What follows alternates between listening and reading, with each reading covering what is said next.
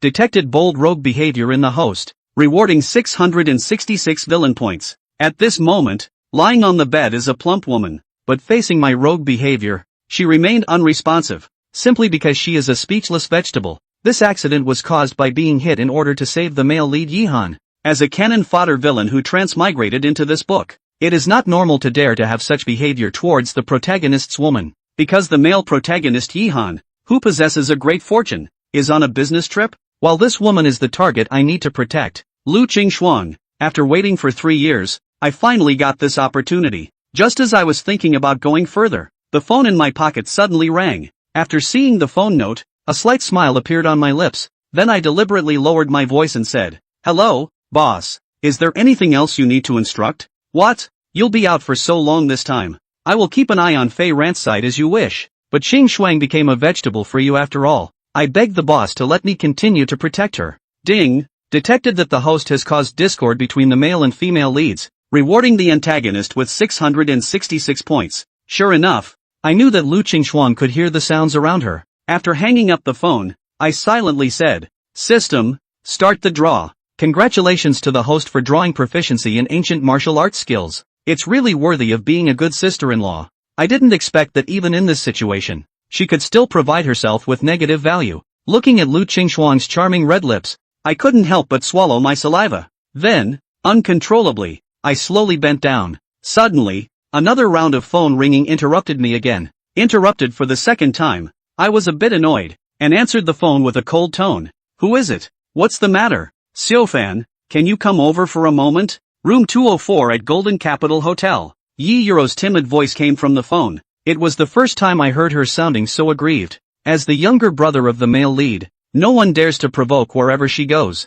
At this moment, I don't have time to think too much. I ask as I walk. "I'll be right there." "What happened?" "I don't know either. It's just so hot and I'm so tired." After getting on the car, I rushed all the way. I tried calling Hua Huti several times on the road, but no one answered. Hua Huti is the female bodyguard assigned to Yi Yuro by Yihan. This indicates that they are both in trouble. 10 minutes later, I arrived at the door of room 204 and tried knocking on it twice, but there was no response. Then I kicked the door open directly with one foot. However, there was someone inside the private room, but they didn't seem scared at all when they saw me kick the door open. One of the elegantly dressed men laughed and said, "You must be the boyfriend of those 2 girls inside, right?" As the words fell, the people in the private room burst into laughter. "Zhou Xiao, someone is here to steal your woman." In the face of their ridicule, my expression did not change at all, but instead I looked around. In fact, I smelled a scent as soon as I came in. These people are really bold, daring to play with that kind of thing here.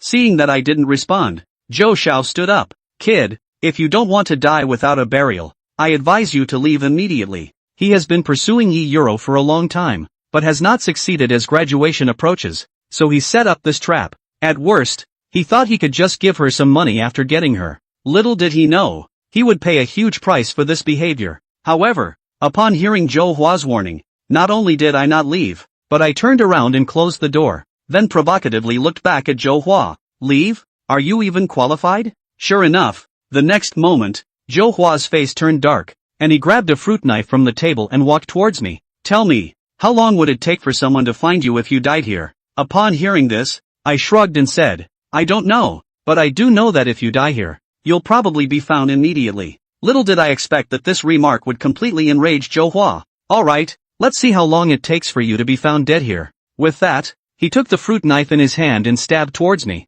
However, although it was a knife aimed at me, he looked in astonishment at his own abdomen, his pupils trembling violently. How could you?" Not only did Zhou Hua fail to react, but even the people around him did not react. They didn't even see my movements clearly. At this moment, I pretended to look at Zhou Hua in surprise. "Oh my, Zhou Xiao, your eyesight isn't very good. How did you poke yourself? I won't let you off the hook." Zhou Hua panicked as he covered the wound, but he still couldn't stop the bleeding. The person next to him trembled and said in fear, "Murder? Murder?" Upon hearing this, I turned to look at him. "Please don't talk nonsense. I didn't do anything. If you keep talking nonsense, be careful that the knife on Zhou Xiao's body will appear on you. If you don't leave with your master, be careful that his death will implicate you as well." At this moment, they finally came to their senses and quickly helped the already unconscious Zhou Hua leave. After all, they wouldn't survive if Zhou Hua died. The room fell silent for a moment. At this moment, I was somewhat astonished as I looked at my own hands. I didn't expect my skills to be this good already, truly worthy of the ancient martial arts skill rewarded by the system. But now is not the time to be happy. I quickly pushed open the door of the private room. At this moment, Yi Euro was lying on the bed with a flushed face, accompanied by a low panting sound, and the flower butterfly was also leaning against the door, with a dazed look. It seems that the flower butterfly, who had been trained before, was leaning against the door, but now she has no strength. At this moment, when she saw me, Yi Euro rushed towards me. Seeing this, I quickly reached out to catch her, but then my body stiffened, and I reached out to grab Yi Euro's restless little hand. Don't move around, be honest. Yi Euro was startled by my sudden shout, trembling all over, and looked up at me with a grievance. Woo woo, but I feel so uncomfortable. Xiaofan. Seeing this scene, my throat rolled, and I unwillingly looked at the other woman sitting paralyzed on the ground. As a cold and beautiful female assassin in this book, Flower Butterfly naturally also likes Yi Han, so Flower Butterfly is actually the most loyal of their group. The reason why Yi Han didn't let Flower Butterfly protect other women but let her protect his sister was also because he wanted to find a chance to flirt with Flower Butterfly. Of course, after knowing later that Yi Ro was not her own sister, the Flower Butterfly naturally retired honorably, with two heavenly destined heroines placed in front of his eyes that were delivered to his mouth. But he couldn't eat them. Chi Yi's heart was bitter. The truth is that this Flower Butterfly is too loyal. He is afraid that he now has the mind of a chow thief. The next second will be known by Yi Han, unless... Chi Yi's gaze flickered for a moment, then he directly carried the two women and headed out, walked out of the booth and took the elevator all the way to the car. Along the way Chi Yi received many different, envious and jealous looks. The men in the hall watched Chi Yi's back, their teeth gritting. Bastard, two stunning beauties at once. On what grounds? After walking out of Jindu, Chi Yi directly threw the two stunning beauties into the back of the car without mercy and sped back to the royal courts villa. Chi Yi first threw Yi Ro into her room, then called for a private doctor. Hanging up the phone, Chi Yi turned his head to see the red-faced butterfly on the couch rubbing against it. She held on to the sofa as if to get up, but the next moment she dropped to the carpet. Chi Yi raised an eyebrow slightly and walked up and grabbed her waist nonchalantly. Ding Ding detected the host's villainous behavior towards the Divine Fate's heroine, rewarding 100 villainous values. The system voice came again, and Chi Yi was very satisfied. Well, Flower Butterfly gave an uncontrollable wooing cry, and then she twisted her head with a scarlet face and smacked Chi Yi's hand away. What are you doing? She turned her head to glare at Chi Yi. Chi Yi raised an eyebrow. The doctor will be here in a moment. What are you going to do now? Having his hand opened by the Flower Butterfly, Chi Yi was in no hurry. Instead he stood over there admiring the woman's face of spring. To say that Flower Butterfly usually glared at people with a killing aura, but now she, with her charming eyes like silk and exhaling like orchids, where was there any killing aura? No, don't mind you. The Flower Butterfly was still struggling to get up. Chi Yi snorted and stood in front of the woman sitting helplessly on her knees, looking down at her. What? Is this because you're afraid that the boss will know that you didn't protect Yi Ro, and even you got hit, and think that you're not doing a good job? Having been nailed on the head, the Flower Butterfly was a bit annoyed, but as the drug hit her, her mind became more and more dizzy, not to mention retorting. Even staying awake became a challenge. She clenched her red lips, fighting to clear her head. Chi Yi smiled and half-squatted in front of the Flower Butterfly. He reached out and tenderly stroked the woman's face, and with a look of pity, he reached out and pressed his fingers to the tender lips that were red from the woman's bite. Well, you don't want the boss to know you're not doing a good job, do you? As long as you listen to me, I promise he won't know anything. Flower Butterfly's mind was messy and chaotic, and her consciousness subconsciously followed Chi Yi's words. She blinked her beautiful eyes somewhat blankly, looking at Chi Yi with confused eyes. Well, what are you going to do? She inquired softly. Looking at the stunning beauty in front of him, Chi Yi revealed a winning smile. Hold me, I'll take you. A hint of hesitation flashed across the Flower Butterfly's face, but soon she rose slightly and hugged Chi Yi. The fact that Flower Butterfly had been secretly in love with Yi Han was clear to all of them in the group. Of course, she was so obvious that Yi Han was naturally very clear about it. She liked Yi Han so much and hadn't fallen in love once in all these years. Even when they were on a mission together on the island before, they hadn't protected Yi Han much, and there were quite a few scars left on their bodies. It was because of her infatuation that she also became the most loyal person, and was not infrequently instructed by Yi Han to carry out some dangerous tasks. Even some secret missions were let to her, which made Chi Yi couldn't help but shake his head. Good guy, a proper love brain or the kind that was put to good use. After all, she was a specially trained mercenary, so even if she was being carried away by GE at the moment, she still managed to stay awake as long as possible. Looking at the woman with a scarlet face in his arms, GE was in a free-flowing mood. He walked into a bedroom with Butterfly in his arms, and just as he walked in, he flopped down on the bed with Butterfly in his arms. Flower Butterfly, who still had a trace of consciousness left, immediately held down GE's dishonest hand. She looked at GE and bit her pink lips lightly. What are you going to do? Ding ding, detected host Chow Thief's heart. Rewarded with 500 villain values. System warmly suggests whether the current villain value is for a lottery of 1248/1000 silver, or for accumulation. GE, who had tasted the sweetness of the higher treasure chest, replied, keep saving up. In the darkness, GE hooked his lips into a smile and rose to look at the woman condescendingly, answering her words. Now I'm going to detoxify you and give you two choices. 1. Let a private doctor detoxify you, or 2. I'll detoxify you. Flower Butterfly gasped slightly as she lay on the soft bed. In his mind, he couldn't help but recall the disappointed look of disappointment that appeared on Yihan's face after he knew that he was useless. She had an obsession in her heart. If she couldn't be Yihan's woman, then she had to be the most useful person beside Yihan, so she didn't want Yihan to know that she was useless. Flower Butterfly's mind was in chaos, and soon her consciousness shifted to GE. She was hot and dry, and the only person around her who made her feel cool was GE. Not a moment later, GE sensed that the force of Hua Butterfly's hand holding him down was gradually decreasing, and immediately afterward he heard Hua Butterfly's reply. Okay, you help me. The corner of GE's mouth quirked up and he leaned down. Chapter 5 You Are My God. Asterisk. Early the next morning, both GE and Flower Butterfly were awakened by a knock on the door. Brother Yat, are you in there?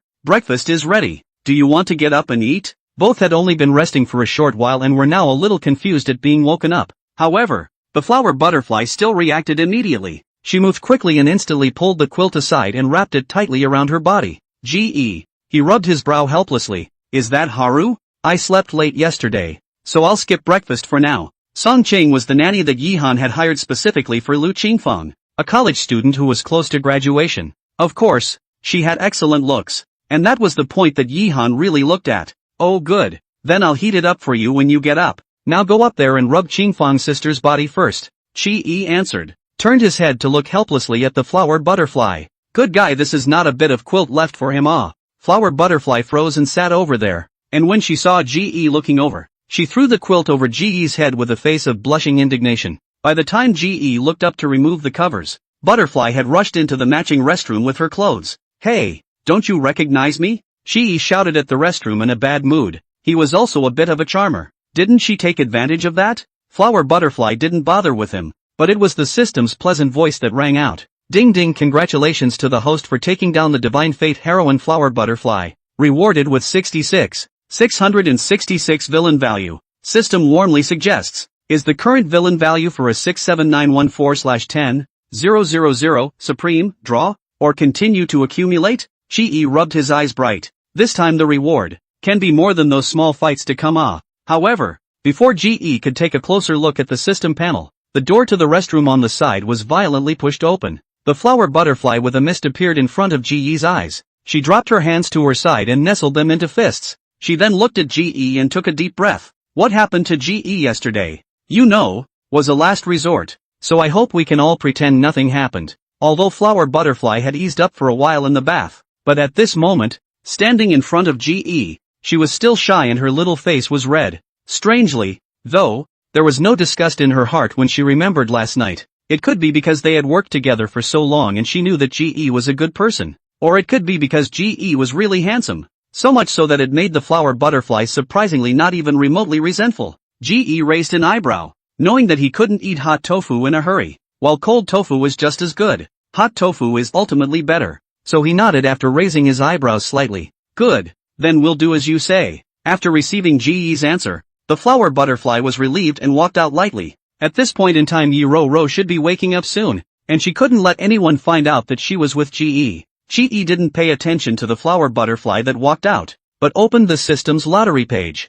At first, GE was just thinking that he would be satisfied with drawing a golden treasure chest, but now he wanted more than just a golden treasure chest. Taking a look at his 67,914 villain value, GE directly scratched to the Supreme Treasure Chest column. The Supreme Treasure Chest requires 10,000 villain value to draw at once. and GE didn't hesitate to directly tap it 6 times. Congratulations to the host, who has drawn a divine music score X1. Congratulations to the host, who drew the Akina Mountain Writer Skill Mastery. Congratulations to the host, who drew the Music Skill Mastery. Congratulations to the host, who drew the Spring Transformation Cream X1. Congratulations to the host, drawing 100 points of Charisma. Congratulations to the host, who drew the Chinese Medicine Skill Mastery. Shiyi's eyes lit up at that moment. It was worthy of being a supreme treasure chest. The stuff that opens up is superb. Yacht. GE rubbed his hands together and was just about to spend all the remaining points when suddenly the door to his room was violently pushed open.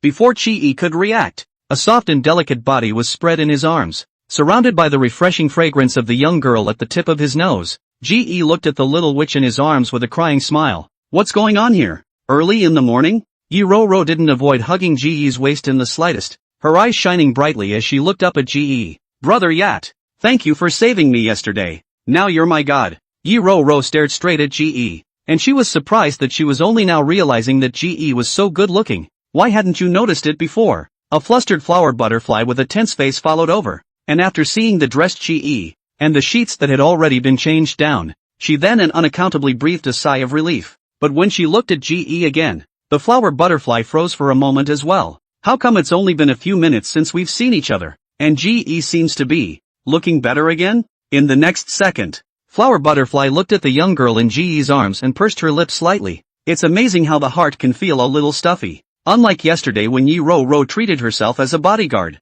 GE was really going to think that he was her own brother when he watched her treat herself with such affection. Surely, this must not be. GE rubbed Yi Ro's head in amusement, which is so exaggerated. Besides, these are all things that I am responsible for. Taking care of you is what I should have done in the first place. Upon hearing this, Yi Ro's eyes darted around. Really? Then, since you said so, I'll be rude in the future. GE couldn't wait for her to be rude. There's no need to be polite with me. Being pestered by Yi Ro, GE was too embarrassed to continue staying in bed. And, having been held by Yi's was arm, his villainous value had been rising all the time. It only went up a total of 500 villain values before it stopped moving. This made GE more than a little sad. It seemed that there were still some limitations. When he was dragged out for breakfast by Yi Ro, GE incidentally sneaked the spring transforming cream that he had just won from the raffle to the flower butterfly. After all, it was her first time, and she did get a little rough yesterday. Flower butterfly froze, but when she looked up again, GE was already being pulled away by Yi Ro. Looking at the exquisite little porcelain vase in her hand, Flower Butterfly's beautiful eyes flickered for a moment, and she couldn't help but be a little stunned. Accustomed to a life of licking blood from the tip of a knife, and having suffered a lot of injuries from large and small missions, this was the first time someone had taken the initiative to care about her. Suddenly, a strange emotion welled up in the heart of the flower butterfly. When GE went to the dining table, Song Cheng was looking at her cell phone in a daze, looking a bit forlorn. When she saw that everyone was here, she hurriedly put away her cell phone and got everything ready. After eating, although Yi Ro was very reluctant, she still went out to go to class. Although it was summer vacation, Yi Han still prepared a bunch of full courses for his sister. Waving his hand at the crying Yi Ro, GE thought that he had to hurry up and try out those skills he had drawn from the raffle. However, before GE could turn around, there was an additional figure in front of him. Brother E, I have a question I want to ask you.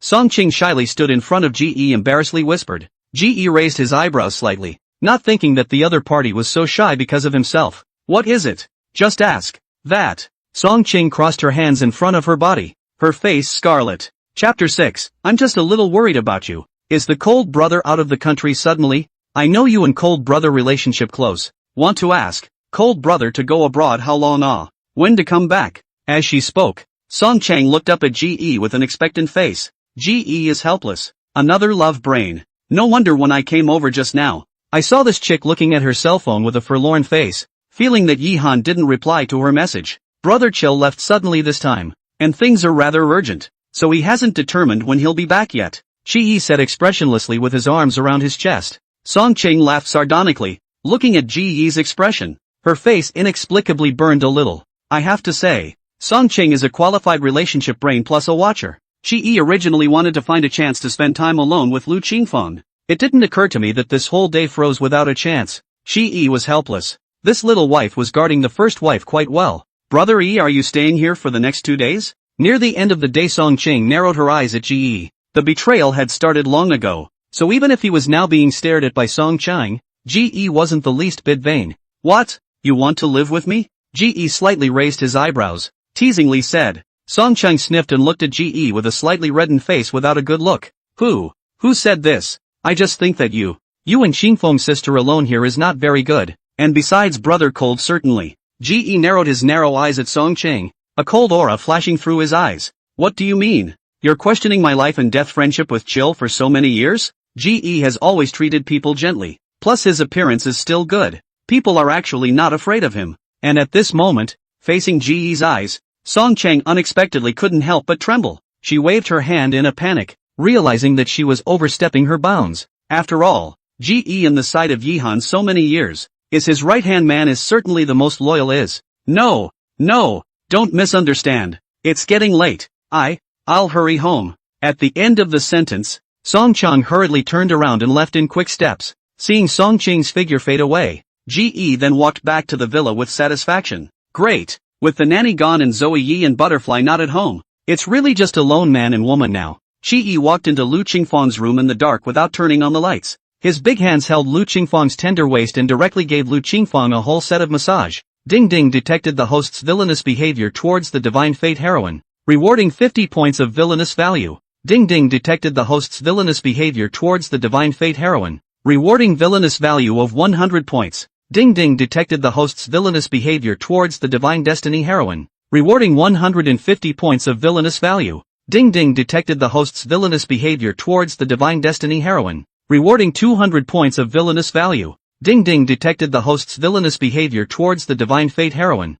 rewarding villainous value of 666 points. Ge's eyes flickered, not expecting Lu Qingfang's feedback to be unusually good. The points came to 9,580, and the system once again warmly prompted. But at the moment, Ge didn't want to directly spend the villain value, so he didn't draw any prizes. Just as he was about to continue, he suddenly heard a footstep behind him. Ge's heart tightened as he dashed out of Lu Qingfang's room, and just where Ge did not notice, Lu Qingfang, who was originally lying motionless on the bed, was surprisingly flushed, and even her breathing was much more rapid. Ge closed the door smoothly, just in time to see the flower butterfly walk up from downstairs. The two men looked at each other and fell silent at the same time. The thinner-skinned flower butterfly was the first to avert her gaze. Ahem, how did you get out of Sister Qingfeng's room? Ge didn't answer flower butterfly's question head-on, but instead stepped forward and wrapped his arms around her thin waist. What? Are you jealous? Flower butterfly's body suddenly stiffened. Looking at Ge, who was close at hand, her pupils trembled slightly. You don't talk nonsense. Who misses you? She subconsciously retorted, not realizing that her red-faced anxious explanation was extraordinarily cute. Ge laughed softly a few times and wrapped his arms around her waist and turned to push her against the wall. Well, how are you doing today? Did you use the medicine you were given? He smiled softly, and even Ge didn't even know that he, who had increased his charisma value, had now stepped out of the ranks of the roadies. Ding Ding detected the host's villainous behavior towards the Divine Destiny heroine, rewarding 66 points of villainous value. Hearing the system's beep, Ge was a bit disappointed. It seems that only the villain value given at the beginning is a bit higher, and later on, it won't be given that high, but a mosquito is still meat, and he doesn't mind. While the flower butterfly in front of her was wrapped around her waist, she looked at Ge with a scarlet face, pretending to be calm. Have you finished? Let go of me quickly when you're done. I'm going to find a mess. Yi. Saying that, she brushed Ge's hand away and turned around to leave.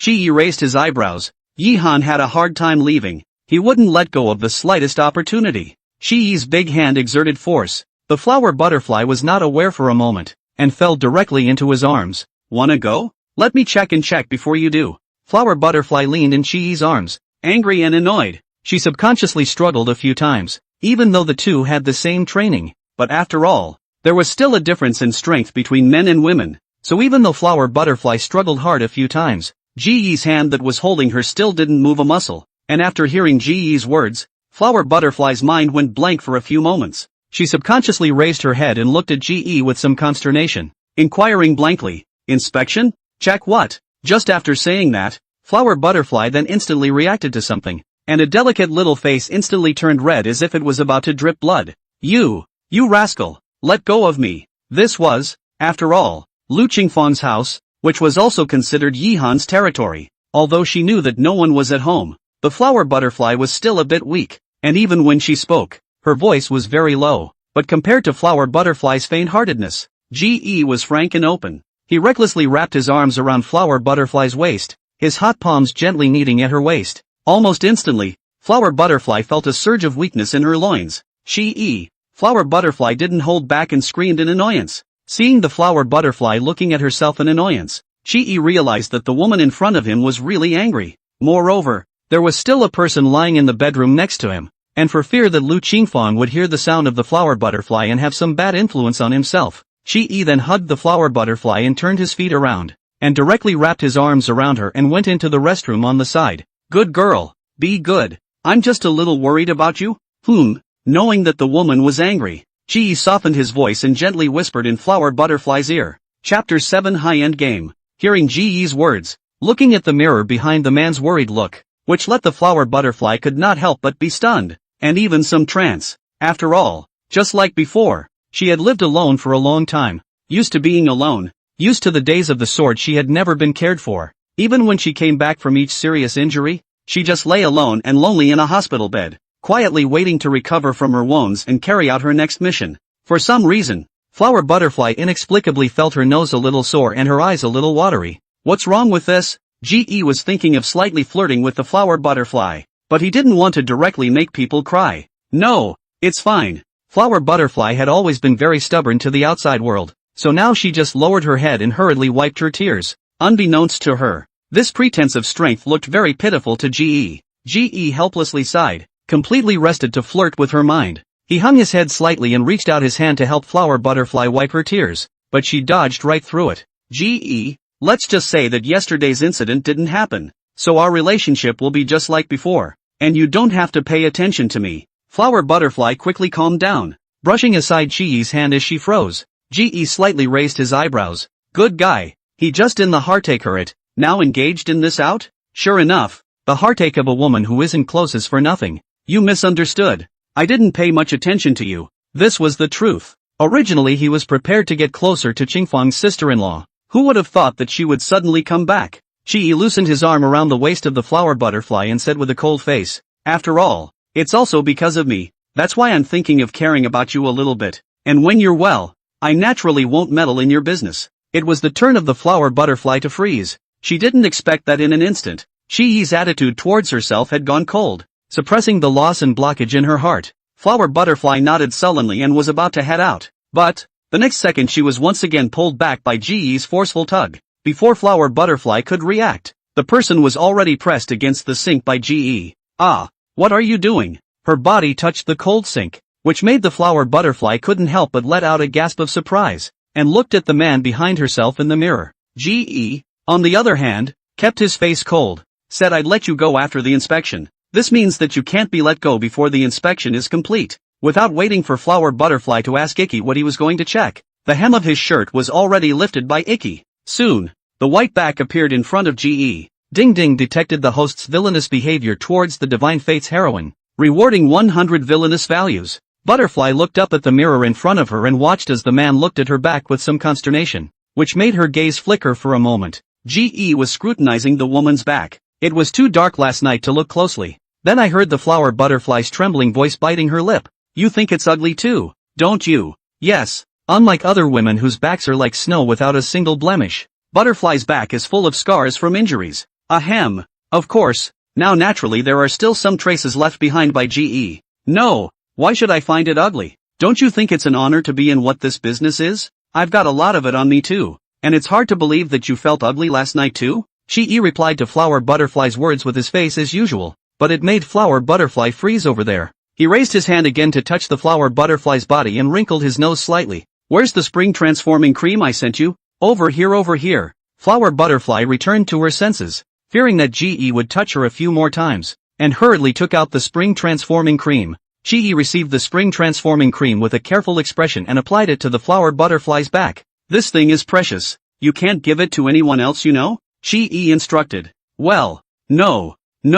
At this point, the flower butterfly could not concentrate at all. It was a bit irritating because of Ge's hands and the touch of the cold ointment on his skin. After applying the ointment to the flower butterfly, Ge then moved to help her tidy up her clothes, as if he was really just checking to see if she had applied the ointment. As long as you don't mind yourself, why should you care about other people's eyes? I'm not that kind of person. Just looked at your back, some surprise, just some heartache. Life in the world. Or to live more for themselves. If you don't feel sorry for yourself, who else can you expect to feel sorry for you? Saying that, Ge rubbed the flower butterfly's head with a compassionate face, turned around and opened the door to walk out. Oh yeah, and the spring transformation cream can be rubbed on your previous scars as well, more or less. At the end of the sentence, Ge directly closed the door and left. Flower butterfly stared blankly at the closed door, her mind repeating what Ge had just said. Even the spring transforming cream in her hand became hot. As for Ge over there, the moment he closed the door, he once again heard the system's beep.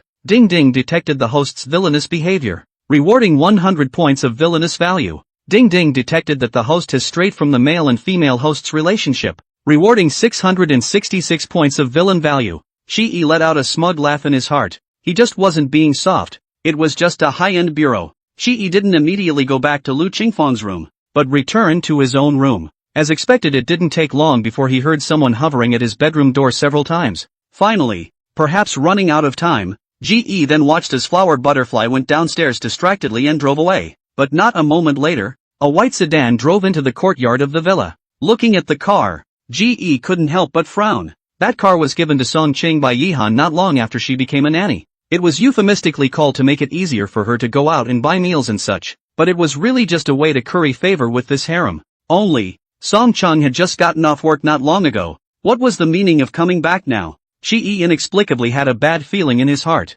This premonition was certified after seeing Song Chang take out her luggage from the trunk. This little ninny is not going to stay in this villa, is she? It seemed that she must have gone back and said something to Yihan, and Yihan then let her come here and stay directly. After all, Song Chang was not a home nanny before. Previously, she was living in the house that Yihan had rented for her. In fact, it was for the convenience of the two of them having a private meeting that Yihan had rented that house for her. The cell phone rang and Ge took it out. Sure enough, it was Song Ching calling. Something wrong? Ge inquired in a cold voice. Chapter 8. Originally, Ge mood is quite good. After all, just completed a high-end game. The effect is very significant, but also successfully destroyed some of the feelings between the main man and woman. And then the next thing you know, this little monitor comes on. Downstairs, Song Ching did not see Ge's figure in the first-floor living room, so she looked at Lu Qingfang's room with some suspicion. In order to take good care of Sister Qingfang, Brother Han said that he would let me live in the villa starting today, Song Ching said divinely. And it was only after Yihan's promise that Song Chang would be this courageous. Ge snorted. Don't shake that little head of yours. It's not smart in the first place. What if you shake the water in your brain muddy? With that, Ge walked over to the window and waved at Song Ching as a greeting. Song Chang choked, but also know that she is no longer reasonable. She just did suspect that no one at home. Ge must be in Lu Qingfang's room. You, don't talk nonsense. Quickly come down and pick me up for a moment. Song Ching instructed Ge. If this was before, it would be fine. After all, the other party is a little girl. Ge will also help by hand. However, now Song Chang looked like she had gone back and complained to Yihan. The report on the report. Tomorrow does not come. But today, which makes Ge heart more or less a little upset. Why should I help you? I'm tired and need to take an early rest. You get it yourself. After saying that, Ge rushed towards Song Ching at the bottom of the building, smiled provocatively, and hung up the phone directly in front of her. What? Song Ching looked at the hung-up cell phone with a surprised face, then looked up at the window again. She clenched her teeth and stomped her foot in anger as she looked hatefully at the man at the window. You a stinking bodyguard! How dare you just hang up on me? Although Song Chang was now only Lu Qingfang's nanny, but in fact, in addition to Lu Qingfang, who was lying on the bed and did not know, everyone else had a clear door in their hearts. After all, the ambiguous aura of the two was very obvious, and Yihan was not the type of person to cover up. Even the gift of Song Ching's car and house was very high profile. Therefore, this made everyone else understand that I'm afraid Yihan had also taken Song Ching under his wing, just that he hadn't put it out in the open yet. However, everyone was also a person with eyesight. So many people treated Song Ching with courtesy, of course, except for Yi Ro Ro. After all, as Yihan's only sister, all the other women were rushing to please Yi Ro Ro. But, even then Song Ching had already taken herself as Yihan's woman, and had put herself in that position, which was why she was so dissatisfied with the way Ge was treating her right now. Song Chang stood behind the car and shouted at Ge a few times, but when she saw that Ge really didn't want to come out to help, she could only carry the luggage herself in anger. As a result, after Song Ching had managed to carry her own luggage, she was surprised to see Ge sitting leisurely in the living room drinking tea. This made Song Chung, who was already furious and had just been exhausted, even more irritated in her heart. She stepped forward menacingly and crossed her arms to stand in front of Ge. "What do you mean?" Song Ching said directly without any good humor. What do you mean?" Ge lazily leaned on the sofa, looking at Song Chung without haste, and said lazily, What kind of attitude is that? Do you believe that I'll ask Brother Han to fire you?" Song Ching's blood rushed up in anger and exasperation. As soon as these words came out, Ge's eyes immediately became stern. "Ha, just you?" Ge slowly got up and raised his steps to approach Song Ching. Ge was tall, not to mention having been a mercenary before, and at this time, the pressure was naturally too much for Song Ching to withstand. Right. Song Ching subconsciously took 2 steps back and said with forced composure, "You're nothing but a little bodyguard. What are you so goddamned proud of?" Seeing the man getting closer and closer, Song Ching subconsciously raised her hand to brace herself on Ge's chest in an attempt to stop him from getting closer. "Yeah, I'm just a little bodyguard. So what are you? Tiny babysitter?" Ha! Ge originally didn't really want to take care of Song Ching. After all, this woman was just too licky. Maybe he had molested her 1 second and she had gone to sue the next. It wasn't a risk worth his while, but now he suddenly changed his mind. Ge directly grabbed Song Ching's waist, making Song Ching directly stick to his body. Song Ching instantly widened her eyes and began to struggle violently. She panicked. What are you doing? Don't let go of me yet? I'm Brother Cold's woman. You're bold." Ge hugged the woman's thin waist with force. Compared to Song Ching's panic, he appeared to be leisurely, and leisurely pinched Song Ching's waist. As expected, the system's voice came in the next second. Ding Ding detected the host's villainous behavior towards the Divine Fate heroine, rewarding 100 points of villainous value. "Yeah, I got bold. What? You think even if I did something to you here, Brother Chill will do something to me? We're friends for life. Let's not talk about that. Have you slept with Chill yet? Who the hell are you if you haven't?" Ha! Ge wrapped one hand around Song Ching's waist, and with the other hand, he pinched Song Ching's chin hard, forcing Song Ching to look up at himself. And after hearing Ge's words, Song Ching was also stunned, and her entire body froze over there, clearly having been bluffed by Ge's words. Indeed, after flirting with Yihan for such a long time, Yihan really didn't want her. It wasn't that the two of them didn't have moments of deep love. It was just that every time Yihan would always suddenly have something to do and leave in a hurry. Upon realizing this matter, Song Ching could not help but sway her body, her entire being dumbfounded over there. Before, she just thought that Yihan was really up to something. But what kind of coincidence is that? That kind of thing happens every time? Is it hard? Did Yihan do it on purpose? Just because he doesn't want himself? Now, Song Ching was completely frozen over there and began to doubt life. Ding Ding detected that the host has sabotaged the relationship between the male and female hosts, rewarding 1,000 villain values. Hearing the system's voice, Ge hooked his lips in triumph. Looking at the white quiet little face in his hands, he naturally knew exactly what was going through Song Ching's mind right now. However, Song Ching did misunderstand Yihan as well. How could Yihan not want to do that kind of thing? It's just that as the male lead, it's impossible for him to have a relationship with any of the female leads when his career and his entire business empire is not complete. At best it's ambiguous. Therefore, not to mention the Song Ching in front of her, but also the Lu Qingshan upstairs, and the Shang Him Yen before, are all virgins. What's the matter? Finally realized something's wrong? Ge vigorously rubbed his thumb over the woman's tender face and inquired in his heart beautifully. So far, there's only been one female lead who wasn't a CU, and that one was still eaten by him. Chapter 9. Song Ching was indeed a bit skeptical of life right now, because things were really too coincidental. There's no reason at all, and every time, he's got something to do and he leaves. Then there was only one reason that could explain it. That was that Yihan really didn't want her. This fact devastated Song Chang. She swayed, and if it weren't for Ge's arm around her, she would have almost fallen into a sitting position. Ge smiled and began to take advantage of the situation brightly. Let Song Ching take her time to think about it. In the end Song Chang won't be able to figure it out anyway no matter how she thinks about it. It's all just a law of fiction.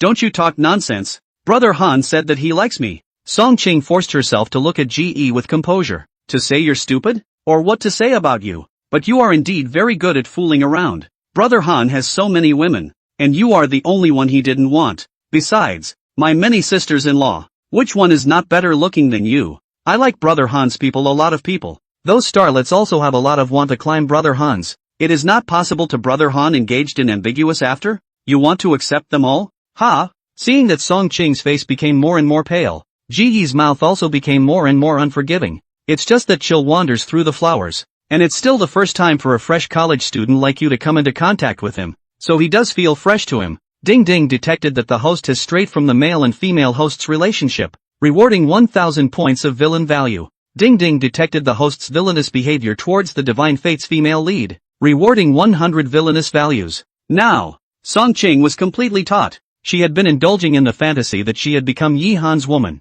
but now she was pulled back to reality by Ji. Song Qing reddened her eyes. Oh, impossible. Brother Han also likes me. Oh. Ji cheerfully took the opportunity to knead Song Qing's small waist and continued to add fuel to the fire. If Brother Han really liked you, would he still let you babysit for her woman? Brother Cold isn't short of money, not so much that he can't still afford a nanny. This time, Song Qing was completely devastated. Impossible. Impossible. She shook her head as her miserable little face froze in bewilderment, but she had to admit that everything Ji said made perfect sense. Ji snorted. What's impossible about that? If you want to say what Brother Han lacks the least, it's only money and women. Not to mention you can't rank in the country, even abroad. Ji didn't finish his next words. He just gave Song Qing a pitying look before turning around and going upstairs. And at this moment, Song Qing's mind was blank, her entire being skeptical of life, not even realizing that she had just been taken advantage of. Ji walked upstairs and leaned on the second floor railing. Then he saw Song Qing sitting on the sofa with a trance-like expression. Then he took out his cell phone, as if he was going to dial Yi Han's number. He saw Song Qing hesitate for a moment before choosing to dial the phone. Only after the phone had been dialed for a long time, there was no one on the other side to answer it. Ji snorted and turned back into the room. Thinking that today's harvest was already considered good, Ji went to bed early. It only took most of the night to wake Ikoyi up from the pressure. A choking sensation hit him, and Ji snapped his eyes open, looking forward warily. Because the lights were turned off, Ji didn't get a direct look at who the person on top of him actually was. It only took a split second to smell the fresh scent that belonged to a young girl. Yi Ro. Wrapping his arms around the young girl's tender waist, Ji also recognized who was in front of him. Brother Yi. Yi Ro saw Ji waking up, so she raised her head pitifully, blinking her big watery eyes at him. The fresh scent belonging to a young girl surrounded the tip of her nose, and there was nothing more than a thin layer of quilt between them. Why are you here? Ji rubbed his brow with a bit of a headache. It's a big night to stimulate yourself a bit. What if you can't sleep the rest of the night? Brother Yat. It's thundering outside. I'm scared. As soon as Yi Ro's words fell, a thunderclap sounded outside, and in an instant, electricity flashed in front of the window, and even the inside of the house was illuminated by lightning. Ah! Yi Ro cried out in shock, trembling as she hurriedly lifted the covers and rushed straight into Ji's arms. Wait! Ji anxiously rushed to the back and yanked, but it was already too late. Yi Zuozua had already realized that something was wrong. Oops! Yi Ro let out another cry of alarm, so frightened that she hurriedly scurried out from under the covers. Ding Ding detected the host's villainous behavior, rewarding 100 villainous values. Ji sighed helplessly. You little ninny, can you harm? Before the words left his mouth, Ji let out another helpless sigh. Although he had the habit of wearing pajamas when he slept, but the raw Li phenomenon, he couldn't control it even if he wanted to. And Yi Ro now can't care about being afraid of the thunder outside. Her shy little face was red, her hands and feet sitting on her knees over there. For a moment she actually didn't know where to look.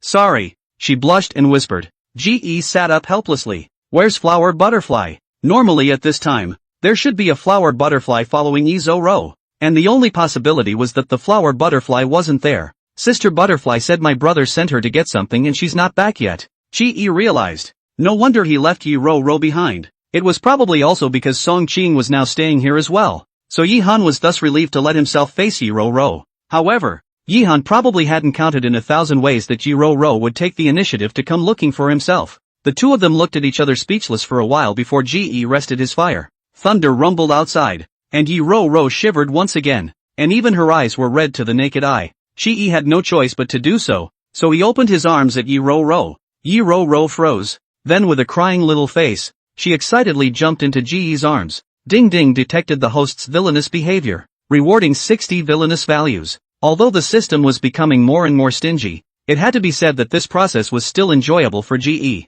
He hugged the young girl in his arms, letting her cling to him like an octopus. Alright, don't be afraid, Ji said while gently patting Yi-Ro-Ro's back. At this moment, Yi-Ro-Ro was leaning on Ji's arms, but she actually felt incomparably at ease. This was a feeling that Yi-Ro-Ro had never experienced before, especially when she felt Ji gently patting her back one by one and coaxing herself softly. This made Yi-Ro-Ro's eyes heat up. Although it had to be said that Yi-Han did give Yi-Ro-Ro a very privileged life, but also because of various things. Yi-Han usually paid very sparse attention to his sister. Though very much in love with his sister, he would probably go and stay with his woman if she and his sister were both in such a situation where they were afraid of thunder. Chapter 10, Doubting Feelings. Yi-Ro-Ro rubbed herself in Ji's arms. Brother E, you're so nice. After Chi-E heard Yi-Ro-Ro's nonsensical words, he slightly raised an eyebrow and did not comment on it. Ding Ding detected the host's villainous behavior, rewarding 200 villainous values. After a while, there is finally no thunder outside. See the situation, Chi-E the solely reluctantly released the fragrant soft little girl in his arms. Well, it doesn't look like it's going to thunder, Ji said. Then he looked down, not realizing that the little girl in his arms was already asleep. Ji amusedly reached out and pinched Yi-Ro-Ro's face, and had no choice but to tuck the little girl under the quilt, and then helped get up and went to pull the curtains closed. In the middle of the night, Butterfly stumbled in from outside the house with one hand covering her wound and one hand carrying a leather suitcase. Breathing heavily and gasping for air, she finally fell to the floor after closing the door to the villa. Unable to hold on, almost instantly, the smell of blood spread through the living room, mixed with some of the smell of the rain and dirt outside. In the empty living room, the flower butterfly finally reveals her weakness. Exhausted and she curled up on the cold floor of the doorway, panting slowly. Suddenly, there was a subtle sound from directly in front of the living room. This makes the originally relaxed flower butterfly suddenly alert. Now it is already the middle of the night. How can someone be here? Moreover, the security of this villa area is very outstanding. Not only that, the person who can enter the villa silently is certainly not simple. After realizing this, Flower Butterfly ignored the severe pain on her body and rolled up from the ground with her lips tightly bitten, at the same time feeling out the dagger she had hidden on her thigh. Who? She said with cold eyes, looking ahead at the black figure in a wary manner. But instead of answering her words, the other party laughed softly. This voice with cynicism, teasing and full of magnetism was so familiar, and at the same time, it also made the flower butterfly instantly react to who was in front of her. G.E.? Flower Butterfly looked ahead in confusion, and just as Flower Butterfly made a confused noise, G.E. slowly stepped out of the shadows. A trip out, and this is what you get yourself into. G.E. strides forward, and before Flower Butterfly's defensive stance can be retracted, the dagger in her hand has already been kicked away. Turning to the next second, the dagger engraved with the butterfly mark came into G.E.'s hands. A hint of surprise flashed in the eyes of the flower butterfly. Was G.E.'s original stance that good? However, before Flower Butterfly could think about it in detail, the next second her delicate chin was cupped tightly in G.E.'s hand. G.E. clamped his hand on Flower Butterfly's chin, and then he shook Flower Butterfly's face from side to side, and then the dissatisfaction in his eyes reached its peak. Answer me, is this worth it for a man? When G.E. said that, he kicked the suitcase next to him without any goodwill, and forcefully took the flower butterfly into his arms. Flower Butterfly's single-minded devotion to Yi-Han had become a habit, so after G.E. asked, she subconsciously tried to refute his words, but she also didn't expect to be taken into G.E.'s arms the next second. This caused Flower Butterfly, who had wanted to argue her point, to choke. Ding Ding detected the host's villainous behavior, rewarding 200 points of villainous value. Although he doesn't feel sorry for you, you have to realize that there are others who feel sorry for you. Can you stop working so hard in the future? Chi-E slightly hung his head and softly inquired in Flower Butterfly's ear. Previously, Chi-E could see that Flower Butterfly was the most loyal to Yi-Han, so he could only use the high end of the game to treat Flower Butterfly. As expected, the system's voice rang out in his head immediately after G.E. said those words. Ding Ding detected that the host has strayed from the male and female host's relationship, rewarding 1,000 villain value. The system warmly reminds that the host currently possesses 12,306 villain values. Is it possible to conduct all kinds of draws? Continue to accumulate. After Chi-E replied, he looked up at the flower butterfly. As expected, at that moment, the flower butterfly was staring at herself in a daze. And because of the system's reminder, Chi-E was also clear that the flower butterfly must have listened to his words, or else he wouldn't have triggered the system's reminder. Seeing G.E. looking straight over, it made the flower butterfly snap back to her senses. She blushed scarlet and moved her eyes away in a pretense of composure. But at that moment her heart was already thumping uncontrollably. The flower butterfly, who had always been calm, had to admit at this moment that she was indeed disturbed by Ji-Yi's words right now. So much so that she couldn't even calm down right now. I know that Yi-Han is our boss, and just like you, I am very loyal and respectful to him, but that's no reason for you not to cherish yourself. Ji-Yi continued to speak, and as he did so, he moved gently to help her wipe the blood from her face, and in the process, he helped her pull the broken hair from her ear to her ear. And Ji-Yi's words completely made the flower butterfly somewhat skeptical of life. For a long time, she was very respectful when facing Yi-Han, and at the same time, she greatly admired that kind of powerful man. That's why she also thought she was into that kind of man. And she didn't even care if the man had so many more women around him. She even thought that if she couldn't become Yi-Han's woman, it would be worth it to stand by his side all the time and guard him. But, Ji-Yi's words now, but it made the flower butterfly doubt her previous perceptions of herself. Did she actually like Yi-Han? Or was it just simple admiration? Only that she misunderstood? Thinking about this, the flower butterfly's mind was completely confused. When she was a mercenary once upon a time, her mind was only thinking about life and death and missions, so she didn't really deal with this kind of emotional stuff. And now, she was doubting her own perceptions, which made the flower butterfly wrap her head around it a bit. Ji-Yi looked at flower butterfly's stunned little face with satisfaction. Even flower butterfly herself didn't know, although she was mostly expressionless, once she encountered this current situation, whatever was going on in her mind would be revealed on her face. Well, come over here and I'll put some medicine on you. Without waiting for flower butterfly's thoughts to wrap around, Ji-Yi directly bent down and picked up flower butterfly in a horizontal hug. He carried the butterfly in his arms as he sauntered towards her bedroom, before gently placing the woman in his arms on the bed. I'll take care of your wounds. After Ji-Yi spoke forcefully, he reached out and grabbed the hem of the woman's shirt. Flower butterfly panicked and reached out her hand to hurriedly press down on Ji-Yi's hand. A touch of scarlet surfaced on her earlobe as she said somewhat unnaturally, I'll just do it myself. It's getting late, so go to bed. The expression on Ji-Yi's face instantly chilled. He narrowed his eyes slightly and snorted. You think I'm too relieved to sleep in the middle of the night just to say a few words to you? Chapter 11, You're kicking me out? The woman froze, a pair of beautiful eyes brimming with light looking at Ji-Yi. Some reaction. And Ji-Yi thought that this kind of emotional little white like flower butterfly is really cute sometimes when they get alone. But sadly, with this look, I'm afraid his respectful boss will never be seen again. Behave and let me treat your wounds so I can go to sleep without worrying. Saying that, Ji-Yi directly held Hua Butterfly's hand and forcefully removed her small hand. Immediately after that he identified the wound on Hua Butterfly's side. Hiss! The flower butterfly subconsciously struggled, but it involved the wounds on her body. This caused Ji-Yi to frown in dissatisfaction and mercilessly slapped her directly on her PP. Be honest with me. I'm just treating your wounds and putting medicine on them now. If you're not honest I don't mind doing you directly over here. Ji-Yi's tone was hard and threatening, and as expected immediately the flower butterfly was honest. Flower butterfly had more or less gotten to know Ji-Yi's temper, even though right now Ji-Yi was just threatening himself. But flower butterfly had no doubt that Ji-Yi might actually do something like this next. Feeling Ji-Yi's gentle treatment of his wounds, the flower butterfly slightly bit her tender lips, and finally compromised. The imagined severe pain wasn't felt, and Ji-Yi's actions to deal with the wound were even gentler than what the flower butterfly had imagined. Then the moonlight outside looked at Ji-Yi's gentle handsome face, which made the flower butterfly's thoughts even more disturbed. Ding Ding detected the host's villainous behavior, rewarding 100 villainous values. Ding Ding has detected the host's villainous behavior and rewarded him with 200 villainous values. After the wounds were pretty much taken care of, and the advantage was pretty much taken,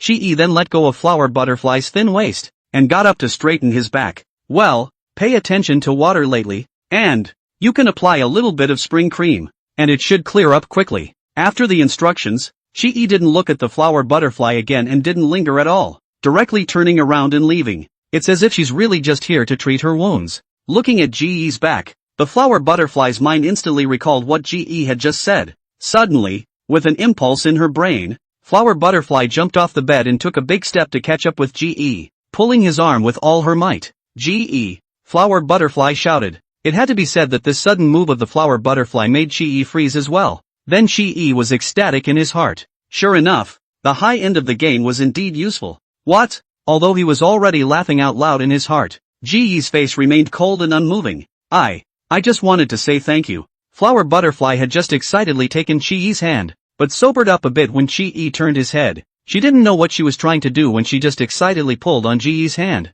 but inexplicably there was some uneasiness and panic in her heart, and she just didn't want Ji-Yi to leave just like that. The corner of Ji-Yi's lips hooked up slightly, Then he reached out his hand to rub the flower butterfly's head. Alright, I know. You're hurt. So take an early rest today. Chi-Yi's gentle look made flower butterfly freeze, and she couldn't help but smile along with him as her eyes glistened as she looked up at Chi-Yi. Okay, good night. Blossom Butterfly arched her eyebrows and softly whispered back, looking at the young girl in front of him in a well-behaved manner.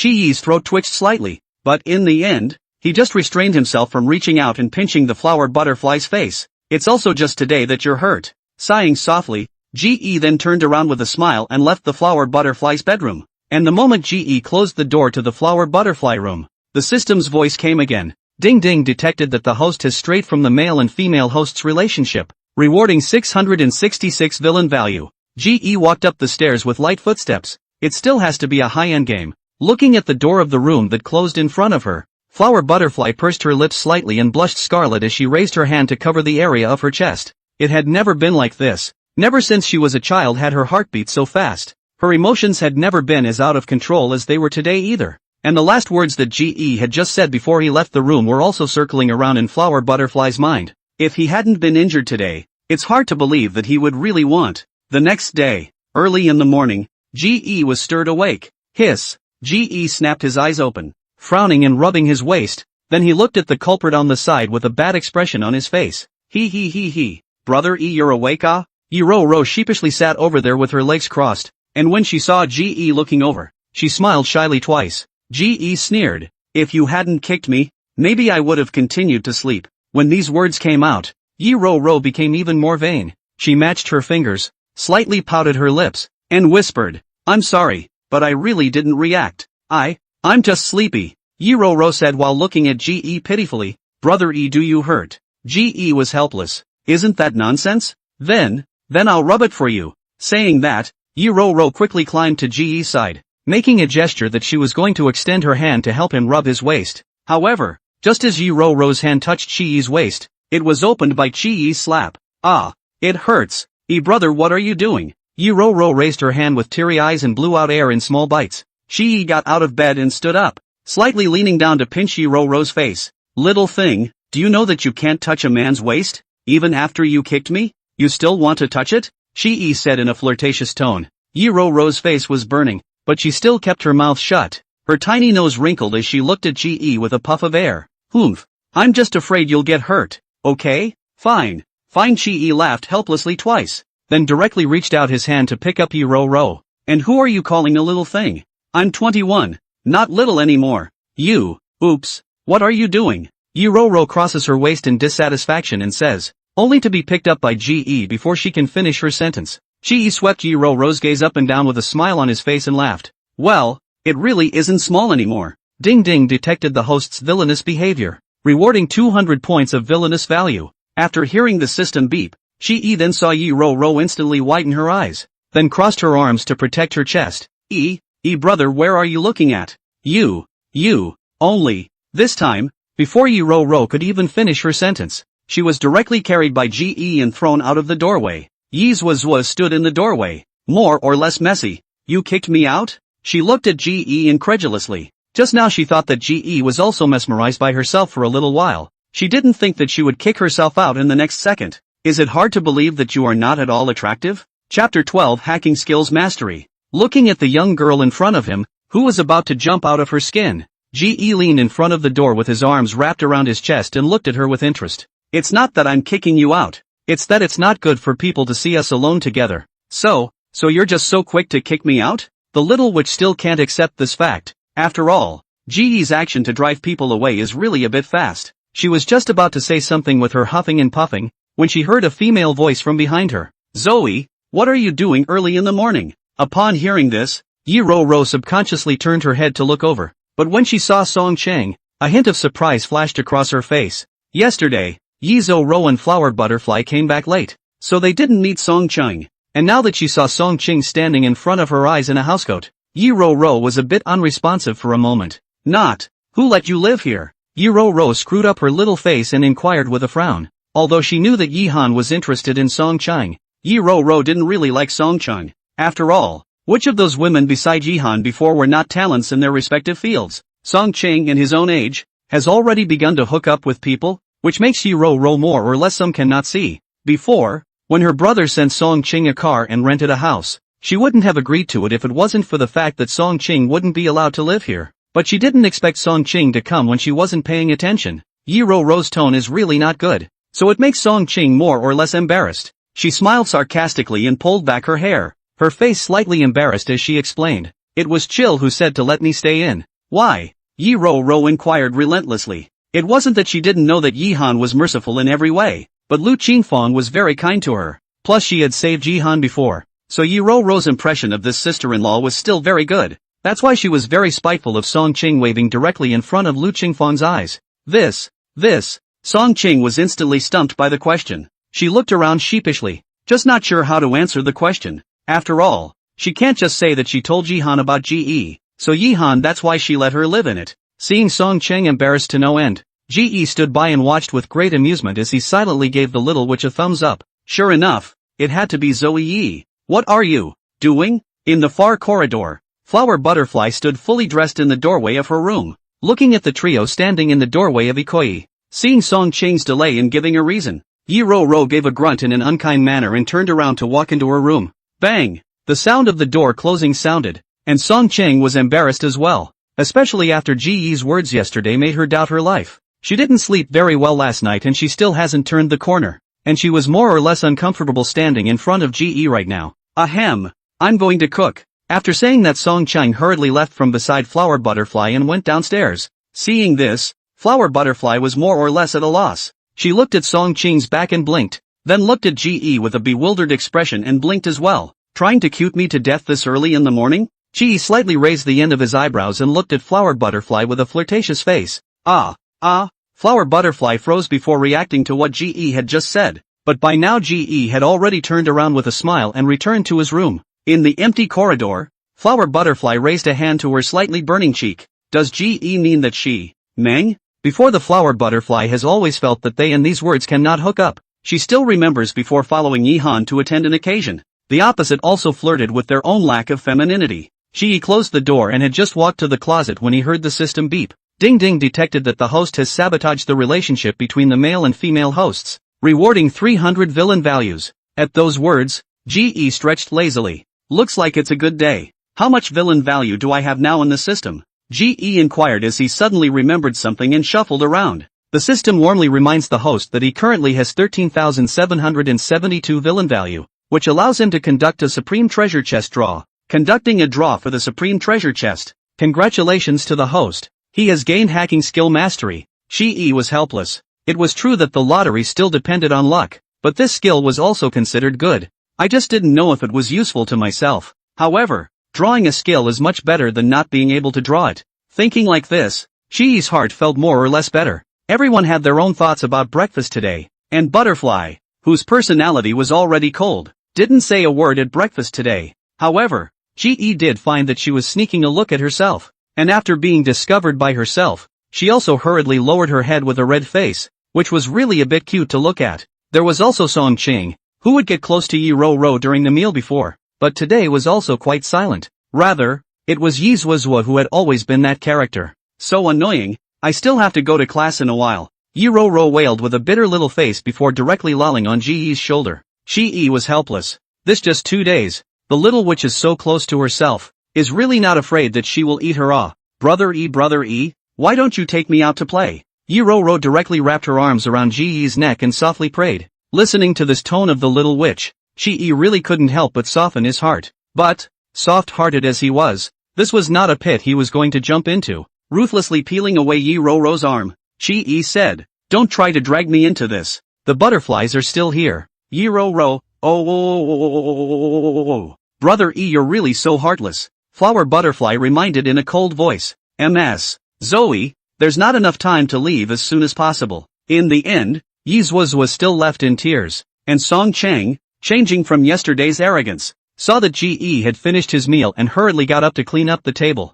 Still, she looked like she wanted to say something when she saw Ji going up the stairs. Seeing this, Ji raised his eyebrows and smiled. What's wrong, little nanny? Looking for me for something else? No, it's fine. After hurriedly replying back, Song Chang turned around and walked into the kitchen. Still, over on the second floor handrail, Ji saw her take out her cell phone. Because of the ancient martial arts skills, Shi is now not only a better fighter, but also his ear and eyesight have grown a lot more than before. Looking at the familiar avatar on his cell phone screen, Ge let out a cold snort. Originally he was thinking of going to make out with Lu Qingfang, but now he directly changed his attention and walked straight into his room. He suddenly remembered that he had just drawn the skill and wondered if he could directly hack Song Qing's phone. Although she compelled her a few times yesterday, Song Qing was still a time bomb. Looking at her like this, she might be re-enamored with Yihan after being coaxed by him for a few sentences and continue to become a lapdog. Chapter 13, Sister Scarlet Burns. Chi-E returned to the room to find his laptop.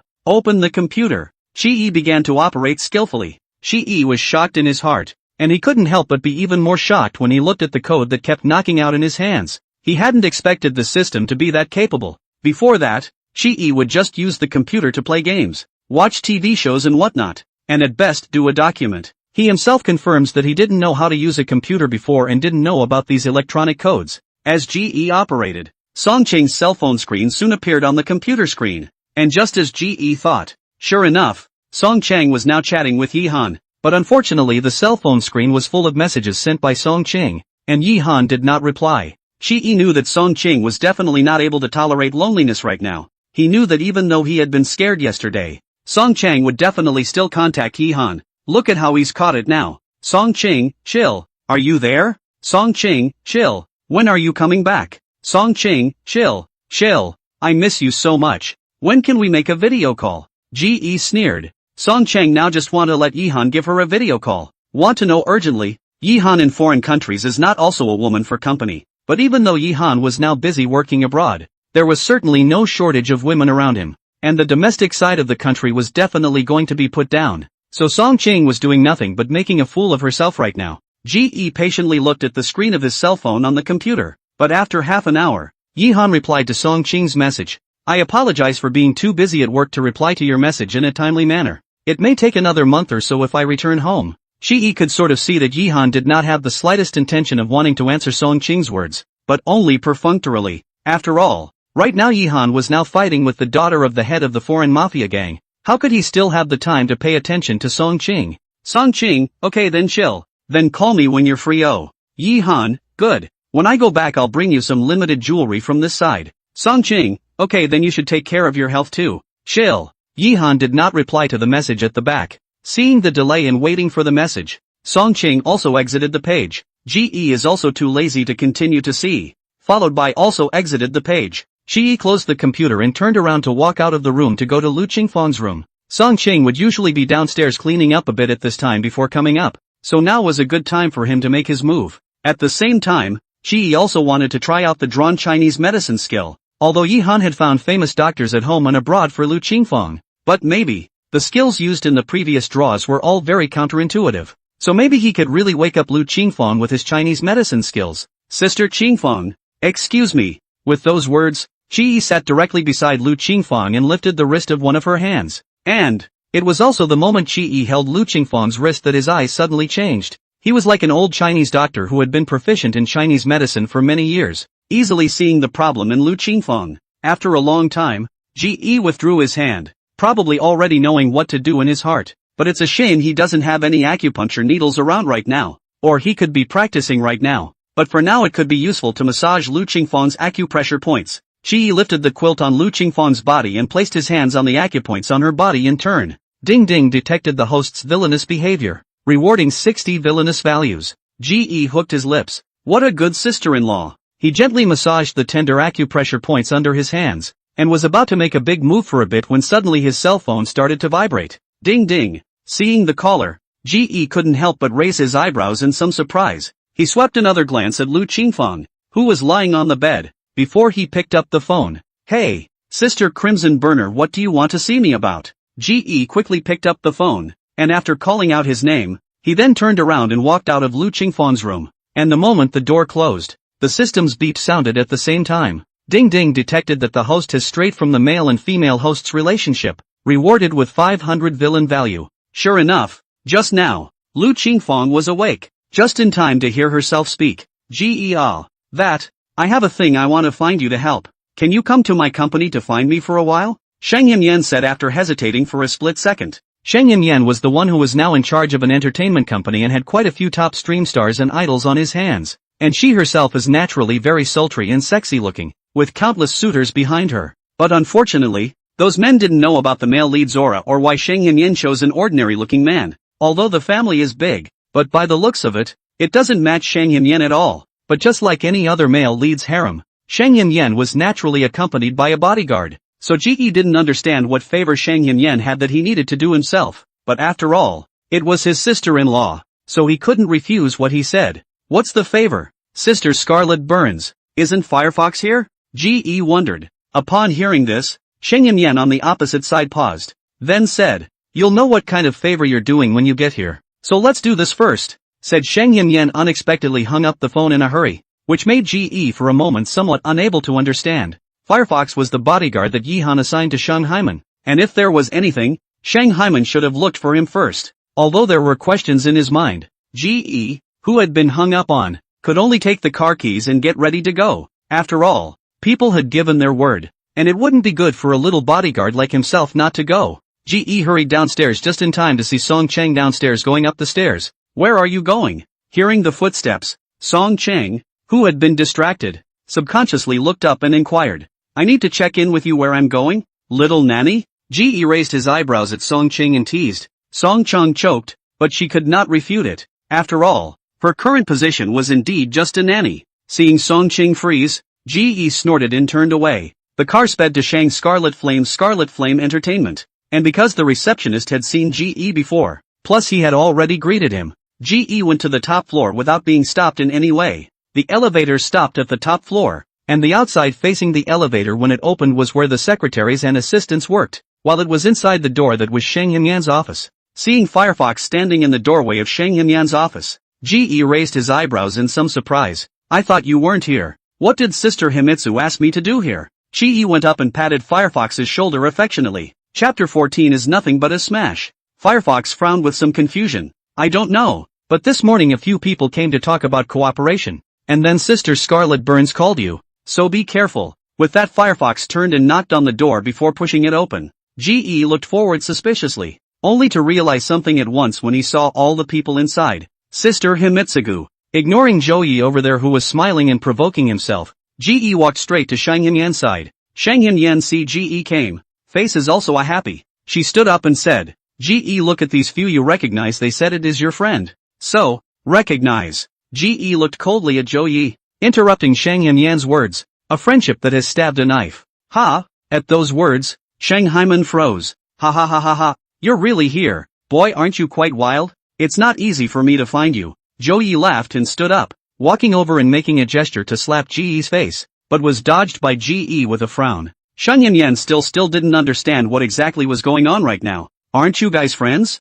She looked at them blankly. Ji, on the other hand, directly pulled Shang Hinyan behind himself and called out to Firefox. The tacit understanding from working together as mercenaries before allowed Firefox to immediately understand what Ji meant, and then he shielded Shang Hinyan behind him, and in an instant, the few people Zhou Yi had brought along beside him also stood up. Looking at the situation with swords drawn in front of him, Shang Hinyan finally panicked. But she was also someone who had seen the world, and although she was more or less flustered in her heart, she didn't show it on her face. "What do you mean by that?" Shang Hinyan cold face, looking at Zhou Yi coldly inquired. Originally the appointment was for the rest of the Zhou clan to come and negotiate cooperation, but it didn't occur to me that the person who came today was actually the son of the Zhou clan. When he came here, he even said he was a friend of Ji Yi's and asked if he could call him over. Shang Haiman also believed in his words, which is why he called Ji to come, thinking that maybe if he came, the profits would be better to talk about. When they had worked together before, Shang Hinyan's impression of Zhou was not bad,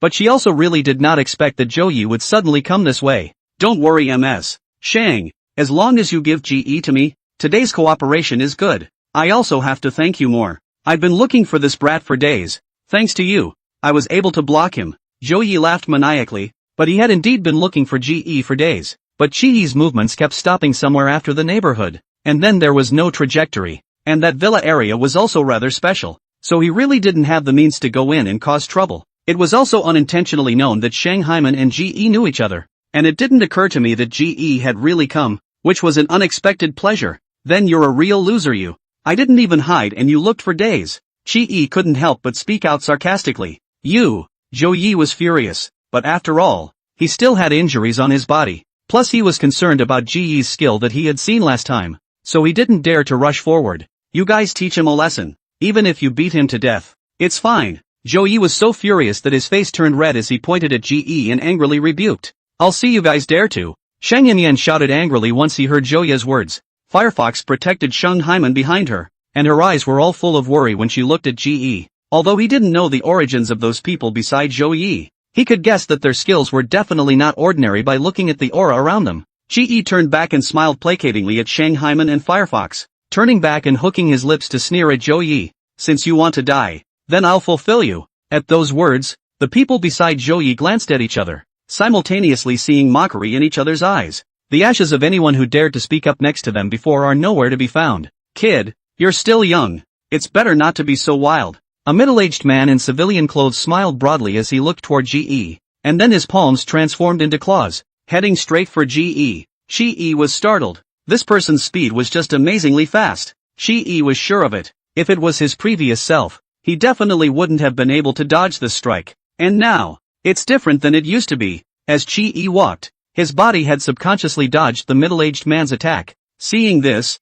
both Shang Yanyan and Firefox couldn't help but let out a sigh of relief. But it was Zhou Yi and the middle-aged man who had a sudden shock in their hearts. While others didn't know the middle-aged man's strength, they knew it very well. Zhou Yi had learned his martial arts from their gang before, and the ones in front of him had much better behinds than his. If it wasn't for them taking high-priced commissions, then Zhou Yi really wouldn't have had the chance to be able to meet them. And this time, in order to get back his face and take this breath, Zhou Yi had paid a high price. The middle-aged man was also surprised to see Ji dodge his own attack in his heart, and he slightly widened his eyes to look at Ji. This kid is so young. How is it possible to have such an extraordinary body? Must have just been lucky to avoid his own move. With this thought, the middle-aged man turned his wrist and once again rushed at Ji's neck. But before he could flip his wrist over, there was a cracking sound in his ear. A sense of crisis struck. The middle-aged man's eyes widened at once, but in the next second, he only heard a click sound, and he had fallen to the ground. Ji laughed and lazily shook himself off.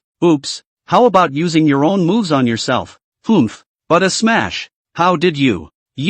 How did you? The middle-aged man was lying on the ground, his head bizarrely tilted, obviously broken. Without waiting for him to finish his words, in between, his eyes were glazed over and veins popped out all over his body. He had completely lost his breath, and on that neck of his, there was a palm print. Green Eagle. The remaining two men in black suits were shocked at the sight and rushed to the middle-aged man. A young man reached out and probed the Green Eagle's nostrils, and finally shook his head incredulously. There's no breath.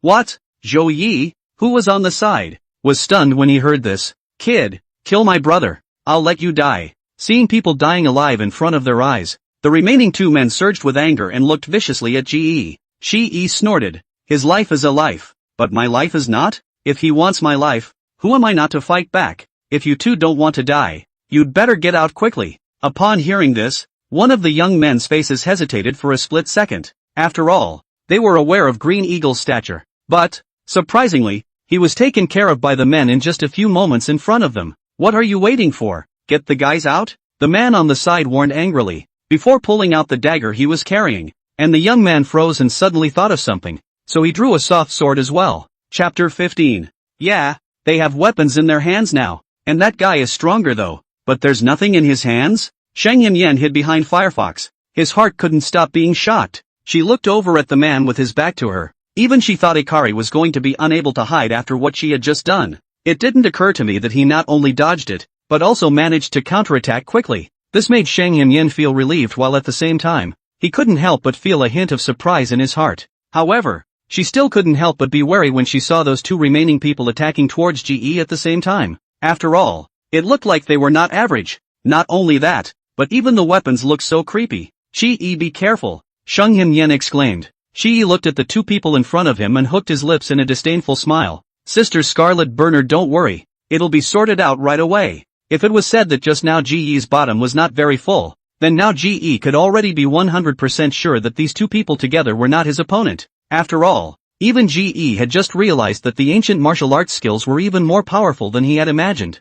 Firefox didn't say anything, but just stood over there in shock as he watched Ji's movements. You must be buried with Green Eagle today, the remaining middle-aged man shouted sternly. He then quickly came to Ji's side. Seeing Ji subconsciously avoided, but his dagger was already behind GE waiting for GE. And at this moment, not only was he himself attacking GE, even the remaining young man had already brandished the soft sword in his hand, only to see that soft sword strangely wandering in front of GE. It looked like a silver snake was strangely swimming around. GE was now in a two-sided attack, and there was no way to avoid it. Sheng Yan couldn't help but raise his hand to cover his lips when he saw this, and looked at the scene in front of him with a frightened heart. They all thought GE would duck, but there was no place for him to hide. Not only did Firefox and Shang Haiman think this way, even the middle-aged man and the young man thought the same, so they had long ago aimed at the spot where GE was going to dodge, just waiting for GE to take his head when he dodged over. Of course, if GE cannot avoid, it does not matter. After all,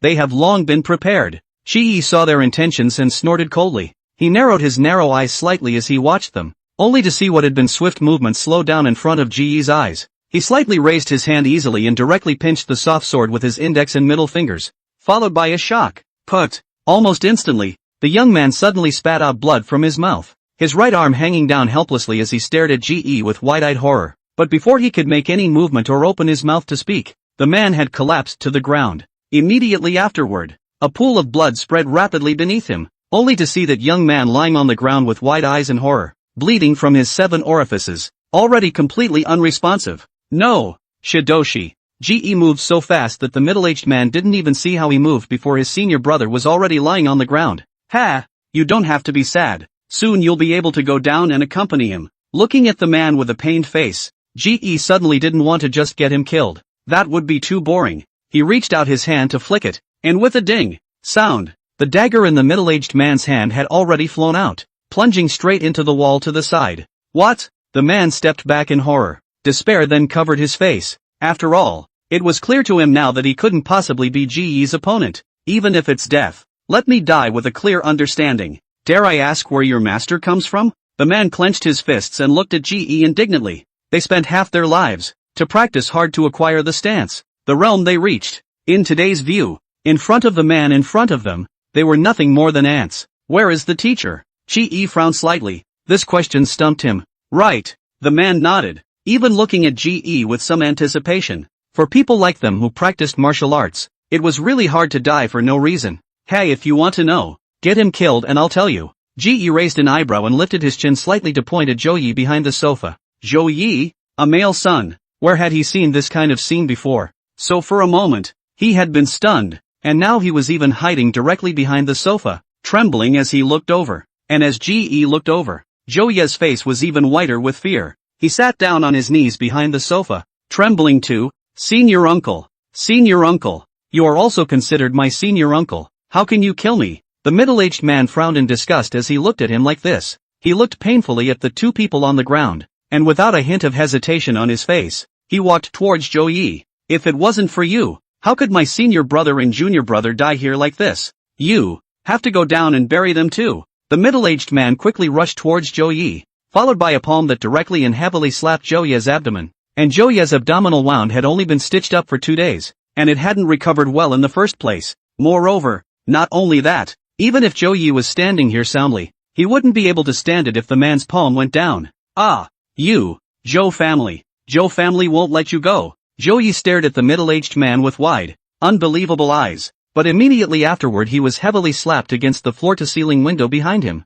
At the end of his words, he fell to the ground, also completely breathless. The middle-aged man then looked at GE. Can you tell me now? GE laughed. I'm sorry, that's not really possible. The man's eyes were obscure. Then he sighed. I understand. The world is a big place, and this should have been expected. The atmosphere around them became sad, and the middle-aged man looked at the two corpses on the ground and actually cried. To be honest, even GE was moved by this situation, but only for a moment. That middle-aged man who was originally standing in front of the floor-to-ceiling window unexpectedly appeared in front of GE, and he was actually holding another dagger in his hand. You'll be buried with me too, the man yelled, fighting to attack GE. GE bristled. Well, I knew you wouldn't let me go, and of course, I have no intention of letting you go. At the end of the sentence, GE gave a hideous smile and kicked out directly. The middle-aged man's body was tense, and he was about to dodge the moment GE raised his leg. Unfortunately, although he had seen GE's intentions,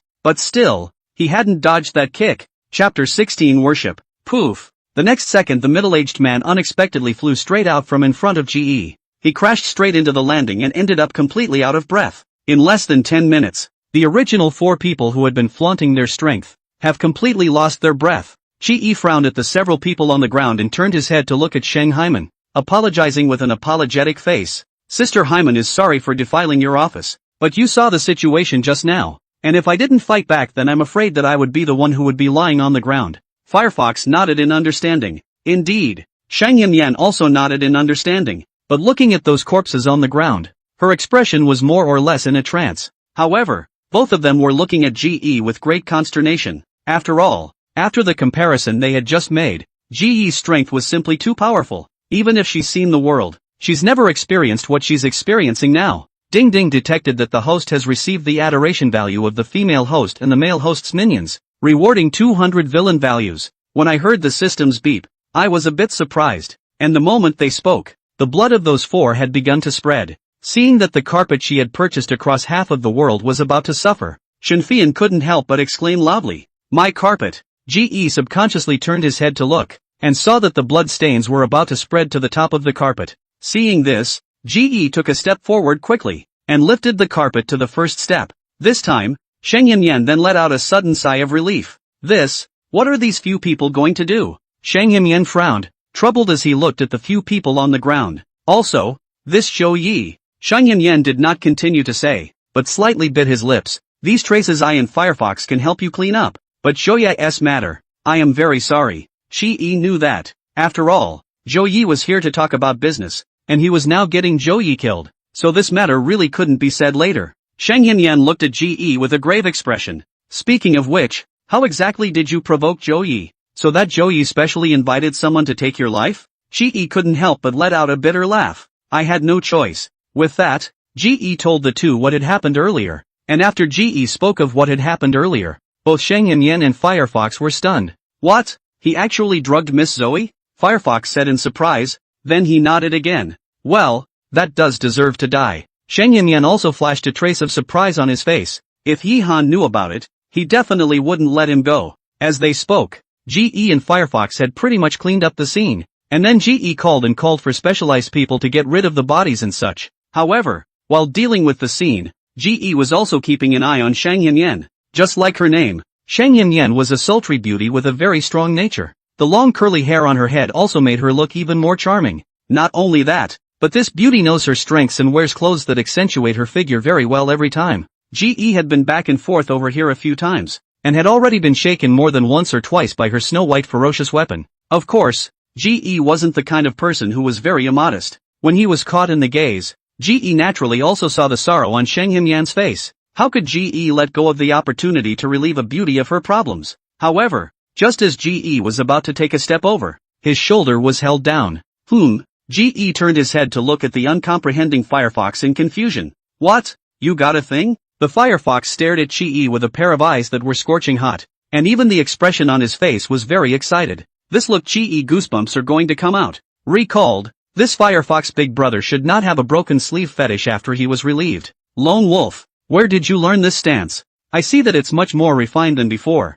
Firefox excitedly arrived. GE hurriedly waved his hand when he heard this. I've told you all. Don't talk about my previous titles after you come back. Firefox snapped and laughed twice. Ikiyi, tell me then. You know I'm good for it. GE knew that Firefox, this person, is not good at women's colors, just like to tinker with martial arts and these things behind him. According to the old saying, he is a martial arts nerd. You really want to know? Ha! GE smirked and hooked his hand at Firefox. Sure enough, right away Firefox couldn't wait to come over. He nodded his head repeatedly. Aha, good brother for a brother. Just tell me, tell you what. GE didn't have the heart to give him a direct blow to the back of his head. Ouch! How can you hit someone? Screw you. I learned it with great difficulty. What am I trying to do by telling you so easily? GE cursed with a laugh. You can't say it like that. We're all good brothers. How can you hide something like this? When Firefox said this, GE and him fell silent at the same time. The group of them were all from a previous mercenary group.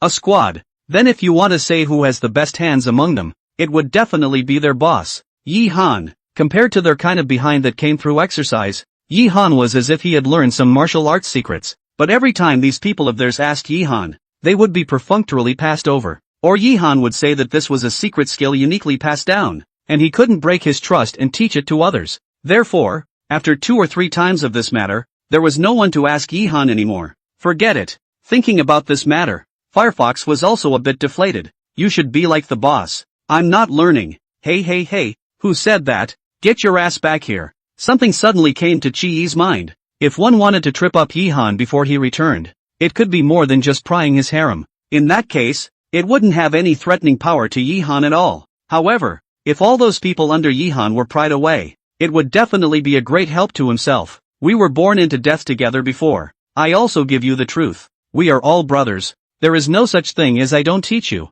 And just now it was just a joke, Chi-Yi said in a low voice. Upon hearing this, Firefox then looked up at Ji with some surprise. After all, he hadn't expected Ji to actually give away what he had learned, sharing it out. Even though Firefox was a roughneck, his heart was more or less touched. However, I have one more condition, that is that I can't tell the boss, Chi whispered with a grave expression on his face. Firefox looked at Ji in confusion. Why is this? Ji face helpless long sigh. You have to think before the boss is not willing to share those secrets he learned. If he knows that I'm willing to share, if he thinks I pry the corner, deliberately stray from your feelings how to do? Chapter 17, I'm so heartbroken. Harm.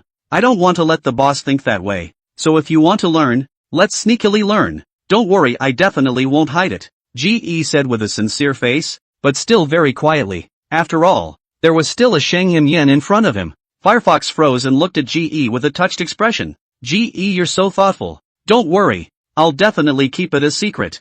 Chi nodded, then patted Firefox's shoulder. That's fine. Contact me when you're done with this rush. Yes, Firefox said excitedly. He then proceeded to dispose of the body with the officers who had just arrived. And Chi twisted his head to look at Shang Yen and saw that she still had a sad look on her face. What's wrong? Is it business? Shang Hyman nodded and rubbed his brow a little wearily. Well, Zhou matter. I'll tell Yihan for you. After all, it's about Ro. He'll surely take care of it. But Zhou Yi is after all Zhou's male son. Speaking of this, Shang Yen couldn't help but let out another sigh. Did something happen? Why don't you tell me and see if I can help you out? Ji asked with concern. Shang Yen expresses great warmth at Ji's concern, but she's not hopeful that Ji will be able to help her. After all, in her impression, Ji, in addition to good looking, he had invited him to debut before. It seems that he does not care about showbiz things. However, what had just happened was after all considered to be his own carelessness that had harmed Ji. So the current Shang Yen was still very accommodating in her treatment of Ji.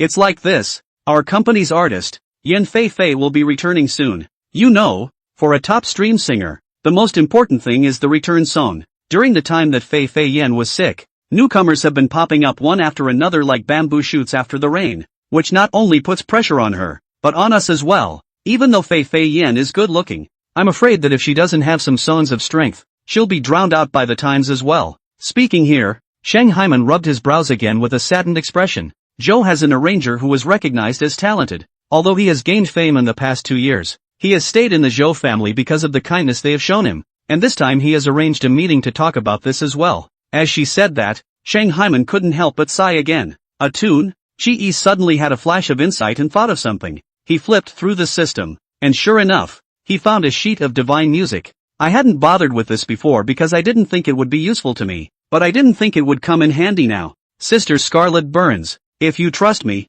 I can get you a sheet of music. Ha! Ji's words caused Shang Yen to freeze, then she smiled sarcastically twice. It's okay Ji, you don't have to feel guilty about this matter. I'll think of a way on my own, as long as a song is better than the rival family. Shang Yen thought that it was because of this matter that made Ji feel a little guilty, so that's why Ji asked for help, but as before, Ji looks like he has nothing to do with the entertainment industry. Shang Yen does not think Ji can help himself, so he just casually listened. I'm serious Sister Shang Scarlet Burns. I'll bring you the stuff when tomorrow comes. Knowing that Shang Scarlet Burns clearly didn't believe in himself, Ji very much wanted to bring the stuff out now. However, it was too conspicuous to take it out directly now, so Ji thought that it would be better to take it out tomorrow. There's no need to be so polite. I'll really think of something, said Shang Yen also patted Ji's shoulder with a soft face, trying to make Ji feel less guilty. Shang Yen's impression of Ji was still very good, not just because he felt that this little brother was honest before.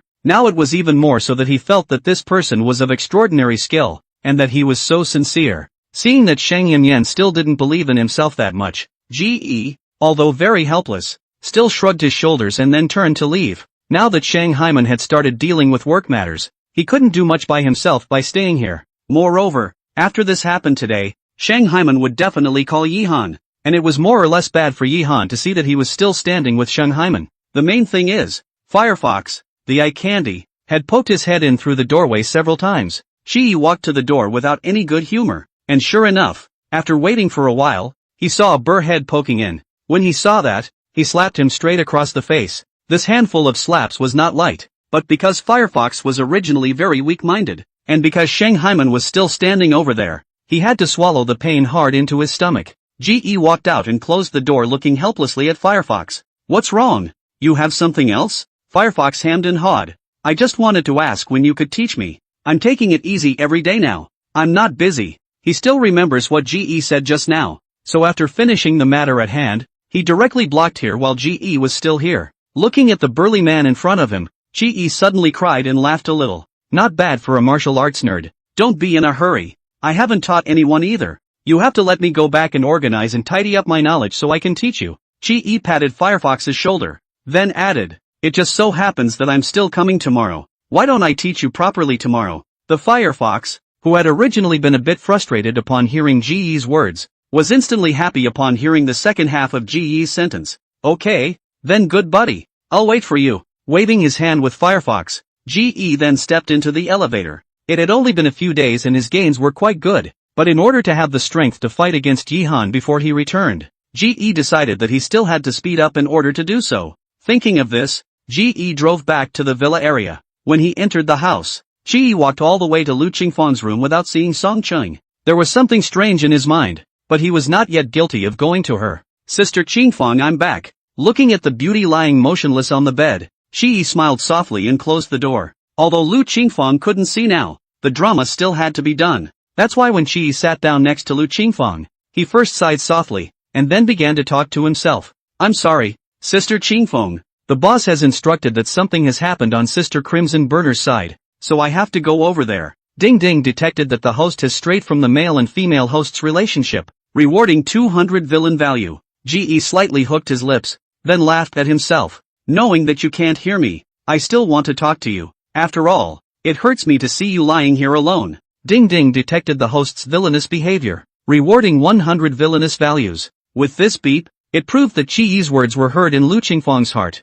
And indeed, at this moment, although Lu Qingfang could not move, her heart was very moved. Chapter 18, Suspicion. Because she had been lying here, everyone thought she couldn't feel or hear anything, so even if someone came to see her, they would rarely say a few words to her. In the beginning, after Lu Qingfang became a vegetable, Yihan would say something every time he came to see her. However, with the passage of time, as those famous doctors returned without any success, Yihan not only talked to her less, even the time to visit her became less. Although Lu Qingfang wasn't the type of person who liked to socialize, the fact that people were lying in bed all the time, unable to move or speak, while their consciousness was awake, made it difficult and torturous for her every day. She didn't know what was going on in Lu Qingfang's mind, but he knew that his words had worked. So he continued, although the boss also said that you have no hope to wake up, but I still do not want to give up. Although you have been lying here, this bodyguard is not much use, but if you can, I still want to look at you, so that my heart will feel at ease. Ding Ding detected that the host has strayed from the male and female host's relationship, rewarding 200 points of villain value. Ding Ding has detected the host's villainous behavior, rewarding 500 points of villainous value. Shi was a little stunned in his heart, not realizing that his words had had that much of an effect. There's quite a bit of villain value given. Sure enough, not bad for his wonderful sister-in-law. I heard that massage has a role in the recovery of vegetative people. I also went to learn massage. I do not know how effective, but I feel that recently your muscles are not as stiff as before. I think it must be better than no massage. And Sister Qingfeng, I also went to a special teacher to learn some medical skills, so I hope I can be of some use to you. As Ge's sentence came out, the system's beeps kept ringing in Ge's head. Ding Ding detected the host's villainous behavior, rewarding 100 villainous values. Ding Ding detected that the host has strayed from the male and female host's relationship, rewarding 200 villain value. Tinker. Soon, in just over an hour's time, Lu Qingfang had already contributed 1,000 villainous points to Ge.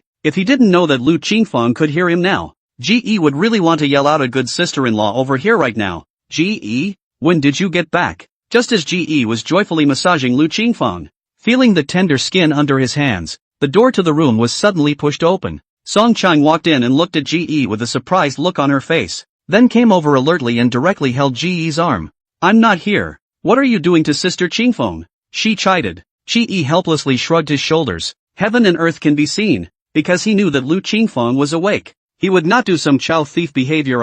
Song Chang, open your own eyes and see what I'm doing. I'm just massaging Sister Qingfeng to prevent her muscles from stiffening. Should I expect you to come if I don't do it? GE nonchalantly retorted back directly. GE's words made Song Ching blush very much. After all, Song Ching herself knew that she was usually very slack indeed, because she always had the pride of being Yi Han's woman in her heart. Song Cheng had slacked off quite a bit in this aspect of serving Lu Qingfeng. Normally, although he also often looked after Lu Qingfeng, and would also help Lu Qingfeng scrub her body and turn her body from time to time. But regarding the matter of massage, Song Ching really couldn't do it once a week sometimes. And, in fact, Song Ching's job is also very easy. Every day after some work is done, he often sits here himself, or lying on the sofa in Lu Qingfeng's room to play with his cell phone. Now after living here, Song Chang was also more unrestrained. Just now GE didn't see her just because she's sleeping in the house. Song Chang choked, and was at a bit of a loss as to what to say. GE sneered and shook off Song Ching's hand. I'll tell you Song Ching, no one cares if you don't do your own work properly, but if you dare to casually slander me and casually provoke me again, believe me you'll regret it. He narrowed his eyes and looked at Song Ching with an impatient expression. Song Ching in the past 2 days in Chi's side of the bottom is very insufficient. After all, after leaving the country, Yi Han's attitude towards her, but also cold and hot, so that Song Ching's heart is also up and down. Looking at GE's cold as frost eyes, Song Ching's back went cold and she subconsciously shrunk her neck, and then she did not squeak. This time Song Ching was also completely honest, and when she saw GE massaging Lu Qingfeng, she didn't say anything else, but turned around and left this room. After closing the door, Song Cheng then stomped her foot indignantly. Humph, that GE is willing to give Lu Qingfeng a massage, so just do it, just as well. This is a job she won't have to do, successfully causing Song Ching to be defeated. GE's movements under his hands gradually intensified, because it was daytime. GE himself noticed that at this time, Lu Qingfeng's originally fair face had an extra touch of blush. GE was also a bit surprised at this discovery. He curled his mouth slightly and was just about to take the next step when the cell phone in his pocket suddenly vibrated. With a guess in his mind, he took out his cell phone to take a look, and sure enough, it was Yi Han. Hey, boss. Like before, in front of Lu Qingfeng's ear, GE picked up the phone. Well, I did make a trip to Sister Scarlet Burner's side today. Let me give you a detailed account of what happened, GE said as he answered the phone and opened the door. Song Cheng, who was already going back to her room, didn't go back to her room once she heard the news about Yi Han and stood straight in front of her room looking at GE. Closing the door to Lu Qingfeng's room, GE cast a sidelong glance at Song Cheng over there, who was looking straight over, and turned towards the balcony. After telling the original story, and hearing that Yi Han's voice was not impatient or dissatisfied, GE let out a long sigh and said, I'm sorry boss, this time, it's true that I'm the one who got into trouble. GE, where are your words? Rather, I still have to thank you for saving Zozo and the girls. If I were to apologize, I'd have to apologize to you. Because of Zozo, you messed with those people, and it's thanks to their inability to fight, or else they'd have harmed. Yi Han said in a grave tone and couldn't help but sigh at the end. When Shang Yinyan called Yi Han about this matter, he only roughly went over it, so Yi Han then subconsciously thought that the ones who came were of average strength, and didn't suspect anything. While GE and Yi Han were both on the phone, Song Ching tiptoed over to GE's side. Immediately, though, Ikoyi noticed and gave her a disgusted look, and Ikoyi decisively stepped away from her. But next time something like this happens, you have to be a little more careful, and if you meet an expert, you shouldn't try to be strong. Yi Han spoke from the opposite side. As the male lead he was suspicious by nature, so before he called GE, he first called Firefox and Yi's Wuzwa and Flower Butterfly. After knowing that GE hadn't done anything to wrong himself, he also called for someone to wash Yi Ro and Flower Butterfly's stomachs that night, and only then did he lose his suspicions. Chapter 19, Then I'll Be Polite. GE nodded and answered, and in his spare time, he saw Song Ching constantly patting her feet closer to his side, as if she was trying to hear what Yi Han was saying. Yi Han on the other side of the cell phone had already begun his habitual long-winded speech, and at this point, GE only needed to respond from time to time. Seeing that Song Ching was still slowly approaching this way, Ji could not help but curl a nasty smile at the corner of his mouth. He stretched out his leg and bent his knee slightly. Song Qing's entire attention was on top of the phone at the moment, so she didn't notice Ji's movements. So when she was touched by Ji, she didn't stand still for a moment. She was already padded. So let's not even talk about stumbling a few times. She just bent her knees and lunged straight ahead. Seeing that she was about to pounce, Song Qing subconsciously hugged Ji's waist on the side, looking at the woman in front of him like an octopus. Picking on himself, Ji couldn't help but raise his eyebrows and looked over flirtatiously. Song Chang looked up at Ji in anger and urgency, originally wanting to curse a few words, but after seeing that Ji had not hung up his cell phone, he could only be silenced. And the moment Song Qing called out just now, Yihan's voice on the opposite side of the phone paused for a moment. This even made Ji a little nervous. I did not expect you kid. Finally got the hang of it? All are men. I understand. You said earlier that you are now busy. I will not pull you to talk. Opposite Yihan laughed out loud. Ji followed suit and laughed a few times. Seeing that Yihan misunderstood him, he was relieved. Cough, boss. Sorry. Ji laughed, and then reached out and directly wrapped his arm around Song Qing's waist. This is now thoroughly apologetic. Ding ding. The host is detected to have bold chow thief behavior, rewarding 200 points of villain value. Song Chang rose red in anger and looked at Ji. But after all, right now Yihan's phone hadn't hung up yet, so she didn't dare to say anything. Song Qing slapped Ji's hand a few times without any good reason, and in the end, she could only raise her head and glare at Ji with no other choice. Seeing that she even dared to glare at him, Ji directly tightened the force of his hand, making her cling to him.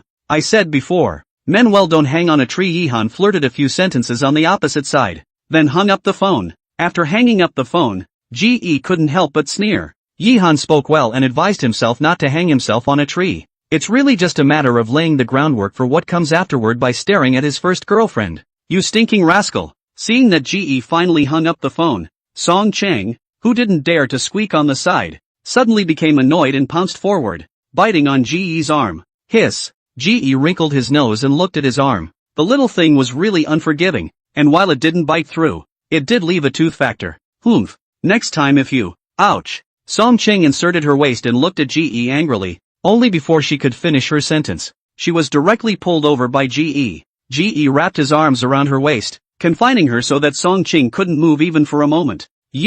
What are you doing? I'm warning you. I was just calling brother chill. If you keep messing around, I'll be rude. To be honest, Song Chang was still a bit afraid of Ji after all. After all, Ji wasn't like the others, who were pleasant to her, and more to the point, Ji's strength was just too great. Song Ching definitely couldn't break free. Then I'll see how you're going to be rude to me. Ji looked at Song Chang with a smile on his face, looking up and down at her as he did so. But you just bit me, so I have to bite back. Song Chang was already flustered right now, and after hearing Ji's words, her entire body was even more flustered. What do you mean? Are you a dog? Fearing that Ji would mess up, Song Chang spoke in annoyance. Ji raised an eyebrow. So that's what's wrong with me? Saying that, Ji slightly bent down and gradually approached Song Chang. Song Ching was more or less immobile as she was held in his arms. She looked up at Ji with wide, panicked eyes and raised her hand against the front of Ji's chest with a reddened little face. She tries to resist Ji's movements for a bit, but because of the strength of the two of them, it's like hitting a stone with an egg, and there's no comparison at all. Since Song Ching had just been not polite at all when she had just bitten herself, Ji had no intention of being polite to her either. Ding Ding detected the host's villainous behavior, rewarding 200 villainous values. Song Chang let out a cry of pain, before looking at Ji in annoyance. You stinking rascal! How dare you! How dare you bite me! Song Ching noticed the wetness on her face, and the fiery pain. The whole person was angry and shy, but what made Song Ching even more angry was that she hadn't expected this man Ji to dare to bite herself. The bite is still on her face. What's the difference between that and a kiss? The thought of being molested by a little bodyguard made Song Ching tremble with anger. Ji, you're screwed. I won't let you go. I'll tell Chill later. Say you molested me. Ji pursed his lips, not realizing that this little shrew's face was still smooth and tender. It's just that she really owes a lesson with her open mouth. Hearing Song Ching's words, Ji directly let out a cold laugh. Originally, I was thinking of letting you off the hook, but since you said so, then I won't be polite to you. Saying that, Ji directly lowered his head and bit into her unforgiving mouth. In an instant, Song Chang stiffened over. She froze and stared ahead, her mind blank for a moment, somewhat unresponsive. Most of all, Song Ching had never expected that GE would actually dare to do this. Ding Ding detected the host's villainous behavior, rewarding 500 villainous values. Listening to the system's beep, GE hooked his lips and released Song Ching with satisfaction. Okay, now go tell Chill that I molested you and see what Chill's reaction is. Said here, GE footsteps Emil, turned his head to look at Song Ching, smiled smugly, said meaningfully, oh yes, I forgot to tell you, cold brother, this person most hate other people touch the woman. You say if let cold brother know that I kissed you, and also bit you, he will how to think. After saying this, GE snorted and turned around to leave directly, while the red-faced and still angry one over there, Song Ching, reacted immediately. Her originally reddened little face instantly turned white, and then it was as if she reacted violently to something, turning around and jogging to catch up with GE. Then I won't tell brother cold. You don't say anything either. She looked at GE apprehensively, waiting for his answer. Chapter 20, The Maid's Costume. Women are like clothes, brothers are like hands and feet. Even if you tell brother Han, I'm nothing, it's up to you to behave, GE said in a cold voice, and then did not pay attention to Song Chang. Song Chang lingered at the doorway of GE's room, her mind echoing what GE had just said. Then, the words GE had said earlier resounded in her mind again. After all, she really didn't stand out too much with those women of Yihan's before. It's like GE said, there are plenty of women like her who haven't gotten to the top yet, so Yihan definitely won't care much about himself or what about GE when he finds out about this. So this matter must not be known to Yihan, or else she would never have a chance to rise to the top. Thinking about this, Song Ching fell into deep thought, because he had to make a trip to Shangyanyan's side the next day. GE rested early today. Tonight there was no more harassment from Yi Zhuozhua. Early the next morning, GE was up in good spirits. When GE walked out of his room, he saw Yi Ro walking out of the room with dark circles under her eyes. Needless to say, the dark circles under the eyes on that face took GE by surprise. Good morning, brother E. Yi Ro very uninspiredly raised her hand to give GE a greeting. The flower butterfly on the other end that had just walked out was also a bit surprised when she saw Yi Ro. Zoe, what's wrong with you? No, it's fine. It's just that I accidentally pulled an all-nighter yesterday. Yi Ro wrinkled her small face and let out a long sigh. Yi Ro's skin was already white, and in contrast, the dark circles under her eyes were also dark and scary. Look at you like this. People who don't know would think that you did something yesterday secretly. GE looked at her listless look and teased. Brother Yat, stop poking fun at me. I'm bored out of my mind right now,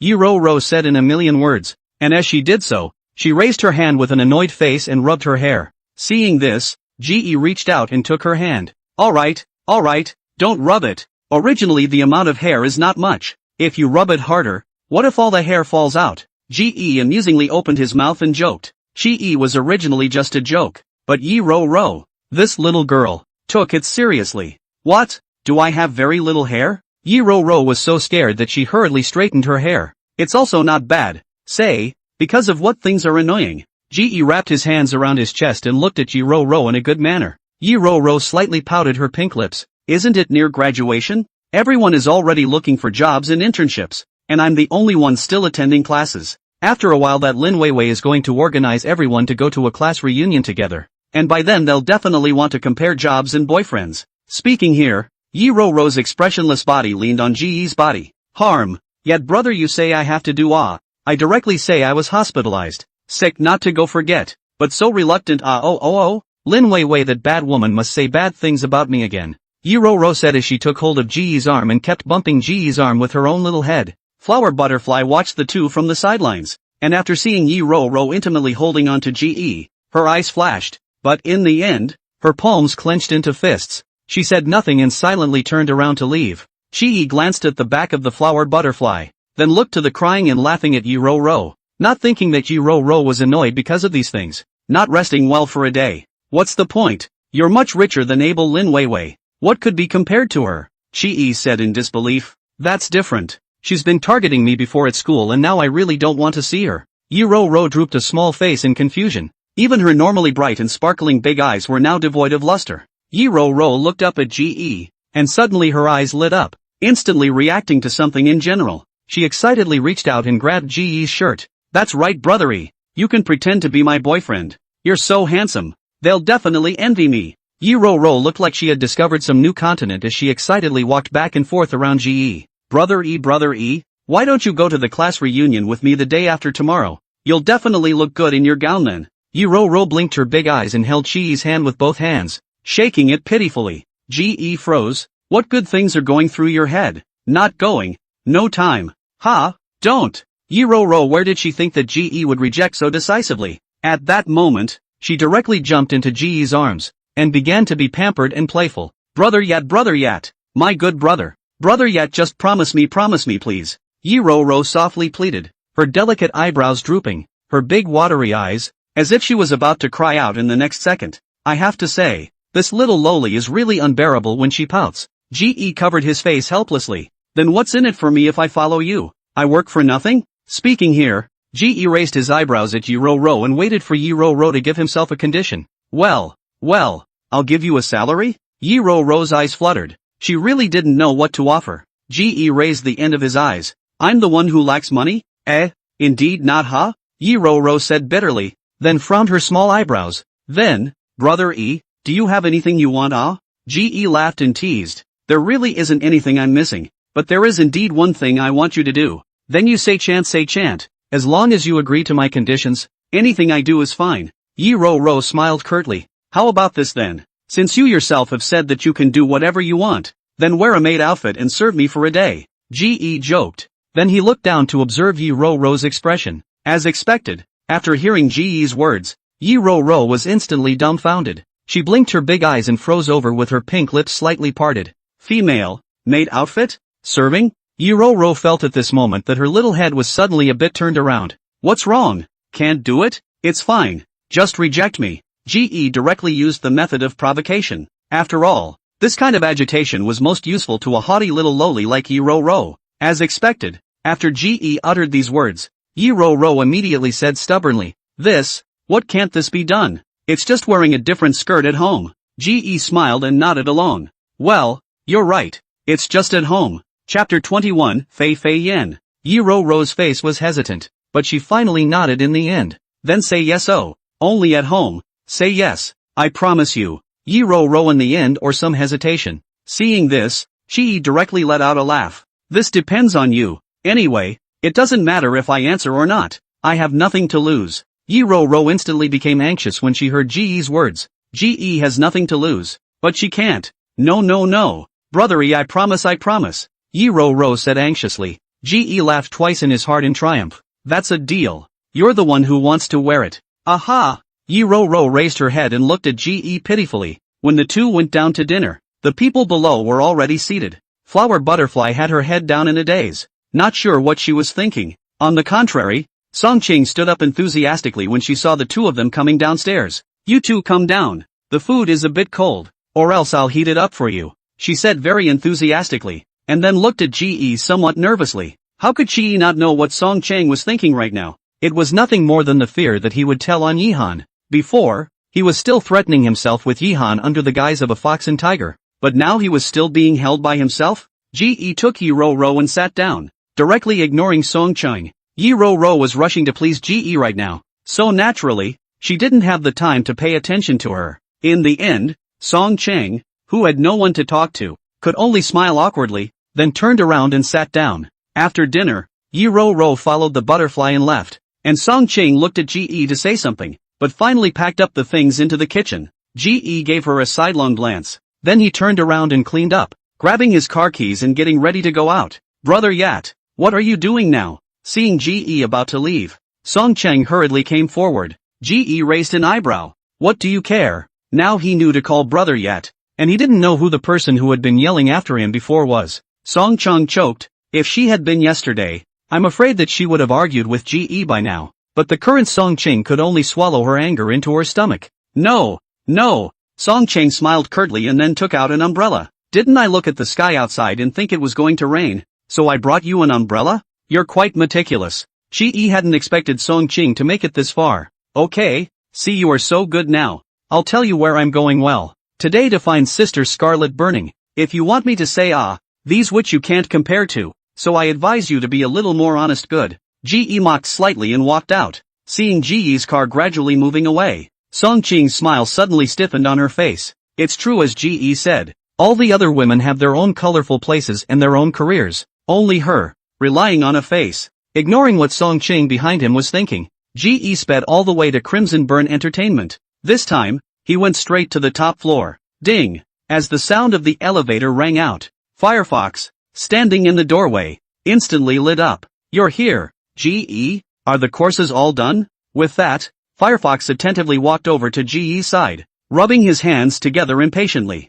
GE held up a sheet of music he had folded up in his hand. Where is Sister Scarlet Burns? I'll come back to you after I give her the stuff. Firefox hemmed and hawed, clearly having become GE's lapdog. Sister Scarlet Burns is in her office right now, and Sister Yen Fei Fei is also here today, Firefox said. Fei Fei Yen? GE murmured as he walked towards Himawari's office. Fei Fei Yen was the top stream singer that Shang Yin Yan had talked about yesterday. It's true that because of the recent proliferation of idol groups, it's led to a bit of pressure on some singers nowadays. This Fei Fei Yen is a talented singer who has been famous for composing and arranging her own music and singing by herself since she was in college. By the time the latter signed on to Crimson Burn Entertainment, it was among the top streams, but it didn't last long, and then she had to choose to retire because of her illness. And now, this is just ready for a comeback. Much like before, this Yen Fei Fei was also part of the male lead's harem. Thinking of this, GE raised his hand and knocked on the door of Shang Yinyan's office. Soon, Sheng Haiman's voice came from inside. Come in. GE pushed the door in and the first thing he saw was the two women sitting at the desk. The one behind the desk was naturally Shang Yinyan, and the one who subconsciously turned back to look at GE at this moment was the other Heaven's Destiny heroine. Yen Fei Fei. Yen Fei Fei red eyes, subconsciously turned her head. Saw GE just feel familiar? After seeing that he looks good and looked at him for a couple more times, she turned her head back to look at Shang Yinyan. Sister Scarlet Burns. Is it really impossible to invite Li Hua? Yen Fei Fei inquired again. She had liked Li Hua before, which was why she had also named Shang Yinyan that she wanted to work with Li Hua. Shang Yinyan helplessly shook his head. Definitely not. Now Zhou S. surely will not cooperate with us. Why ah? Yen Fei Fei was very puzzled. Frowning a little anxiously, Su Ru asked. Because the Zhou family's male son, Zhou Yi was accidentally killed, which involved us, and likewise, they offended Yi Han. Yesterday's events were a bit unreal when Shang Yinyan thought about them now, so she didn't tell Yen Fei Fei in detail,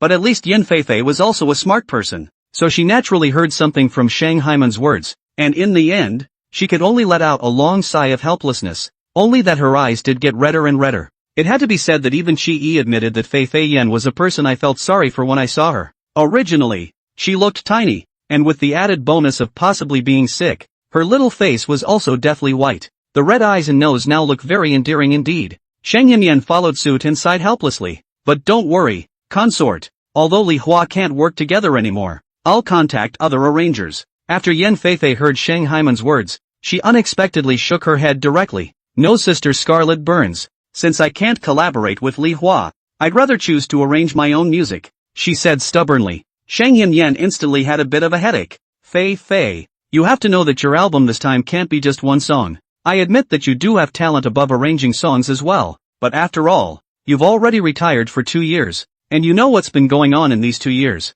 So even collaborating on one song's arrangement with someone else would be fine. Chi saw Yen Fei Fei with her legs together, her small hands clenched into fists on her legs. She pursed her pink lips tightly, her eyes full of struggle. Chapter 22 Cooperation. You know, Sister Scarlet Burns, I've always disliked letting others interfere with my songs. I believe I can do it. After hesitating for a while, Yen Fei Fei insisted. Shang Haiman couldn't do anything but coldly lower his face. Fei Fei, you've been behind the scenes and don't know the recent trends in the entertainment industry. I admit that you do have talent, but you have to know that if this return doesn't work out, what will be waiting for you will be drowned out by the crowd. Yen Fei Fei stalled. Why didn't she understand this reasoning?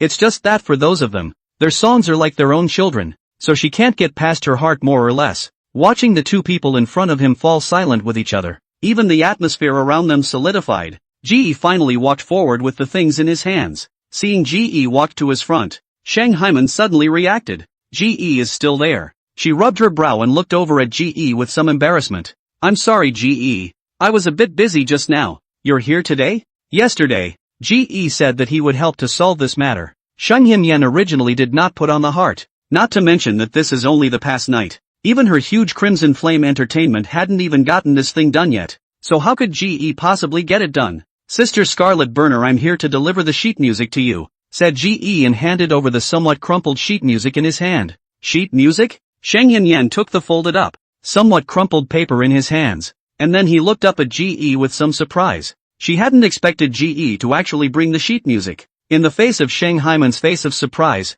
GE just bashfully smiled. Well, I wrote it out overnight. You see can. At those words, even Yen Fei, who was on the side, looked over curiously. Could this person be the arranger? Did Sister Himitsu find them? Shang Yan looked at GE very helplessly, not thinking that GE would really bring the sheet music and still finish writing it overnight. Although she knew that GE was a very nice person, she didn't think that GE possessed the talent to arrange music, and it only took one night to complete. However, based on her respect for GE, Shang Yan was still prepared to open it and take a look, thinking that it would be good to politely reject GE later. But before Shang Hyman could open the folded paper, the office door was knocked on once again. The three people in the room all subconsciously looked back. Yen Fei also hurriedly wiped the tears that were in the corners of her eyes. Come in, Shang Hyman said. It's really been a long time, Mr. Shang. A middle-aged man walked in through the door with a young man. Seeing this, Shang Yan hurriedly got up to greet the front and took the initiative to extend his hand.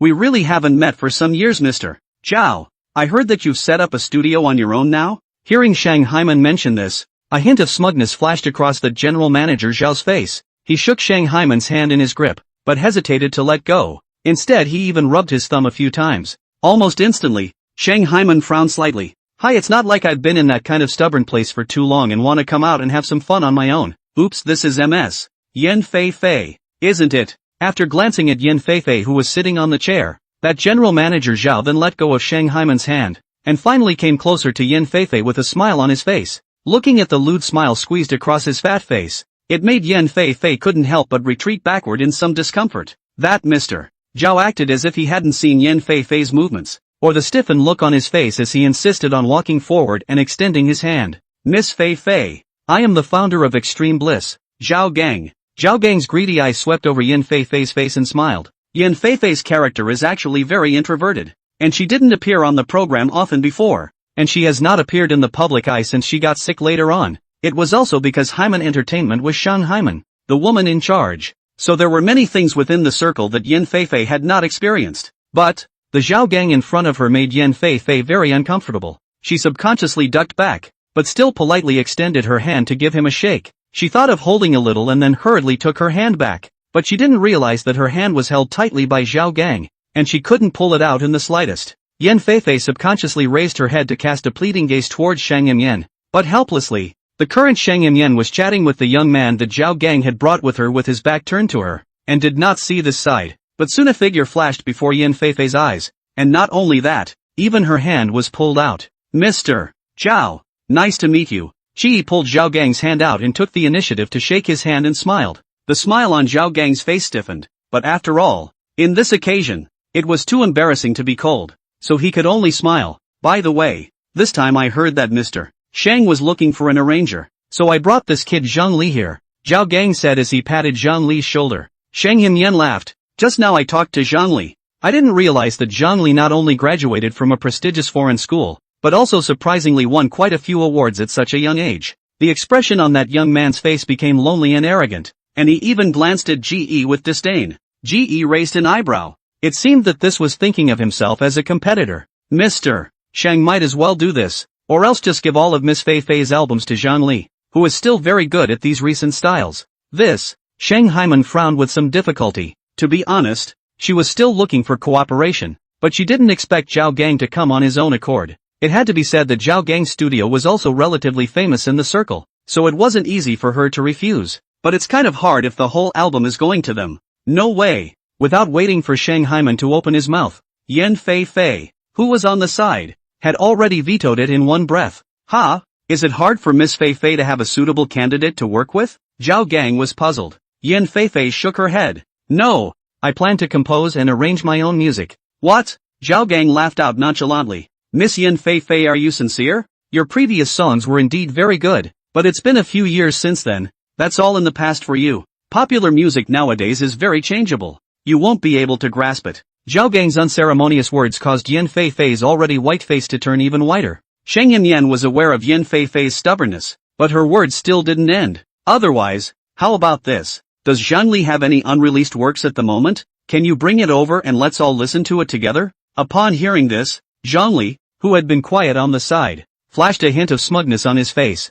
I naturally still have the work in hand, but is that gentleman also here together to talk about cooperation? Saying that, Zhongli pointed at Ge, who was sitting on the other side, with a disdainful expression on his face. Chapter 23, A Little Hobby. Zhang Li's expression was arrogant, and even his tone was full of disdain, obviously looking down on Ge. Ge had originally thought of sitting on the sidelines and watching the show, but it turned out that he didn't expect Zhang Li to take the initiative to provoke himself. With his previous experience, the current Ge was still confident in the system's stuff. The villain system produces the best of the best. Since someone had taken the initiative to cue to himself, then Ge would not be polite. He stood up and pointed behind him, to the folded and crumpled paper on Shang Haiman's desk. Sister Scarlet Burner, how can I say that I also came here first? To see you should also come to see my tunes in advance, Ge said slowly. A trace of embarrassment flashed across Shang Haiman's face. It was indeed this in the end that was correct. However, since she thought that Ge might not be able to arrange music, she forgot about it this time when she was interrupted.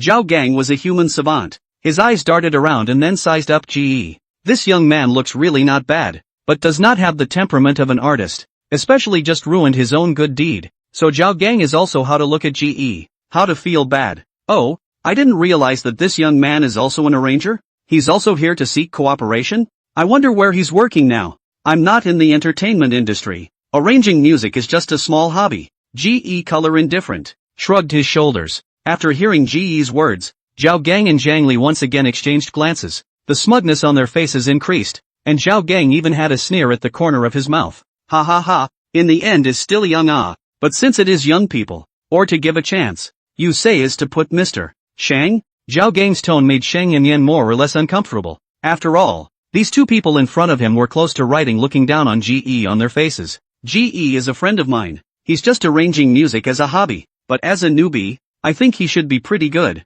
With that, Shang Haiman got up and went to bring over the sheet music on his desk. Seeing that Shang Haiman meant that he wanted to protect Ge, Zhao Gang and Zhang Li once again looked at each other and had to put away their expressions of mocking him. Yan Feifei also looked over curiously. Comparing to the two lewd men in front of her, she still looked at Ge more agreeably. Not only were they much better looking than the two in front of them, but they even had a pretty good personality. Say, do you have a recorded sample? Yan Feifei looked at Ge curiously. Ge withdrew his eyes from Shang Yanyan. After all, he had just been more or less surprised that Shang Yanyan would protect himself. He then looked at Yan Feifei and shook his head. No, he didn't know about this stuff in the entertainment industry and thought that the sheet music would just be brought in. He didn't think that he would have to record it. That would be a bit more laborious. Instead, why don't we listen to ours first? Zhang Li already sampled it a long time ago. With those words, Zhao Gang took out a flash drive, obviously prepared. Shang Yanyan nodded helplessly. Now he could only listen to Zhang Li first.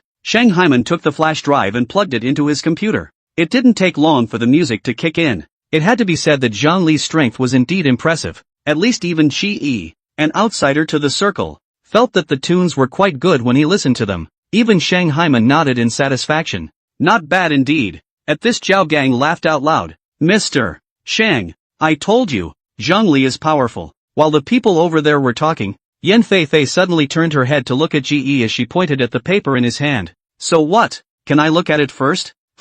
Sure. Ge painfully handed over the item. Zhang Li over there had obviously come prepared and prepared several tunes, which were being played one after another over there at the moment. And naturally, Yan Feifei had heard that music. But what concerned Yan Feifei more was the sheet music in front of her. Her eyes slowly widened before she took out her cell phone with some excitement and sent a message out. Compared to the few people present, each with their own thoughts, Ge was much more laid back. He sat lazily on the couch, listening to music, and when he saw Zhang Li looking over smugly, Ge had the effort to nod approvingly at him. This is what pissed Zhang Li off. I think it's pretty good. Just a few areas that might have some flaws. The music stopped, and Shang Haiman, sitting at his desk, objectively offered his assessment. It had to be said that a stunning beauty like Shang Yanyan, even her appearance when she was serious about her office, was very compelling. Even Ge, sitting over there, couldn't help but admire Shang Yanyan. Zhao Gang and Zhang Li were even looking at Shang Haiman with a dazed expression on their faces.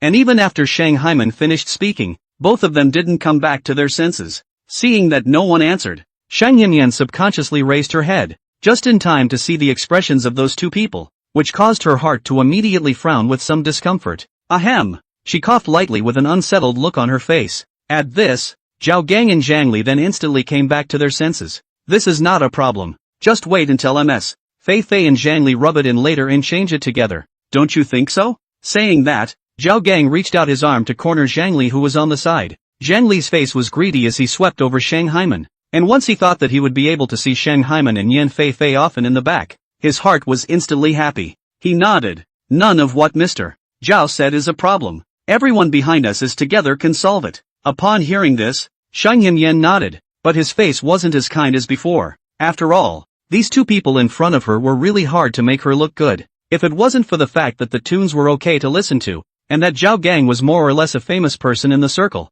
otherwise Shang Yan would have already invited guests. What do you think of these tunes, concubine? Shang Yan suddenly reacted. All this time, Yan Fei Fei hadn't even expressed her opinion yet. Everyone subconsciously looked at Yan Fei Fei, but they saw that Yan Fei Fei's attention was not on their side at all, and she was currently holding a crumpled piece of paper and reading it with great interest. Zhang Li's face immediately became ugly. It was hard to believe that she didn't even bother to listen to the music just now. Fei Fei, Fei Fei. Seeing that the faces of the two people over there became ugly, Shang Yan then once again raised his voice to remind them.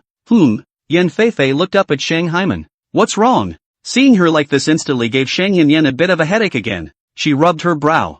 I was just asking you how Zhang Li's tune was. If you think it's okay, it's fine if you book it now. No. Just as Shang Yan's side finished speaking, Yan Fei Fei directly rejected it out of her mouth. Chapter 24 GE is a genius. At once, the atmosphere around them gradually became frozen. Zhang Li's originally arrogant face, at this time also became ugly. So did Zhao Gang, and all of that fat face stiffened. After all, Zhang Li is still young and can't restrain himself. Just now, when she saw that Yan Fei Fei didn't listen to her own tune seriously, she was a bit dissatisfied in her heart. And now when she heard that Yan Fei Fei directly rejected her own tune, she was even more furious in her heart.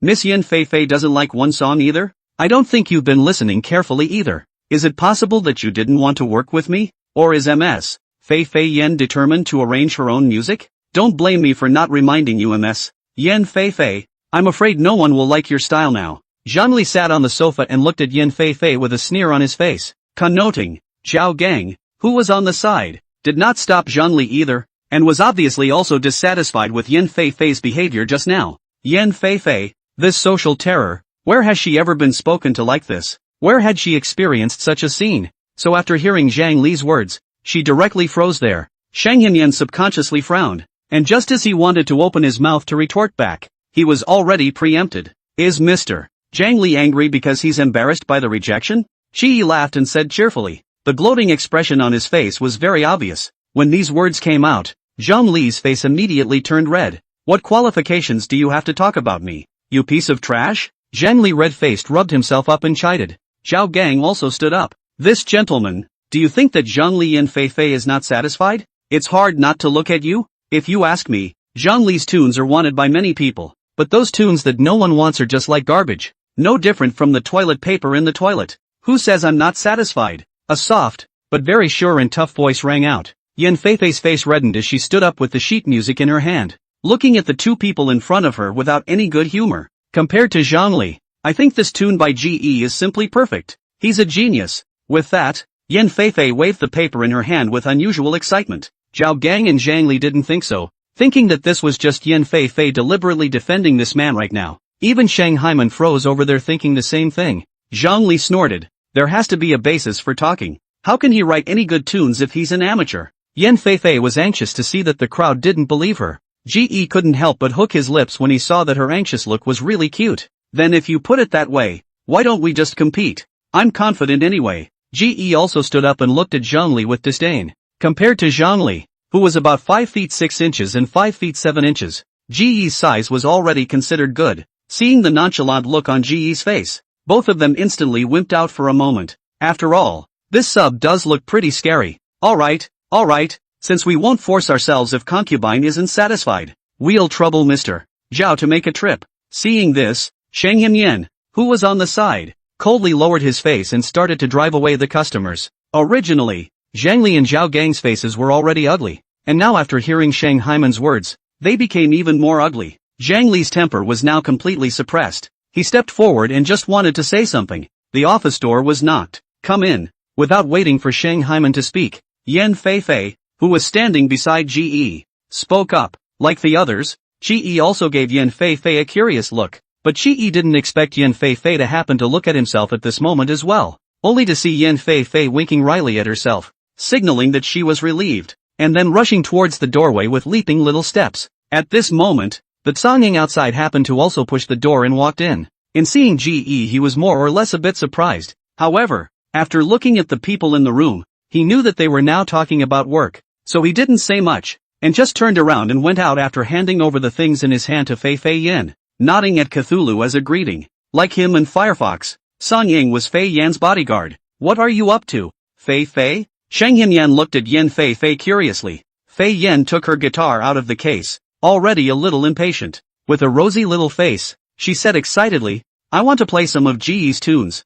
After saying that, Yan Fei Fei looked at Zhao Gang and Zhang Li over there with great confidence. It's just as well to let some people see what it means that there's a sky beyond the sky and a man beyond the man. Zhao Gang snorted coldly. "Miss Fei Fei, it's better not to talk too early." Instead of ignoring them, Yan Fei Fei hugged her guitar and started playing. Ge, on the other hand, looked at Yan Fei Fei with interest, knowing that the first time they met, Yan Fei Fei was able to take such a side to himself only because of this music score of his. It didn't matter if he didn't say anything, at least he had sort of found a breakthrough for Yan Fei Fei. Soon the office was ringing with the sound of guitars, and from the beginning of the prelude, Sheng Yan froze. She couldn't help but stand up and stood beside Yan Fei Fei with wide eyes. To be honest, although Shang Hyman was the boss of Hyman Entertainment, he didn't know everything. The aesthetics of the tunes were there for her, but the sheet music was not expected to be readable. Looking at Yan Fei Fei, who was sitting on the sofa, mesmerized by the music, Shang Yan couldn't help but feel shocked in his heart.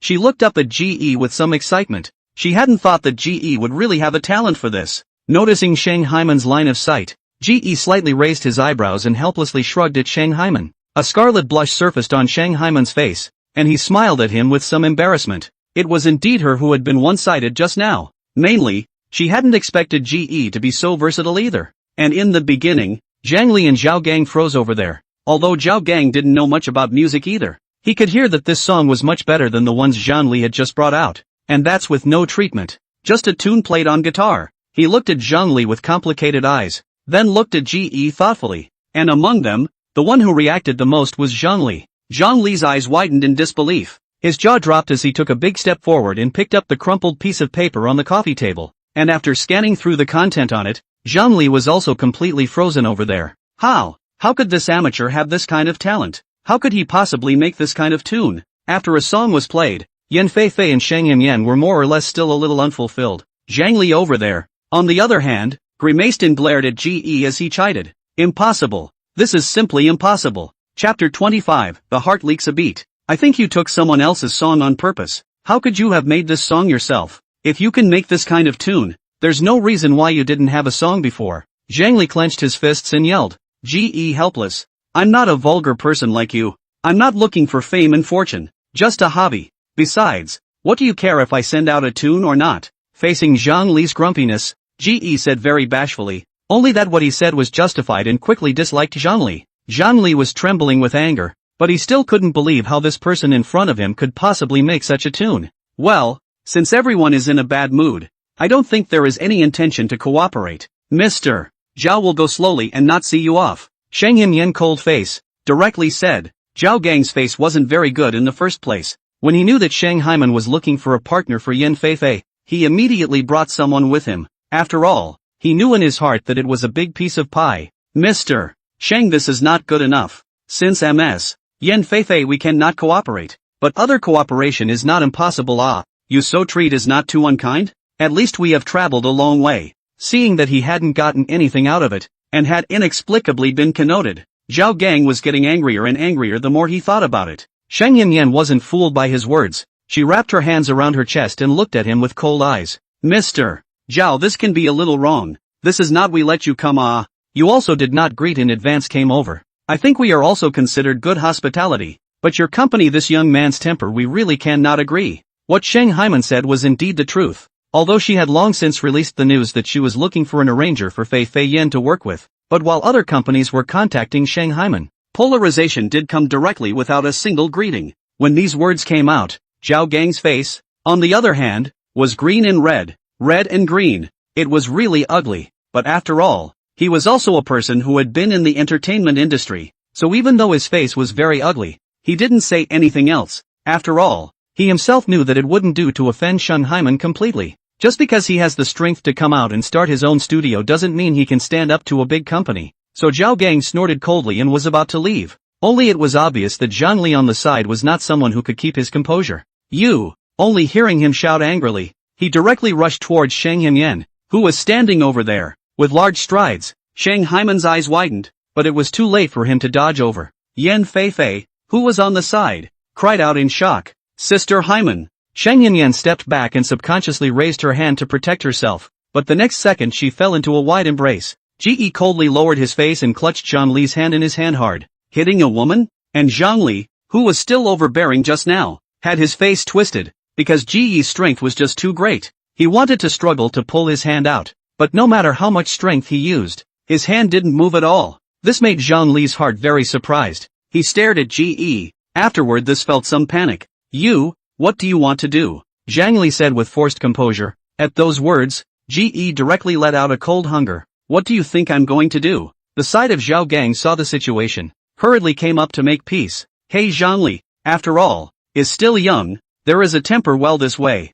For him to give you an indemnity is not good. Yan Feifei stomped her foot angrily when she saw how brazen Zhao Gang was. Let him apologize himself. Besides, he clearly just tried to hit Sister Scarlet Burner with his hands. If it wasn't for Ji's quick movements, his slap would have gotten to Sister Scarlet Burn's face. Shang Hinyan leaned in Ji's arms, more or less in shock. Even his heart was pounding. She grew up in a good family, and even when she came out to start her own business, she was doing well. So when did she ever suffer from these grievances? So, now Zhang Li's actions were also completely enraging Shang Hinyan. But, Shang Haiman was angry but calm. She leaned in Chi's arms, slightly looking up at him, and even her tone became softer when she thought of how Chi had just helped her. Ji, she softly shouted, then shook her head at Ji, signaling him not to be impulsive. However, she was also afraid that something like yesterday would happen again. That kind of thing yesterday was a compulsion to fight back, but it's better not to have that kind of thing just happen now. Chi knew at a glance that Shang Hinyan was worried about something,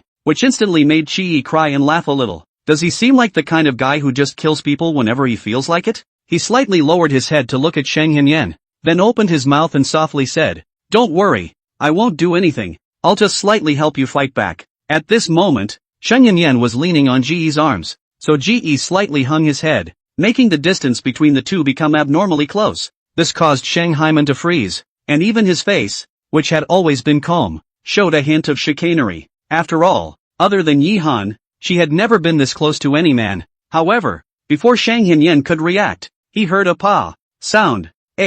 With that, a miserable scream rang out, and Shang Hinyan subconsciously turned his head to look, and saw that Zhang Li, who was still arrogant just a moment ago, had already dropped to the ground. Through Zhang Li's fingers that covered his face, Shang Hinyan saw a large slap mark on the face of his man. Looking at that mark and associating it with the sound just now, it looks like Ji's slap wasn't light. A little dumbfounded, she looked back at Ji, right into his smiling eyes. Somehow, this caused Shang Haiman's heart to miss a beat for a moment. Ding Ding detected the host's villainous behavior, rewarding 100 points of villainous value. Ji raised an eyebrow slightly. How had he just acted villainous? Suddenly, Ji instantly reacted to something. Couldn't it be because of Shang Haiman's look just now? It turns out that it's the goodwill of the heavenly hostess that you've gained that also prompts villainous behavior. This made Ji suddenly get something.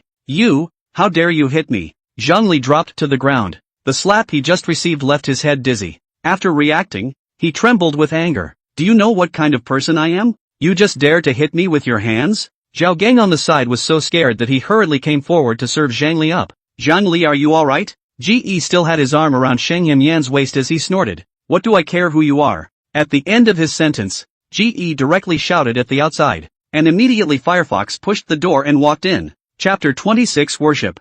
Throw these two out. Ji raised his chin slightly and gestured. Before in the mercenary corps, in addition to Yi Han, it is Ji's seniority is the most senior, so Firefox did not have any objections. Painfully answered, directly picked up the two people thrown out. Ji looked back to find that Song Ying unexpectedly did not stay at the door, but not being there was just right, so he did not have to let go of the person in his arms so quickly. listening to the system's beep. GE really wanted to hug Sheng Yan like this for the afternoon. After getting along, he realized that after getting along for a long time, the villainous feedback value will become less and less, so it will be more and more difficult for GE to obtain the villain value in the future. So it seems that he has to speed up his actions. I'll regret it if you do this to me. Zhang Li struggled and roared, but that little man of his wasn't good enough for Firefox. Seeing the room door closed, those two people finally left, which immediately let Yan Feifei sigh of relief. She sat down on the couch, raised her hand and patted her chest in shock. How can there be people like this?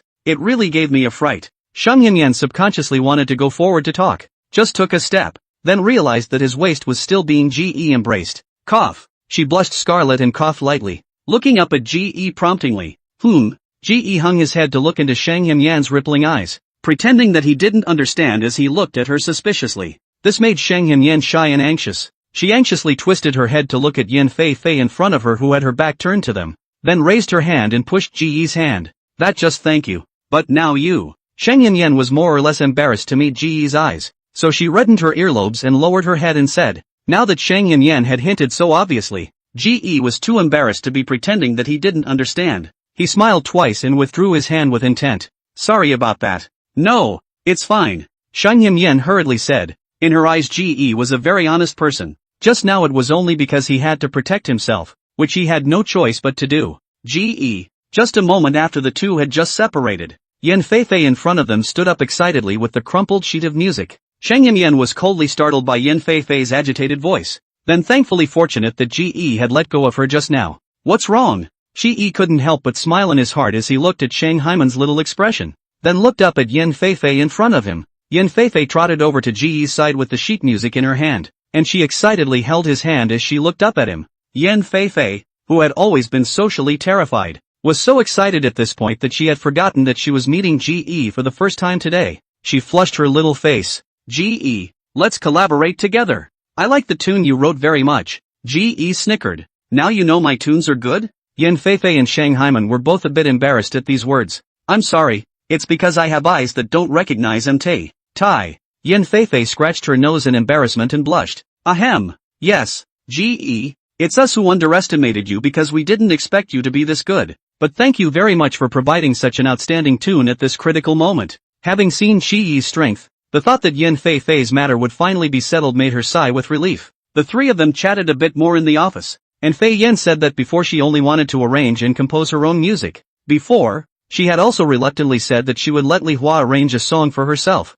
but now she had changed her mind and wanted GE to take full charge of her album. GE was somewhat flattered by this. Miss Feifei, are you sure you want me to be responsible for all of it? Yan Feifei sat across from GE in a formal manner, her face a little apprehensive, afraid that GE would refuse. She nodded. Well, don't you worry, we'll just take our time to bond, and there's no need to be so polite. You can just call me Feifei. GE smiled. Okay, Feifei. Things are almost decided. Time is not early, the contract will not be drawn up until tomorrow, just as well as noon. After today's events, the three people are also familiar with a lot. Sheng Yan proposed that she treat herself to a meal at noon. However, it was quickly rejected by Yan Feifei as she said she wanted to treat GE to a meal specifically. This surprised GE a bit. Seeing this, Sheng Yan laughed and said, Feifei, this person is like this. You'll get used to it in the future and you'll know. When faced with a genius, she'll act very excited. When the three of them went out, they still hadn't seen Cthulhu, and only Firefox stood outside with nothing to do, currently chatting with a secretary. When he saw them come out, he snapped. Where's Cthulhu? GE looked to Firefox. Firefox shrugged helplessly. You ask me this? I don't know. Just now he came to deliver something to MS Yen and then left. It's like this, because it seems like something happened to Song Ying's family, so I licensed him not to have to constantly guard my side. Besides, it's the era of the rule of law nowadays, and I'm also running from both sides of the house and company, so it'll be fine. Upon hearing this, GE nodded and didn't say anything. On the contrary, Sheng Yan heard GE's words and thought that GE still remembered his brothers for dinner, and in his heart, he more or less added a trace of appreciation to GE. How about this? We're going out for dinner now. Firefox, do you want to come along? Sheng Hyman made a sound. This makes Firefox more or less flattered. He hurriedly waved his hand. No need, Mr. Sheng. But, he looked back with some embarrassment, and after seeing the small secretary behind him who was blushing and pretending to be calm, The other three all understood what was going on. Cough. Why don't you just take a vacation at noon today? There's still GE anyway, Shanghaiman said with a very wink. Upon hearing this, Firefox nodded excitedly, and then gave GE another very grateful glance. GE nodded at him in amusement before the bastard answered, then turned around excitedly and walked away. Shanghaiman shook his head in amusement and led them towards the elevator together. When they reached the underground parking lot, GE personally drove Shanghaiman's car to the hotel. Shang Yanyan sat in the co-pilot and adjusted the navigation for him. On the way, the group chatted, and Yan Feifei was very excited to ask GE where he learned to arrange music. GE couldn't say that he had drawn it by lottery, so he said that he had learned it on his own. Then, Yan Feifei's eyes rubbed together, and although she was still sitting back haughtily, her eyes looked at GE with sizzling heat. GE, you're really awesome. You're simply a genius. Ding Ding detected the worship value of the Divine Destiny heroine, rewarding 200 villain values. Chapter 27, Being Followed. It had to be said that today, GE did succeed in impressing Yan Feifei and Shang Yanyan. Along the way, the three of them talked happily, and Shang Yanyan also pointed out the way with GE in the front. He said that he wanted to treat GE, so Shang Yanyan chose a more famous restaurant, except that it was built in the suburbs because it was larger. That restaurant, which GE also knew, was beautifully decorated and the inside was ancient, and from the outside, it was as if he had mistakenly entered a huge mansion. It must be said that GE still has a way of arousing conversation, so along the way, even the very social Fei Fei Yen was chatting very happily. Only, as the car gradually drove towards the outskirts of the countryside, and there weren't as many cars on the road as there were in the center of the city,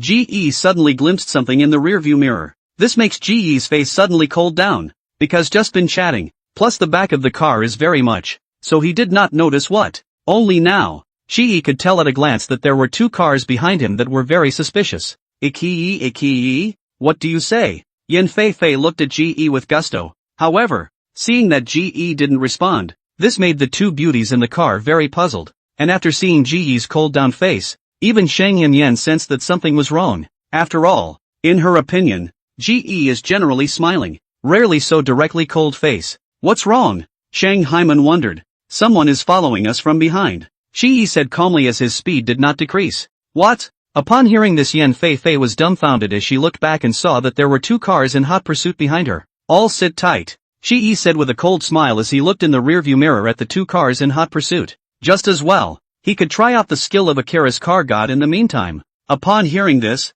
Shang Yanyan and Yan Feifei hurriedly sat down. Perhaps there were fewer cars on the road around now, and those two cars were still very obviously surrounding Chiyi's center. Shang Yanyan looked at those two cars, and immediately felt that these 2 days had been more or less magical. Yesterday's events took her a night to digest, and now it was here again. Chiyi stepped on the gas, looking at the cars on both sides, surprisingly felt a hint of excitement in his heart.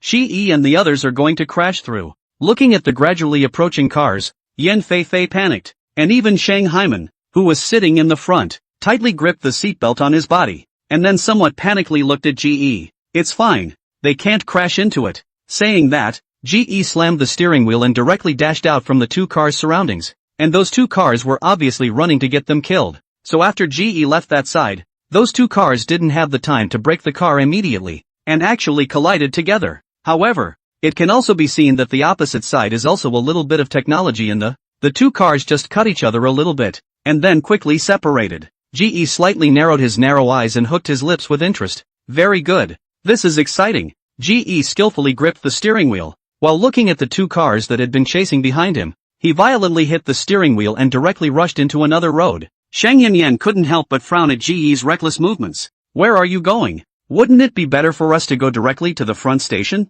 According to Shang Haiman, naturally, the more people there were, the better, in which case the other party wouldn't dare to make a move. They were holding a weapon in their hands. Do you think they were afraid of being discovered? You think they didn't think of countermeasures to make a rash move? Shi reminded, then directly rushed into a mountain path once again. Shang Haiman froze and had to say that what GE said was indeed correct, and Yan Feifei in the back has been completely scared out of her wits.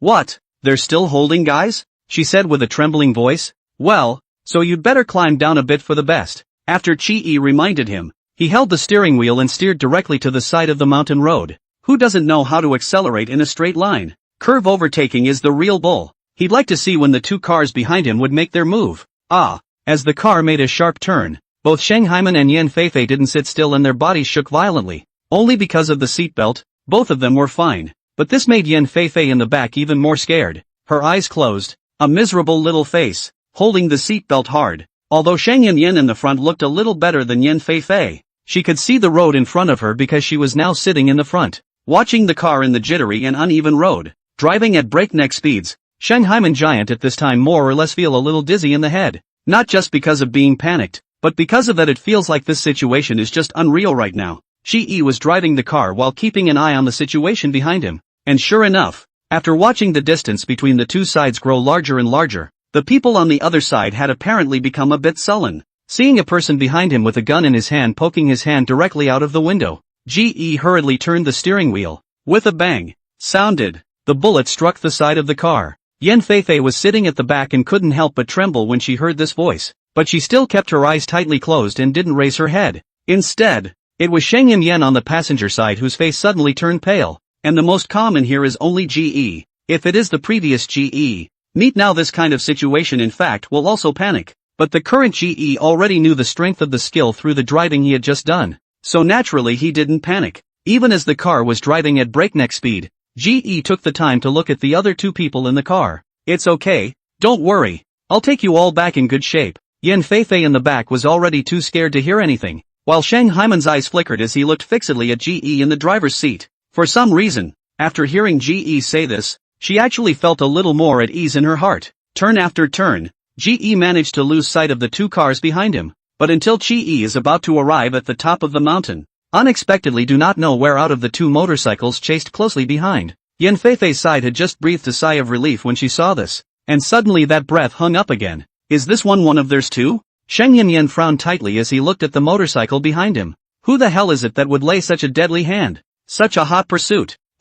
Yes. Ge scat impatiently. More or less a bit of trouble. As expected, the two motorcycles soon gave chase. Only, they didn't carry changs in their hands, but baseball bats. Chapter 28, Sorry Sister Himitsu. Ha ha ha ha ha ha ha. It's still up to us. A yellow-haired man riding a motorcycle quickly chased to the passenger side. Hollister, he laughed maniacally, directly waved up the hands of the baseball bat. Because Ge was traveling close to the left lane, and there was a cliff just outside, there was no one to his left. The sound of a violent crash was right next to his own, so even Shang Yan, who had just been relatively calm, was now flustered. Ge. She looked up in panic and subconsciously looked at Ge. Ge looked at the two somewhat difficult people, then looked at Shang Yan. If you believe me, unbuckle your seatbelt. Shang Yan froze, not knowing what Ge was going to do. After all, the road was so steep now, if she unbuckled her seatbelt, she was afraid that she wouldn't be able to sit still. The motorcycle next to him was thrown down a bit, and the baseball bat smashed heavily on top of the glass of the car behind it. But this also made Shang Yan snap back to his senses. Without a moment's hesitation, she chose to listen to Ge. The moment Shang Haiman unbuckled his seatbelt, his waist was wrapped around him, and before Shang Yan could react, there was a shake in front of her eyes, and she had actually been carried by Ge to his own body. Shang Yan was completely dumbfounded, but because the road was really bumpy, she still subconsciously wrapped her arms around Ge's neck. Ge. Shang Yan was really angry and shy at this moment. Ge looked at Shang Yan, who was sitting on top of him, and smiled shyly. I'm sorry Sister Scarlet Burner. It's the only way to go now that the situation is special. Shang Haiman pursed lips, did not say, but she did know. Compared to the passenger side, Ge arms really to be safer, but every time the road bumped a little, Shang Yan would bump right along with it once in Ge's lap. Shang Haiman hung his head down with a reddened face, and in the end, he even gave up on himself and buried his head directly in Ge's neck,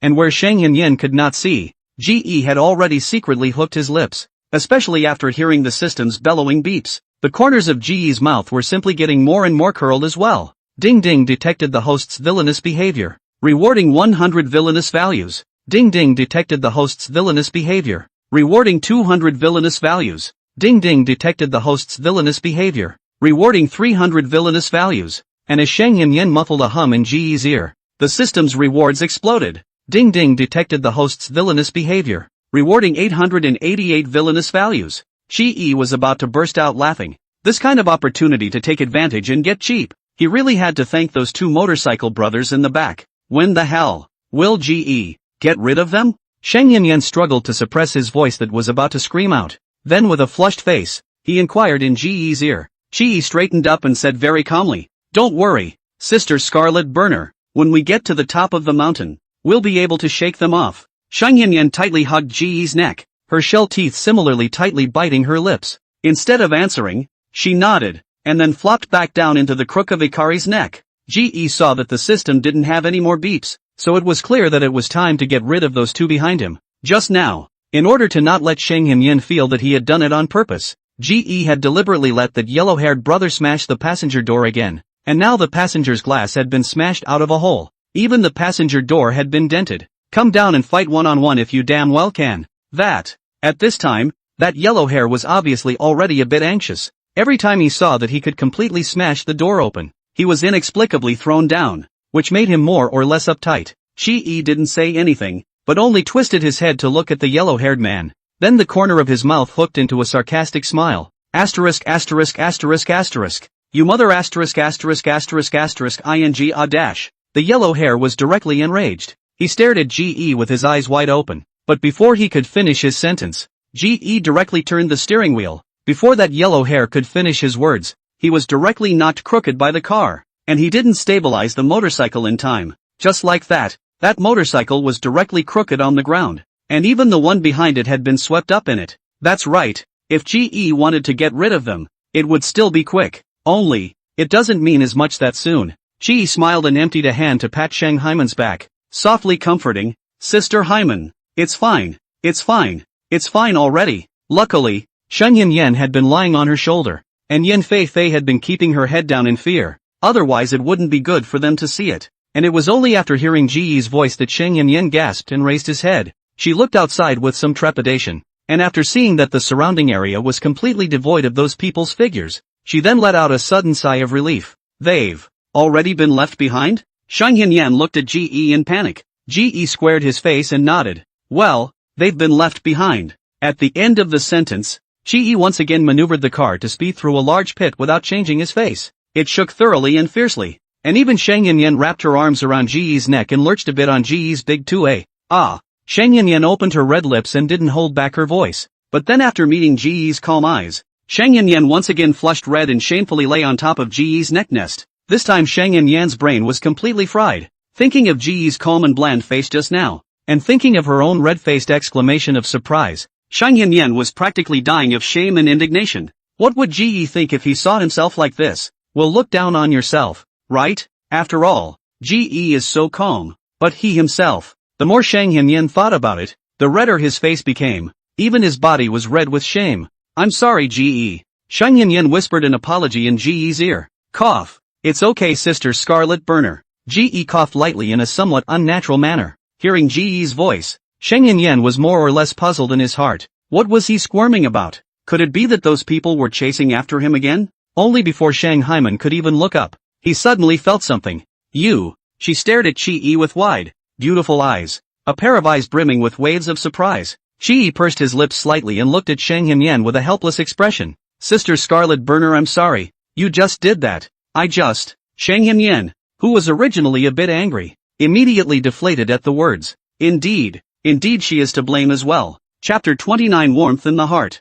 Sheng Haiman pursed up his red lips, his vision fluttering, really didn't know what to say. Have those people behind us been shaken off? Behind her, Yin Fei Fei suddenly raised her voice and inquired, because the passenger window loophole has been in the whirring wind blowing inside, resulting in sitting in the back seat of Yin Fei Fei did not hear the two speak, and after hearing Yin Fei Fei's words, Sheng Yinyan trembled in fear. She was almost about to forget that there was a Yin Fei Fei sitting behind her. "Ji Yi, hurry up and put me down." Sheng Yinyan's hand tightly gripped Ji Yi's shoulder, urging in a low voice. Ji Yi was helpless. "Sister Scarlet Burns, it's fine to put you down, but can you stop moving around?" Sheng Haiman's face reddened and he stiffened. "Did you get rid of it?" Seeing that no one was hitting on her, Yin Fei Fei gradually became anxious. Sheng Yinyan was afraid that Yin Fei Fei would coldly look up and see the two of them in this state, and the entire person was instantly terrified, and even sweat began to secrete on his forehead. She didn't make a sound, just looked anxiously at Ji Yi. Ji Yi was amused in his heart,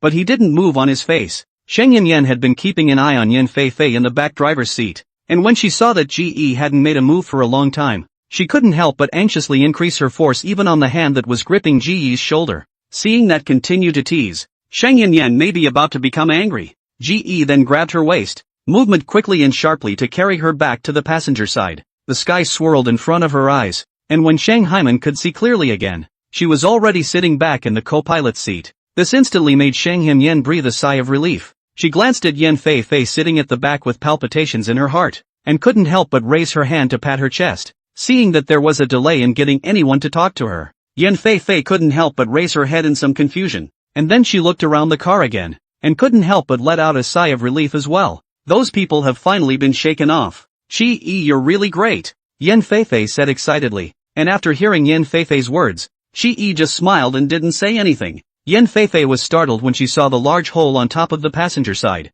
Then she looked at Shang Yan with worry. Are you okay, Sister Himitsu? Yan Fei Fei twisted her head to look at her, but after seeing Shang Haiman's face scarlet and all beads of sweat, she was suddenly puzzled. But after thinking that this would be after being scared as much as he was, he didn't think much of it. Shang Yan was still frozen over there, and suddenly came back to his senses after hearing Yan Fei Fei's words. She wiped the sweat from her forehead and glanced at Ji Yi with her afterglow before saying, I'm sorry, concubine. I didn't hear you just now because I was so scared. Yan Fei Fei hurriedly shook her head at her words and looked at her worriedly. Sister Scarlet Burns, the passenger side is full of glass crumbs.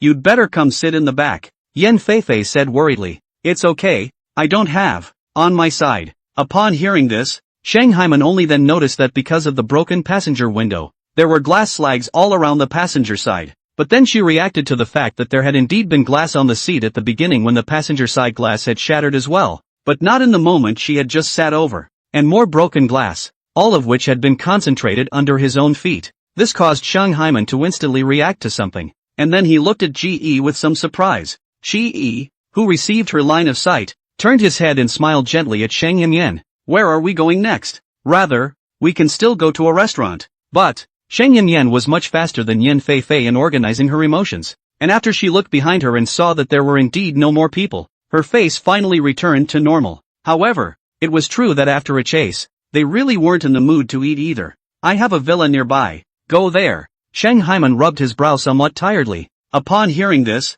Yan Fei Fei nodded in shock. Right, or else we'd better go back first. Ji Yi nodded and drove the car to the address Shang Yan had mentioned. Perhaps Shang Haiman had instructed them when they were in the car, so when the three of them went, the servants inside had already prepared the food. But other than Ji Yi, the other two no longer had much of an appetite. Yan Fei Fei was particularly frightened, and her body, which was already in bad shape, had been looking pale until now. So after eating no more than 2 bites, Yan Fei Fei went upstairs to rest, and Shang Yan also felt that the experience of those 20 minutes just now was surprisingly more tiring than her working day, especially with all the stuff that happened back there, which continued to swirl around in her head until she sat down to eat. Seeing that Yan Fei Fei had gone up to rest, in fact, Shang Yan also wanted to go up to rest, only that some things were still to be said. Ji Yi, who do you think those people who attacked us today will be? Will they be from the Zhou family? Or, Ji Yi was still over there concentrating on his meal, and was considering in his heart whether he should go back in a while,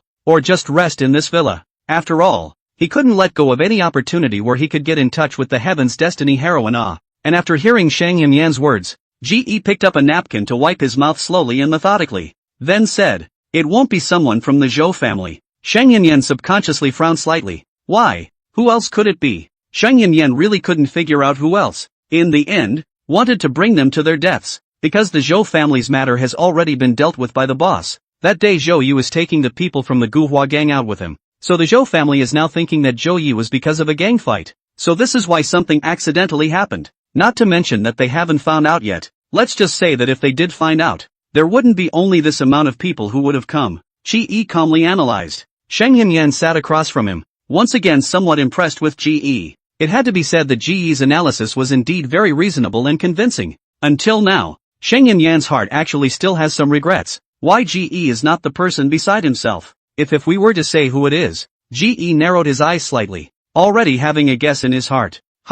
Who is it? Shang Haiman looked over curiously. Ji Yi smiled and shook his head. Forget it, it's just a guess. It's better to wait for me to find out before I tell you. Shang Yan was very curious, but she was too embarrassed to ask after her. She nodded. I'm really troubling you today. It's fine, it's fine. Ji Yi waved his hand smilingly, then said very thoughtfully, I see that you've just been scared too, and you're also quite tired, so it's better to go up and rest quickly as well. It didn't occur to him that GE had been paying attention to himself, which couldn't help but warm Shang Hinyan's heart. Chapter 30, Half Beliefs, Half Doubts. She smiled and nodded. Good, then I'll go up first. Oh yes, there are quite a few guest rooms in the house. You can just choose anyone to rest in. I'll go up first. At the end of her sentence, Shang Hinyan stepped on her high heels and walked up the escalator step by step. And just as the escalator turned the corner, she didn't hold back to look back at GE. However, she hadn't thought about the fact that GE was still looking at her now. Meeting GE's smiling eyebrows,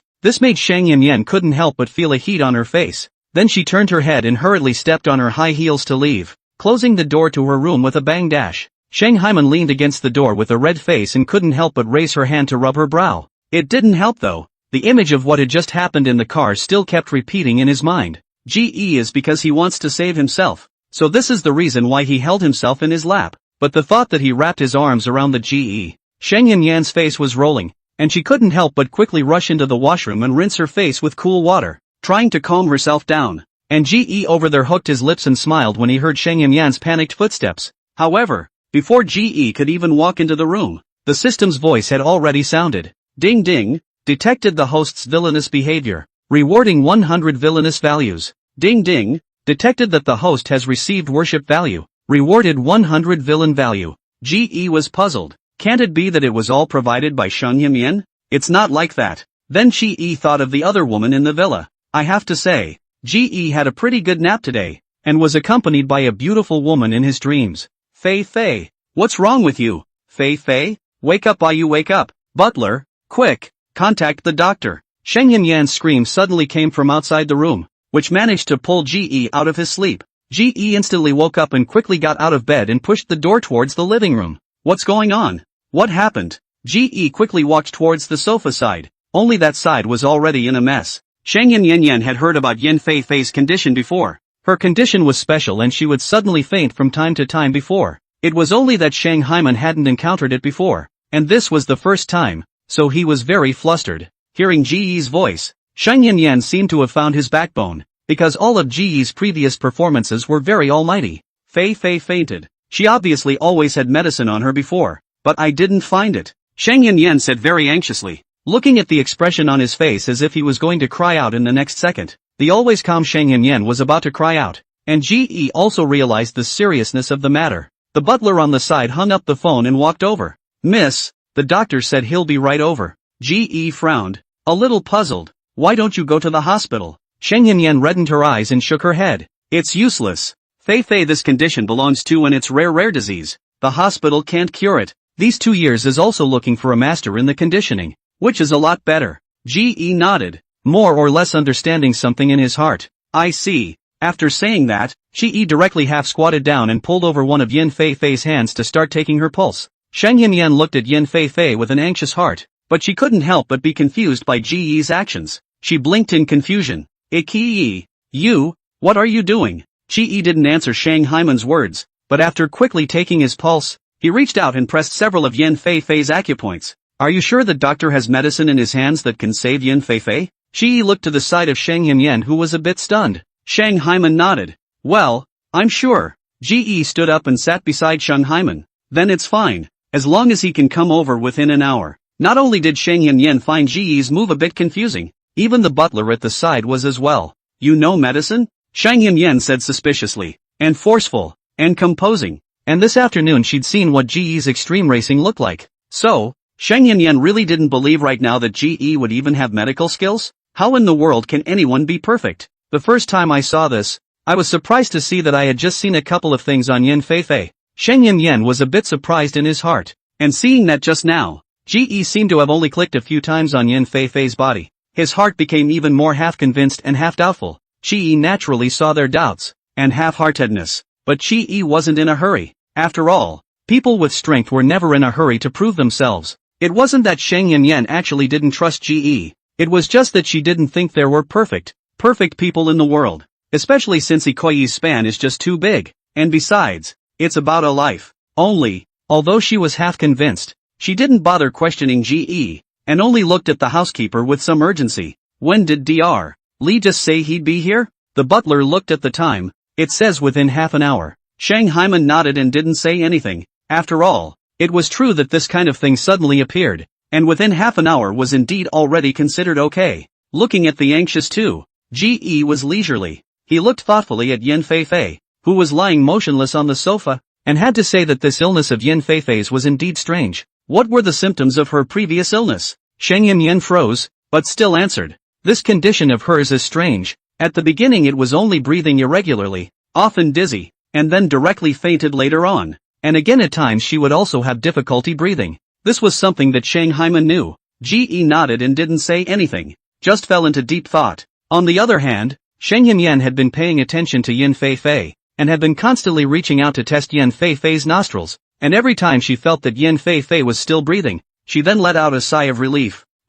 Shang Hyman blinked his eyes as if he had discovered something wrong. She looked at Yin Feifei carefully, wondering in her heart if Yin Feifei's face was rosy just now, when she had just fainted. She clearly remembered seeing Yin Feifei's face miserably white. Is it hard to believe that it's really because of Ge? Only, before Shang Hyman could figure it out, the sound of hurried footsteps came from outside. A middle-aged man walked in quickly from outside with a leather case in his hand. Dr. Li, quickly, come and take a look at Feifei's condition. That Dr. Li held up his glasses and first placed the suitcase on the coffee table, then took out a small porcelain bottle from it. It was only after he took out a pill from it and fed it to Yin Feifei that he breathed a sigh of relief, and only then did he have the time to wipe the sweat from his own forehead. It should be fine after taking the medicine, right? Shang Yan anxiously inquired. Chapter 31, Traditional Chinese Medicine. If you're fine, you'll be fine now that you've taken the pills. That Dr. Li said as he stuffed the medicine into Yin Feifei's mouth, and then he checked Yin Feifei's condition.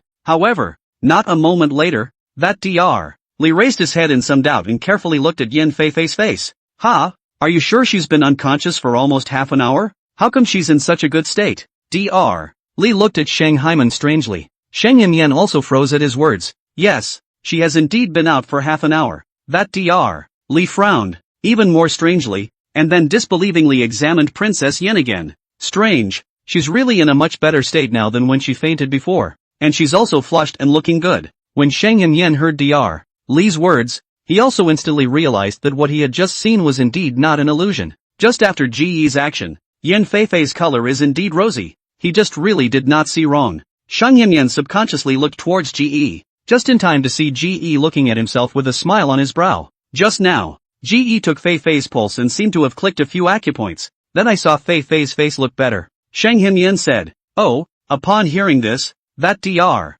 Li looked at the man next to Shang Yan with interest. Dr. Li had been to this place once before, so he knew Shang Hyman's housekeeper. Then the only people who were here now, besides him and Shang Hyman, were the housekeeper and the strange man next to Shang Hyman. This gentleman is an herbalist? Dr. Li inquired, facing Dr. Li's curious eyes. Ge just shook his head and said very humbly, I'm not really a Chinese medicine practitioner. I'm just interested in Chinese medicine. I've studied it before. Just an accidental research. Research to mastery. Just. Ge smile. So that's how it is. Hearing Ge's words, a trace of disappointment flashed in that Dr. Li's eyes. Originally, I thought that I had met a young man with incredible medical skills, but now it seems that it might just be a coincidence that this has eased Yin Feifei's state a bit. Cough up. While several people were talking, Yin Feifei, who was lying on the sofa, suddenly coughed. The crowd hurriedly looked, only to see Yin Feifei frowning, coughing as she sat up from the sofa. Seeing this, Shang Yan hurriedly went forward and helped her up, saying with concern, Consort, are you alright? Is your body still uncomfortable? Yin Feifei's sudden awakening was more or less bewildering, but after all, she had experienced it before, so she naturally knew what had happened. She shook her head in bewilderment and saw Dr. Li beside her, wondering, Dr. Li, what brings you here? You're still talking. Shang Yan snapped. You almost didn't scare me to death after you just fainted. Luckily Dr. Li brought the medicine in time, or else. Speaking of which, Shang Yan was still a bit stunned. Yin Feifei also knew that she was in the wrong. She lowered her head in some embarrassment, because my body has been free of discomfort for a while now. I've slacked off. Hearing Yin Feifei talk like this, both Shang Yan and that Dr. Li's faces immediately turned gloomy. That Dr. Li packed up his things and said seriously, Ms. Yin, if you're still so slack, I'm afraid we'll have to meet at the hospital. Yin Feifei's face went white for a moment, then hurriedly waved her hand. I won't. After a few careful instructions, that Dr. Li left the bottle of medicine and left. Ge, on the other hand, looked at Yan Fei Fei thoughtfully. It looked like Yan Fei Fei had already cast a shadow on the hospital. Otherwise her reaction just now wouldn't have been so great. Fei Fei, haven't you ever tried Chinese medicine? Ge turned his head to look at Yan Fei Fei and inquired. Ha? Yan Fei Fei froze, then nodded and shook her head. In fact, I had looked for a Chinese medicine practitioner at the time before, but in the end, I chose Western medicine. After all, the results are faster. Ge lost his smile. You haven't even tried Chinese medicine yet. How do you know that Western medicine works faster? Yan Fei Fei frowned slightly and retorted. Why haven't I tried it? I even received acupuncture for a period of time. It was because it didn't help much. That's why I went to Dr. Li and the others. How could it be? Ge murmured in disbelief. After all, he had just clicked Yan Fei Fei's acupoints a few times, and it had already been somewhat useful. It doesn't make sense that Chinese medicine treatment wouldn't work on Princess Yan, unless the person Yan Fei Fei found is not good at Chinese medicine. Although I also think that our country's Chinese medicine is very good, it really isn't of much use to me. Yan Fei Fei thought that Ge was still skeptical, so she continued. Fine. Ge shrugged helplessly. This was after all someone else's business, and besides, the treatment still seemed to be going quite well so far, so it was better for him to stay out of it. But aren't you completely cured? Why are you fainting again now? Shang Yan once again looked at Yan Fei Fei angrily. Yan Fei Fei was very helpless. Before, I was quite well nourished and stabilized, so I took one less medicine this time, but I didn't expect it to be this serious. Shang Yan had just been frightened, and took Yan Fei Fei's hand, chiding, the body is not yet fully healed, and you're in a hurry to return? Yan Fei Fei was afraid that Shang Haiman would not allow her to return, and anxiously said, I really did decide to return because my body was almost well. I didn't think that taking a day's worth of medicine less would be like this. I swear, in the future, I will definitely take medicine all the time. Ge held back or did not hold back and said, you just took one less meal of medicine. Then so serious, take the time to go to the checkup is good. This time Yan Fei Fei didn't refute Ge. After all, she was indeed at a disadvantage. Ge doesn't feel that Yan Fei Fei's current condition has completely healed. Instead he just feels that Yan Fei Fei's current physical condition is just being supported with medication. If it wasn't for the fact that he didn't have any silver needles on him, he would have just been about to actually give Yan Fei Fei a needle. However, thinking of silver needles, Ge suddenly remembered that he had to hurry up and find a chance to get some silver needles. He still had to use them. Shang Yan was also considered a workaholic, so after taking a lunch break and making sure that Yan Fei Fei really didn't have anything to do, he left for the company. Of course, after all, the incident of being followed had happened today, so it was for Firefox to come and personally pick up Shang Yan and go back. Looking at Shang Yan's departing figure, Yan Fei Fei couldn't help but sigh and shake her head. As expected of him at Suki-san, she's still thinking about going back to continue working at this hour. Ge nodded approvingly. Indeed, thought workaholic. Seeing that Shang Yan had left, Ge had originally wanted to go back as well, so that he could buy a set of silver needles on the way. Are you going home? I can give you a ride back by the way. Ge's car has already been scrapped, and just now when Shang Yan left, she said that Ge could drive the car in her garage back. Chapter 32, Bitterness in the Heart. You're going back? Upon hearing this, Yan Fei Fei hurriedly took hold of Ge's arm with both hands, directly pulling Ge to a stop. She looked at Yan Fei Fei confused. Because of the character of the reason, Yan Fei Fei, this person is actually still very shy, did not expect will suddenly take the initiative to pull himself. But although she took the initiative to pull herself back, Yan Fei Fei's face still floated a touch of scarlet in the end. She probably also felt that her move was too abrupt and was more or less embarrassed. Ge subconsciously lowered his head to look at her, and saw Yan Fei Fei blink shyly before finally looking up at Ge. That what? Ge is embarrassed, but can you go to my house today? Yan Fei Fei's face was scarlet and her large bright eyes looked at Ge expectantly. Ge's eyes widened in slight surprise, and without the slightest hesitation, he nodded. Of course. I didn't think that Yan Fei Fei,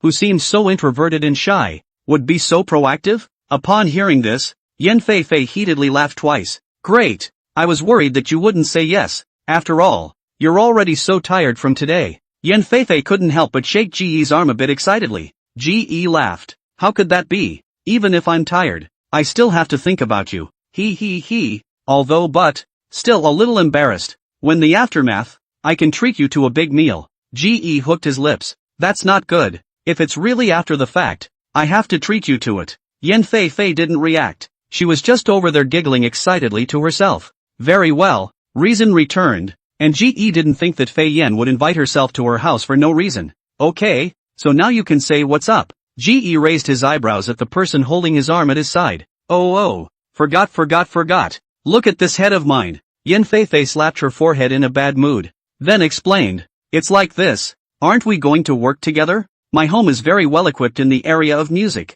so I want to ask you to go to my home and help me a bit to hone the arrangements for a few other songs. When she thought of the song that Ge had composed, Yan Feifei was very excited and looked forward to the song that the two of them would collaborate on afterward. Ge was helpless. Sure enough, he knew that Yan Feifei must be looking for himself because of these things. Alright then, now, glancing at the time, Ge helplessly walked towards the underground garage first. Yan Feifei nodded her head obediently, then followed Ge's buttocks with her ass. Ge looked at such a well-behaved and docile Yan Feifei. His heart couldn't help but feel free. That's a lot less effort than that little devil at home looks like. Ge had just thought of Yi Ro when his cell phone suddenly rang. Ge took out his cell phone and looked at it, not expecting it to be none other than Yi Ro's call, which made him raise an eyebrow in some surprise. What a coincidence! Seeing that Ge had a phone call, Yan Feifei very sensibly pointed to the underground garage, signaling that she would go there first and wait for him. Ge nodded and stepped aside to pick up the phone. Hello? Brother Yat. Are you free this afternoon? I'll finish my classes early this afternoon and I'm going to go out shopping with Sister Butterfly. Are you going or not? It's just the right time to help you pick out the clothes you'll wear for the day's party. The moment the phone was connected, Ge had just finished saying one word on his side, and Yi Ro on the other side had already impatiently said all of her words. Imagining Yi Ro over there uttering those words like a machine gun made Ge more than a little amused. About what time is it? Let's see. It was now around 1 o'clock in the afternoon. If there was enough time he could still go. After all, he had just promised Fei Yan. He couldn't go back on his word. Although it's earlier than usual, it's still 5 or 6 o'clock, but it's just as well that I can treat you to a meal. Yi Ro from across the room said curtly, afraid that Ge wouldn't agree. Seeing that the little witch had already softened her attitude, and that the time also happened to be non-conflicting, Ge then also reluctantly agreed. That's fine. Seeing as you've behaved okay and are very well behaved, I'll agree. After the afternoon is over, just send me the address and I'll go there myself. Ge couldn't help but say teasingly. Yi Ro on the other side of the phone couldn't help but feel a heat on her face when she heard Ge's flirtatious tone. What do you mean? She's behaving herself? Being nice? Oh, come on. Although she complained in her heart, Yi Ro smiled sweetly on her face. Then it's a deal. Oh Yat, remember to come in the afternoon. Seeing that Ge had agreed, Yi Ro finally hung up the phone at ease as well. While Yi Zuozhuo was on the phone, Flower Butterfly sat on the sidelines and watched. I do not know why. Seeing Yi Zoyo smile happily when she called, Flower Butterfly will actually feel a trace of heartache.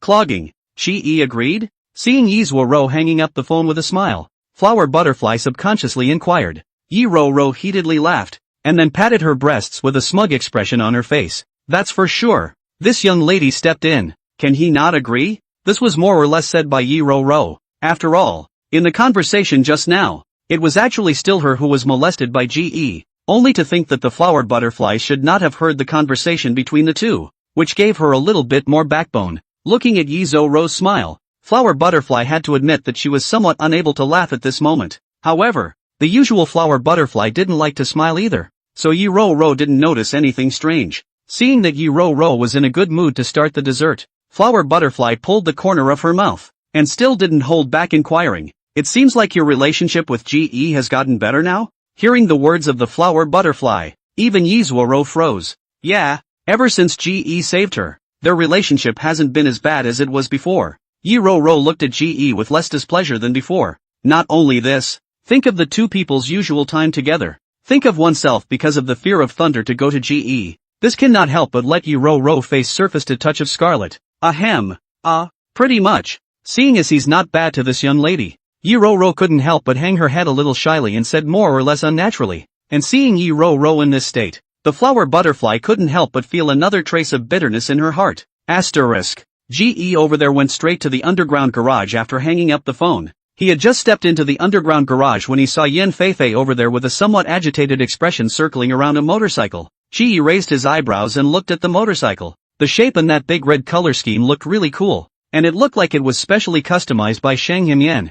Chapter 33 Stimulation. You like motorcycles? Ge inquired as he walked up. When Yan Feifei saw Ge arrive, she straightened up a little embarrassed and smiled. In fact, it is not particularly like, just want to try it. After all, before has not been much to try. The back is also because of physical reasons. Everyone also do not let me touch these things. Speaking of this, Yan Feifei sighed more or less helplessly. If you can't ride it, it doesn't say you can't sit on it, right? She looked at Yan Feifei. Yan Feifei blinked her eyes in some bewilderment and instantly reacted as well. Her eyes shone brightly as she looked over at Ge. Are you going to drive this? Ge looked at the excited woman in front of him and couldn't help but hook his lips slightly. He stepped forward with his long legs and straddled the motorcycle directly. Picking up the helmet in front of him, Ge turned his head and raised an eyebrow at Yan Feifei. Still not coming up? The excited Yan Feifei suddenly came back to her senses. She tightly pursed her lips and took the helmet in Ge's hand. Then she sat down behind Ge.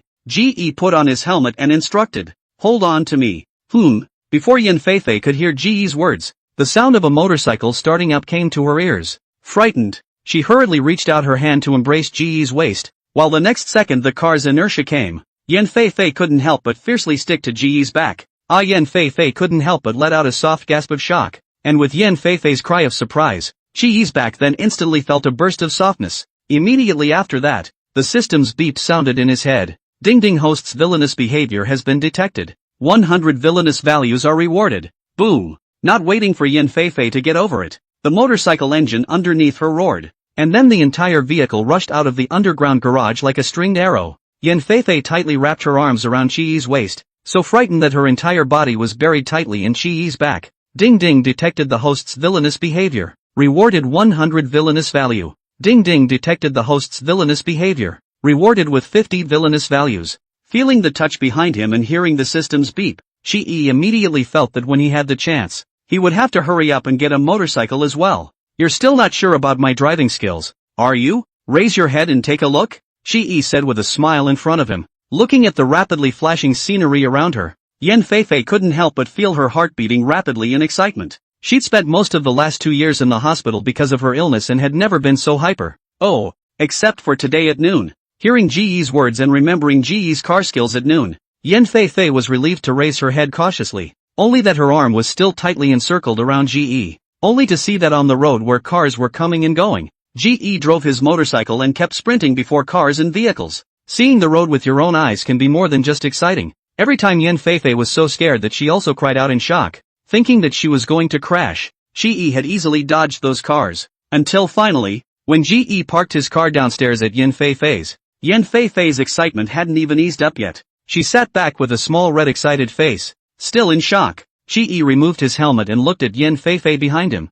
Looking at her red-faced and silly appearance, he couldn't help but laugh out loud. What's going on here? Hasn't the spirit caught up with you yet? Ge teased. And this also made Yan Feifei snap back to her senses. She reddened a small face and glanced at Ge in front of her without any good reason. What nonsense are you talking about? Ge stifled a couple laughs at her appearance, then raised an eyebrow and said, "So can we get off now?" As he said that, Ge also reached out his fingers to nod at Yan Feifei's arm that was wrapped around his waist. Yan Feifei's face instantly heated up, and then she quickly withdrew her arm with a blush. Ahem, that went down. Saying that, Yan Feifei carefully got out of the car. After all, actually sitting in the back her feet couldn't reach the ground, and all the way until after getting out of the car, Yan Feifei felt a bit fluttery, and the whole thing still felt a bit unreal. Watching Ge stop his car, Yan Feifei hurriedly greeted him and led him into her home. Although Yan Feifei didn't live in a villa, her home was indeed very large as well. It is a one-staircase,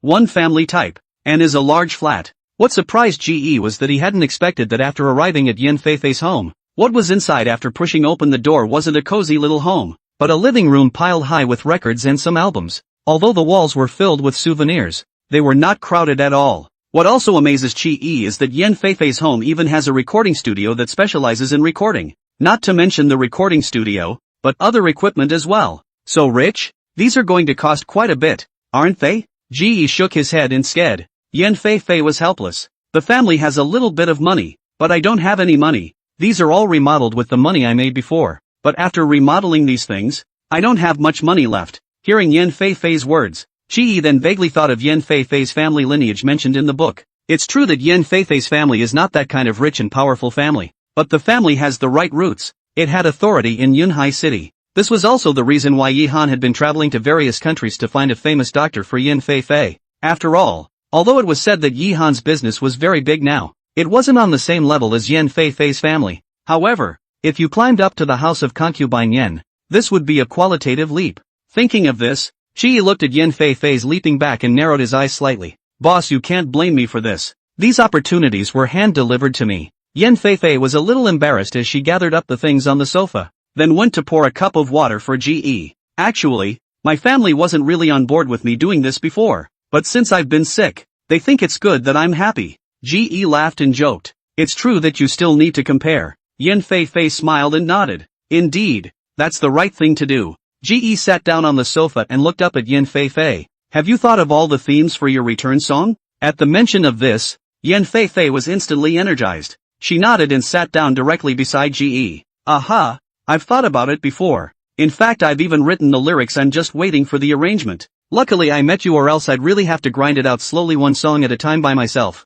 Right. Speaking here, Yin Fei suddenly thought of something and stood up hurriedly. I'll go get you the words I wrote for you to read. Chapter 34, Sorry Boss. Ge looked at Yin Fei in tears and laughter. Looking at her like this is really novel. It's adorable to see a gentle, docile little girl get excited when she meets something she likes. Thinking of this, Ge placed the teacup in his hand on the coffee table, then leaned back towards the pillows behind him. However, just as he leaned back into the cuddle, Ge sensed something. He subconsciously reached out his hand to feel toward the back, not expecting to directly carry out a xiong bra. Looking at the small, tender pink dress in his hand, Ge subconsciously fell silent. Just as Ge was looking at what he was holding in silence, Yin Fei came out of the recording studio with a folder in her hand with a smile on her face. Iki, look at. Yin Fei raised her head, her bright eyes looking towards Ge. Only she had just raised her head and was suddenly dumbfounded over there. The originally bright eyes suddenly widened in shock, and even the smile at the corner of that mouth suddenly stiffened on his face. Ah! Yin Fei's body stood stiffly over there for a while before she suddenly screamed out. She panicked and jogged up and pulled the small piece of clothing from Ge's hands, and then threw it directly into her room with a red face. After closing the bedroom door behind her, Yin Fei turned red and looked at Ge on the sofa with her hands and feet. Yin Fei's movements were really a bit fast, especially with the scream she had just let out, making Ge freeze. After all, she's a singer, and that's a great high note. Cough. Sorry, I didn't mean to do it. I just felt something behind me, so I reached out my hand to take it. I didn't expect it. Ge more or less unnaturally touched his nose. After all, the way things were going, he hadn't expected it. Yin Fei stood stiffly in the bedroom doorway and hurriedly waved her hand at her words. It's okay. I don't blame you. I blame myself for misplacing things. After saying that, Yin Fei then turned red again and stood over there with her head hung low. Seeing Yin Fei standing over there with a red face, the top of her head seemed to be smoking. Seeing her unwillingness to face reality,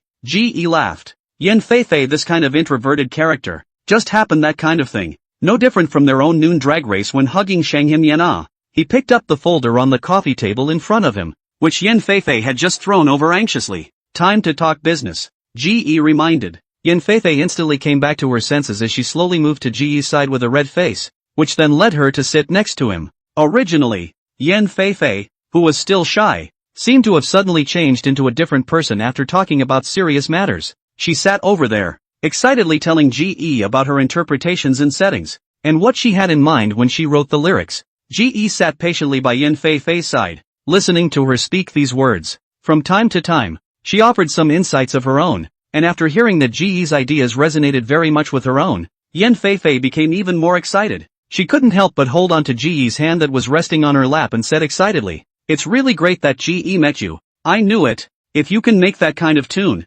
surely you can understand my thoughts as well." Ge smiled and was just about to say something when he saw Yin Fei's cell phone on the coffee table vibrate. With the ringing of the cell phone, Ge naturally read the note on top of the phone. Looking at the word Yihan, Ge narrowed his eyes slightly. Ge then looked at Yin Fei, but he didn't expect Yin Fei to hang up the phone directly.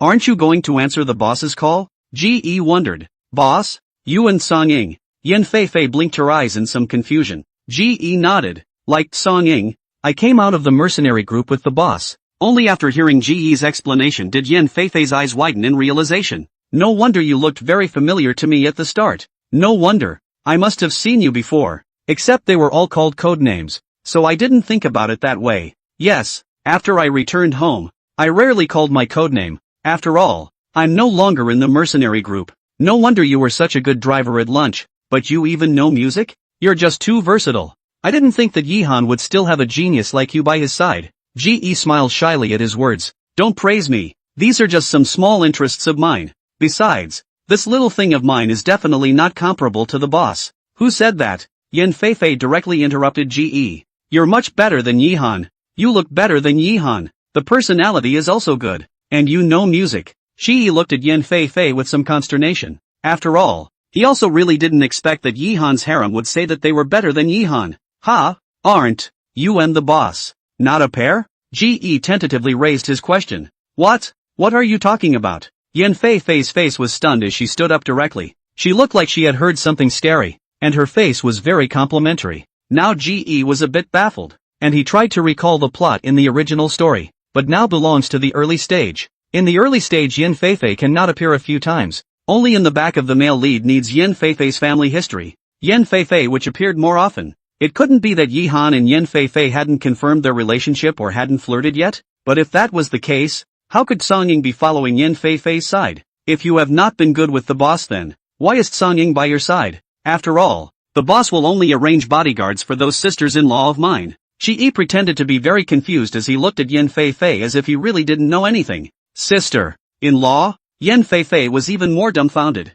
Ding Ding detected the host has destroyed the relationship between the male and female hosts of Heaven's Destiny, rewarding 500 villain values. You really didn't get along with my boss? Ge pursued unbelievingly. If this really wasn't much of a development yet, then it would be really easy for him to take advantage of Yihan being in a foreign country to strike now. Really? Seeing Ge's face of disbelief, Yin Feifei anxiously sat directly beside the astonished figure. I met him a few times in the beginning when I went to meet Sister Himitsu with the company, and I have to admit that he's really quite attractive. Ge secretly nodded his head. See the strange, this is the so-called male protagonist aura. The first appearance will certainly attract women's eyes, but he's just average looking. Yin Feifei blinked her eyes, seeing Ge looking at herself again with some confusion. Yin Feifei hurriedly explained. Don't get me wrong. I'm not talking about your boss being ugly. I for one am a face controller. So, Chapter 35, almost ruffled. Listening to Yin Feifei's words, the corners of Ge's mouth twitched terribly. He stifled his laughter and coughed a few times, then said, Ahem. You don't worry, I understand. But I thought you and my boss also good at. Aya, you mustn't misunderstand. Yin Feifei explained anxiously, and even her little face reddened. Although I've met a few times before, I also know that your boss and Sister Scarlet Burner are quite good. How could I possibly be with him? And Yin Feifei seemed to have suddenly thought of something, and even her tone became a bit agitated. And he's also good with so many people. I don't like people like her. Looking at it like this, Sister Scarlet Burns is really pitiful. Shi looked at Yin Feifei's current condition, and then he understood something in his heart. It looked like Yihan hadn't rated Yin Feifei yet. It was only that although Yin Feifei disliked Yihan so much right now, she would still end up falling under the aura of Yihan's male protagonist's charisma. But, thinking of this, Ge slightly hooked his lips. That is in the case of his own not to make a move. If he is to make a move cannot know. Thinking of this, Ge was ready to continue the conversation. That pale eagle. Yin Feifei blinked with some confusion. I don't know about this. I only know that once I fainted in Sister Scarlet Burns' office. It was Yihan who had someone send me to the hospital, and then helped me find a doctor. And I don't know what he said to my family later on. So he let Songying come to me as a bodyguard, to prevent me from having accidents. Hearing Yin Feifei's words, Chi couldn't help but narrow his eyes. Listen to this situation. That now in fact Yihan has got some benefits from the Yin family. No wonder the back even dared to take the foreign mafia's gold strutting back. Ah, you don't like my boss, that's a rarity. Ge said with feigned surprise, and this look of shock managed to make Yin Feifei unconvinced. She sat down next to Ge and frowned defiantly, then stuck her back out in dismay. Who says a woman has to like your boss? I admit that he's really outstanding as a person. But that's not my criteria for choosing a boyfriend either. Ding Ding detected that the host has strayed from the male and female host's relationship, rewarding 500 villain values. Hearing the system's beep, Chi's eyes softened even more as he looked at Yin Feifei. Gaining villain value wasn't as easy as it was before during this time, so he was now very thankful to Yin Feifei for bringing his villain value back up to over 10,000. Still, after hearing Yin Feifei's words, Chi slightly raised his eyebrows. So what are your criteria for choosing a boyfriend? Yin Feifei had just finished speaking when she met this gentle, watery gaze of Ge's and was slightly stunned. Then after hearing Ge's words, Looking at Ji's face then also became more flushed. This. Yan Feifei's eyes flickered, not daring to look at Ji. Stammered, half unable to speak. Ding ding, host's villainous behavior detected. 50 villainous values rewarded. Hearing the beep in his head, this made Ji slightly raise the end of his eyes. This was a good feeling towards himself? Wouldn't that make things even better? Seeing Yan Feifei's reddened face and stammering, Ji drew a tissue from the side and slightly leaned forward to wipe the honeyed sweat from her forehead. Then, Ji inquired with great concern, "Why is your face getting so red now? Why do you keep sweating? Are you not feeling well? Do you want me to give you a look?" Seeing how close Ji was to her, Yan Feifei was instantly dumbfounded again. From a young age, Yan Feifei's family's education was very strict, so this made Yan Feifei seldom come into contact with those boys. Even the term early love had never appeared in Fei Yan's life, because since childhood Yan Feifei is a good girl, has been after graduation, which finally disobeyed the words of the family. But it's only because of getting into show business. At that time, Yan Feifei was preoccupied with her career, so she never thought about falling in love. And all the way to the back, Fei Yan, who had a successful career, also stayed in the hospital for the past 2 years because she was sick. Therefore, since she was a child, Yan Feifei had never thought about the matter of falling in love. Not only that, she had never even been in close contact with a man. And now, seeing Ji so close to himself, feeling her heart beating flutter, this couldn't help but make Yan Feifei a little bewildered. What is this about yourself now? Why is the heart beating so fast? Feeling a little white, Yan Feifei was a little dumbfounded, and when Ji reached out his hand to help wipe away his sweat, Yan Feifei's face became even more flushed, and even her heartbeat accelerated. She was at a loss for words, raising her hand to cover her chest in bewilderment as she looked up at Ji. Is this the legendary feeling of centering? Had she really fallen for Ji, whom she had only just met? Emotional little white Yan Feifei gazed at Ji, not the slightest idea that her heartbeat was only accelerating because of shyness. Not what is called a heartbeat. Ding ding, host's villainous behavior detected. 100 villainous value rewarded. What's wrong? Is the body really hard? Listening to the system's voice, Ji picked up on it again, pretending to be very worried as he inquired. Yan Feifei instantly returned to her senses and lowered her head with a red little face, only she still couldn't help but raise her head to look at Ji. She couldn't help but feel ashamed at the thought of what was going on inside her. One can only squirm and start changing the subject. No, I'm not unwell. But do you still help people? Yan Feifei said softly with a small red face. Watching Yan Feifei squirm and start changing the subject made Ji more or less cry and laugh. Average. More or less. Do you need me to take a look for you? Ji looked at Yan Feifei with a smile. Yan Feifei's big eyes blinked at Ji, and when she saw Ji looking at herself, she shifted her gaze away with a red face again. No, let's just hurry up and talk about work. Seeing that the teasing was almost over, Ji didn't continue, and today's harvest was still quite a lot. He was also afraid that if he teased further, it would be bad if it backfired. After talking about work, Yan Feifei also instantly felt the temperature on her face go down a bit. This also caused Yan Feifei to let out a sigh of relief. But as time went on, Yan Feifei became more and more impressed with Ji. Every time he came up with an idea, Ji would always cite an example and come up with some ideas that would make Yan Feifei very amazed. This also made Yan Feifei worship Ji more and more. Ji, you're really good. Chapter 36, Self-Rating. Cough.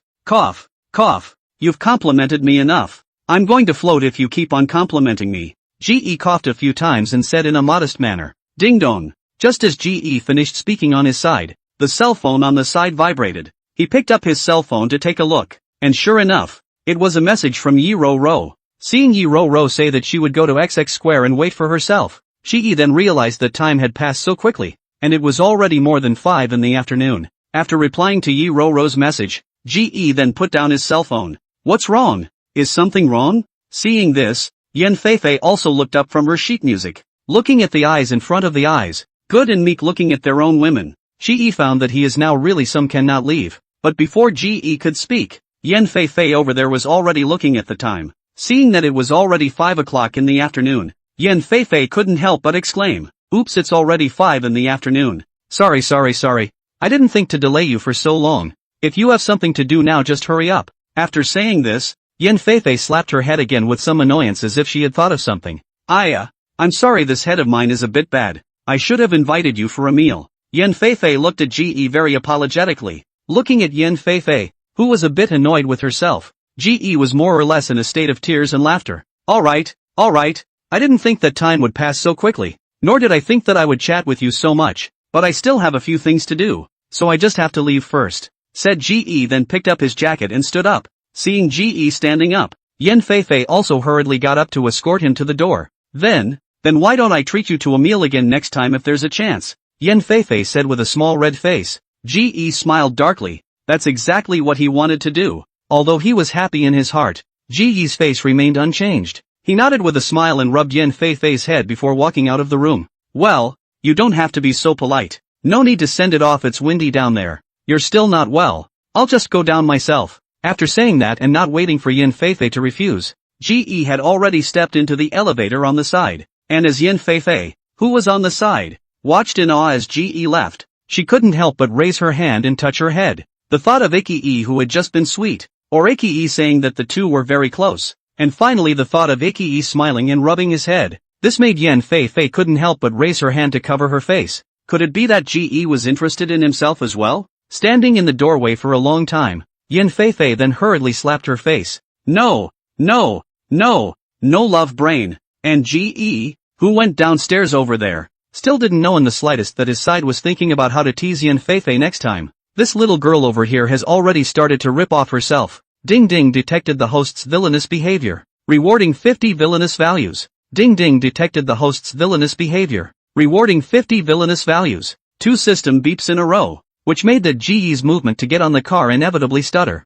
What's going on here? GE doesn't see his bike riding actions as villainous. The only explanation then would be that a certain divine destiny heroine had upped her favor with herself. At this moment, the only person GE thought was possible was Feifei Yen upstairs. With some surprise in his heart, he rode his car out of the neighborhood. GE did not expect that Yen Feifei would be so innocent. GE sped along and managed to arrive at the XX Square in the center of the city 10 minutes later. And in the cafe downstairs of XX Plaza, Yi Ro was holding her cell phone and complaining with Yihan. Why do you always let Butterfly Sister do something? Obviously he has so many people under him. Today is also. It is not easy in Butterfly Sister shopping once it. I did not expect that people have been called away by Yihan. This side, Yi Ro was very dissatisfied and sent a message to Yihan. But before she could receive Yihan's message, she already heard Shin Mumu on the opposite side exclaim. Even the little girls coming around to shop were getting restless. Wow! Zoe, look at it, Zoe. Look at the red locomotive over there.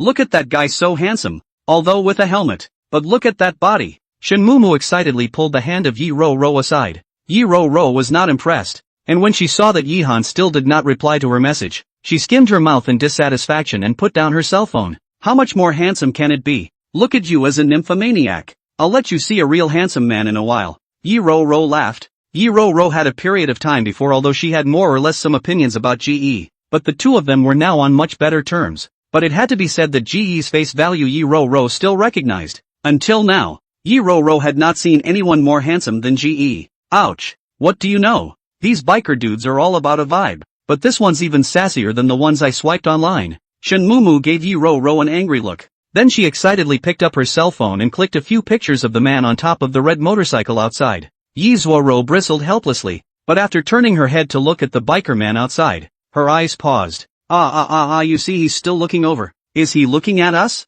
Shin Mumu said excitedly. Look at the way those two are flamboyant. I think that handsome guy is just looking at Lily. Lily is so good looking. Who else would he be looking at if not her? Just as Shin Mumu had finished speaking on her side, a conspiratorial voice came from behind her. This caused Yi Ro and Shin Mumu to subconsciously turn back, not expecting to see Joe Lily and her little follower behind them. The two men's faces immediately collapsed. Yi Ro looked at Joe Lily and gritted her teeth. I didn't expect to still run into Joe Lily over here. What bad luck! Shin Mumu was worried that the two would quarrel over here, and hurriedly pulled Yi Ro. Keep your voice down. What if they hear you? Yi Ro snorted coldly. If you hear it, you hear it. It's hard to believe that I'm still afraid of her. Geez Lily, look at that. The handsome guy even waved at you. Joe Lily gave Yi Ro a disdainful glance, and her eyes couldn't help but be attracted to the man outside the window as well. She looked straight at the man next to the motorcycle, and her eyes lit up when she saw the man come with his helmet off. Seeing that the man waved his hand this way, and hearing the surrounding girls' exclamations of surprise, Joe Lily hooked up a gentle smile and waved her hand at the man as well. When Yi Ro saw this, she couldn't help but snicker. Look at that. Still calling others nymphomaniacs. Your own saliva is coming out. Chapter 37, Brush up your favorites. At that time, Joe Lily did not panic, just slightly hooked lips to the handsome man outside waved his hand. She then looked at Yi Ro on the side with a smile on her face, only to see her speak very confidently. How do you know if it's a nymphomaniac or not? Just see if he comes over to me or not. Yi Ro couldn't help but snort when she heard Joe Lily's words. She looked at Joe Lily with a complicated expression. Not me, Joe Lily, is there something wrong with your hair? With that said, Yi Zhuo nodded her face. These words managed to make the Joe Lily in front of her change her face. Only looking at the handsome man who had already walked into the cafe, Joe Lily was able to not get angry on the spot. Yi Ro, I admit that you are jealous of me, but the words are don't say so hard to hear. Well, not to find me. Is it hard to find you? I admit that you do look pretty good, but look at you wearing a poor look. TSK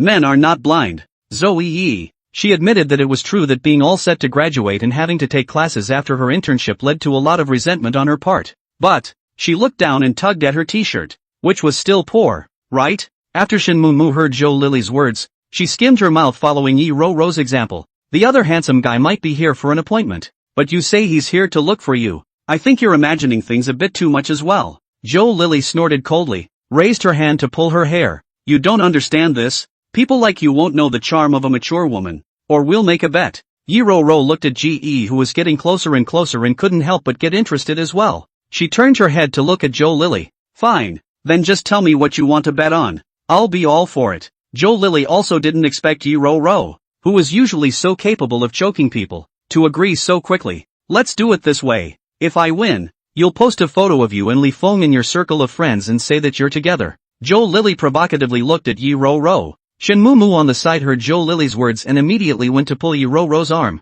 fearing that Yi Ro had agreed. But Yi Zhuo did agree. After all, she did win. So what if the biker guy is coming for me? Then you send a friend. If the biker guy isn't even looking for it, then it's a tie. Yi Ro narrowed her eyes and looked at Joe Lily in a godly manner. And this was just what Lily Zhou wanted. After all, she thought to herself that it couldn't be that she was going to look for Yi Zhuo. Good. Then, Joe Lily finished, picking up a small sip of coffee while looking at the man with the helmet behind her, and then even threw a wink at him with a smile. From the moment he had just pulled up outside, Ikari was a little confused. After he parked his locomotive outside, he was just about to send a message to Yi Zhuo when he saw Yi Zhuo by the window of the cafe, only that he waved his hand at Yi Ro. But it was another person who responded, which made Shi more or less confused, and as he walked into the cafe, Ge felt even more confused. Is this woman winking at herself again? Although that woman was indeed quite good looking, I'm sorry, but it really didn't compare to those sisters-in-law of his own.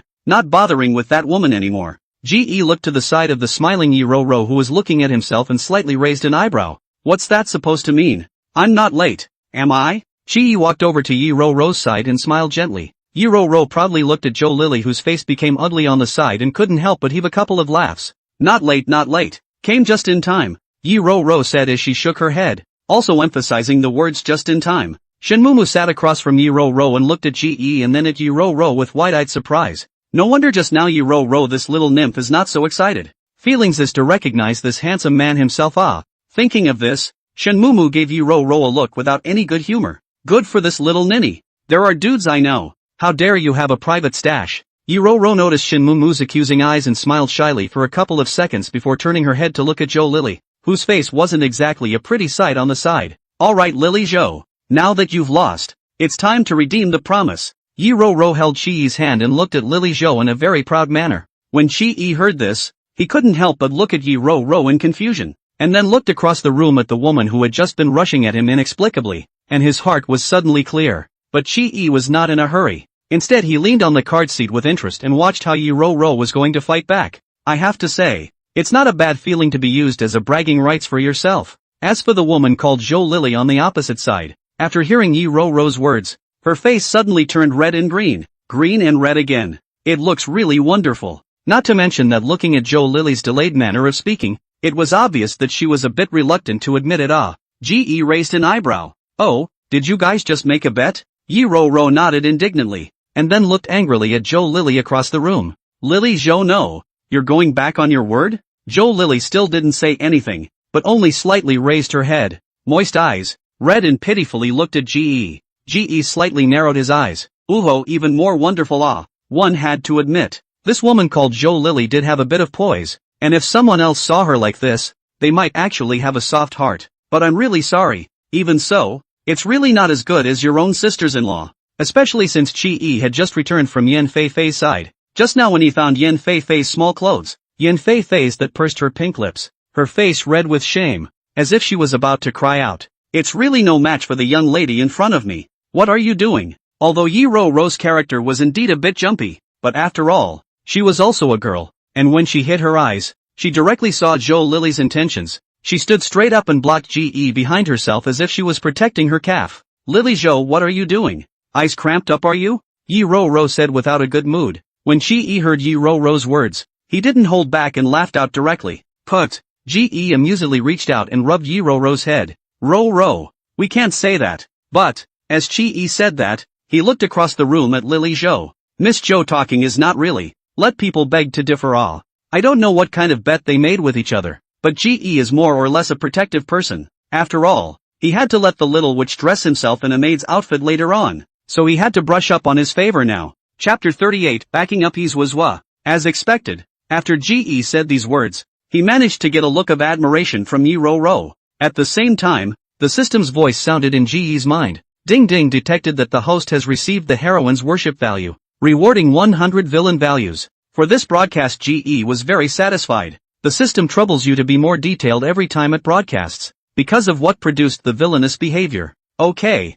Seeing how sharply the system agreed, Ji was more or less helpless. If he had known that the system had agreed so sharply, he would have made this comment before. Where would he have waited until now to ask a tentative question? The viewpoint returned to the present, and after Ji said those words, Joe Lily still remained unspeaking with an ugly face. It's as if he's just determined to play hard to get. Instead, it was the little follower next to Lily Zhou who started to get anxious. Seeing that the current situation is more or less wrong, she hurriedly came out and said, "What bet? Just did not say what bet. Everyone is joking.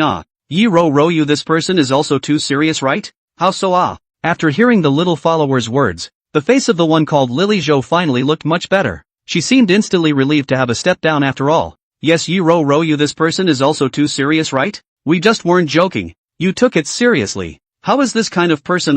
Joe Lily looked at Yi Ro-Ro with a surprised face, as if Yi Ro-Ro had said something unheard of. Yi Ro-Ro froze over when she heard that Joe Lily was playing tricks. She looked up at Ji somewhat at a loss for words, but she didn't know what to say for a moment. Looking at this situation, even the gentle character of Shin Mumu cannot listen to it. Joe Lily, what do you mean? Are you trying to cheat? That Joe Lily raised her eyebrows at Shin Mumu, rather like she wanted to provoke. What? What trickery? I really don't know what you guys are talking about. After saying this, Joe Lily raised her eyes innocently to look at Ji. This little brother you can never misunderstand. I really is not that kind of person. But I see you also know Yi Ro-Ro, must also know her character, right? So, Cho-Yuri shrugged when she finished, the implication unmistakable. And with this look, she managed to make Yi Ro-Ro tremble with anger. Looking at Yi Ro-Ro's eyes red with anger, Chi-Yi's heart is also all a little intolerant. He reached out his hand to pull Yi Ro-Ro behind him, then comfortingly rubbed Yi Ro-Ro's head. Yi Ro-Ro subconsciously looked up,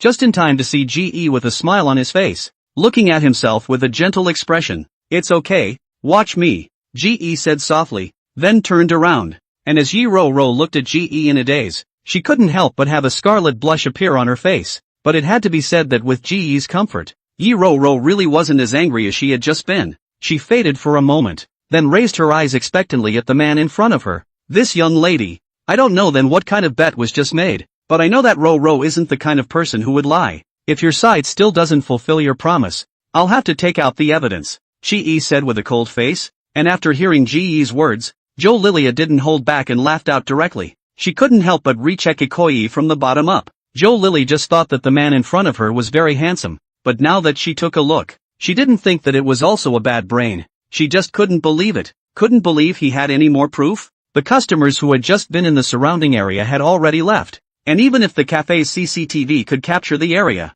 it was so noisy over here. How could they possibly include their own? Little brother, little brother, how could I possibly lie to you? Joe Lily covered her lips and laughed a few times. Then she frowned and looked at G.E. I saw that you were so handsome, but I didn't think that you were a bad brain. Facing Joe Lily's sarcasm, G.E. didn't panic. After all, we'll find out who's really in over their head in a minute. Shi turned around and pressed Yi Ro to sit down on the card seat, while he himself went to find the person in charge of the coffee shop. To be honest, Shi didn't think that he would use his skills on top of this kind of little girl's tearing up. But who made Yi Ro, the little witch, look so pitiful just now? Soon, Ji got the video from the surveillance. Only the reception wasn't good because the people in the store were really noisy. However, this was nothing to Ji, who possessed proficiency in hacking skills. In just a moment's time, Ji walked back with the processed footage, and after hearing her own clear voice coming from the video, Lily Zhou could not sit still at last. Yi Ro looked up at Ji in surprise. The adoration on her face could no longer be concealed. Ding Ding detected that the host has received the heroine's worship value, rewarding 50 points of villain value.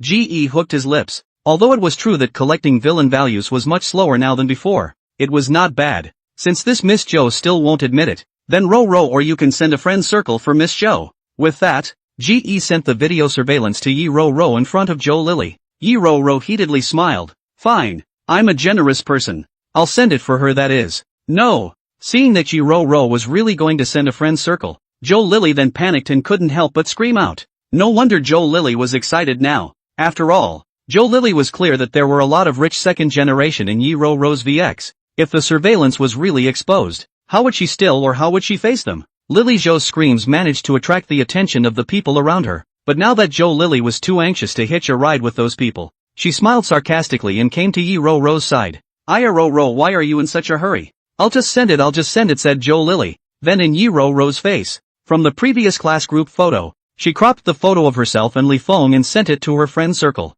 Lily Cho. Oops, betting lost it, picture. Even Ji couldn't help but twitch the corners of his mouth at the sight of that T-words text. However, Ji finally knew why Lily Zhou was unwilling to fulfill the bet. Because the man called Li Feng looked more or less intelligent. This is not Chi's discrimination, but from the face of Chinese medicine, this male student is indeed a bit mentally underdeveloped. If timely treatment is still saved, only these weren't things that Ji should be thinking about anymore. Yi Ro snorted coldly. Now you know you're afraid? I don't know who is shady just now. Surveillance is now in the hands of others. So naturally Zhou Lily would not dare to be reckless. She smiled.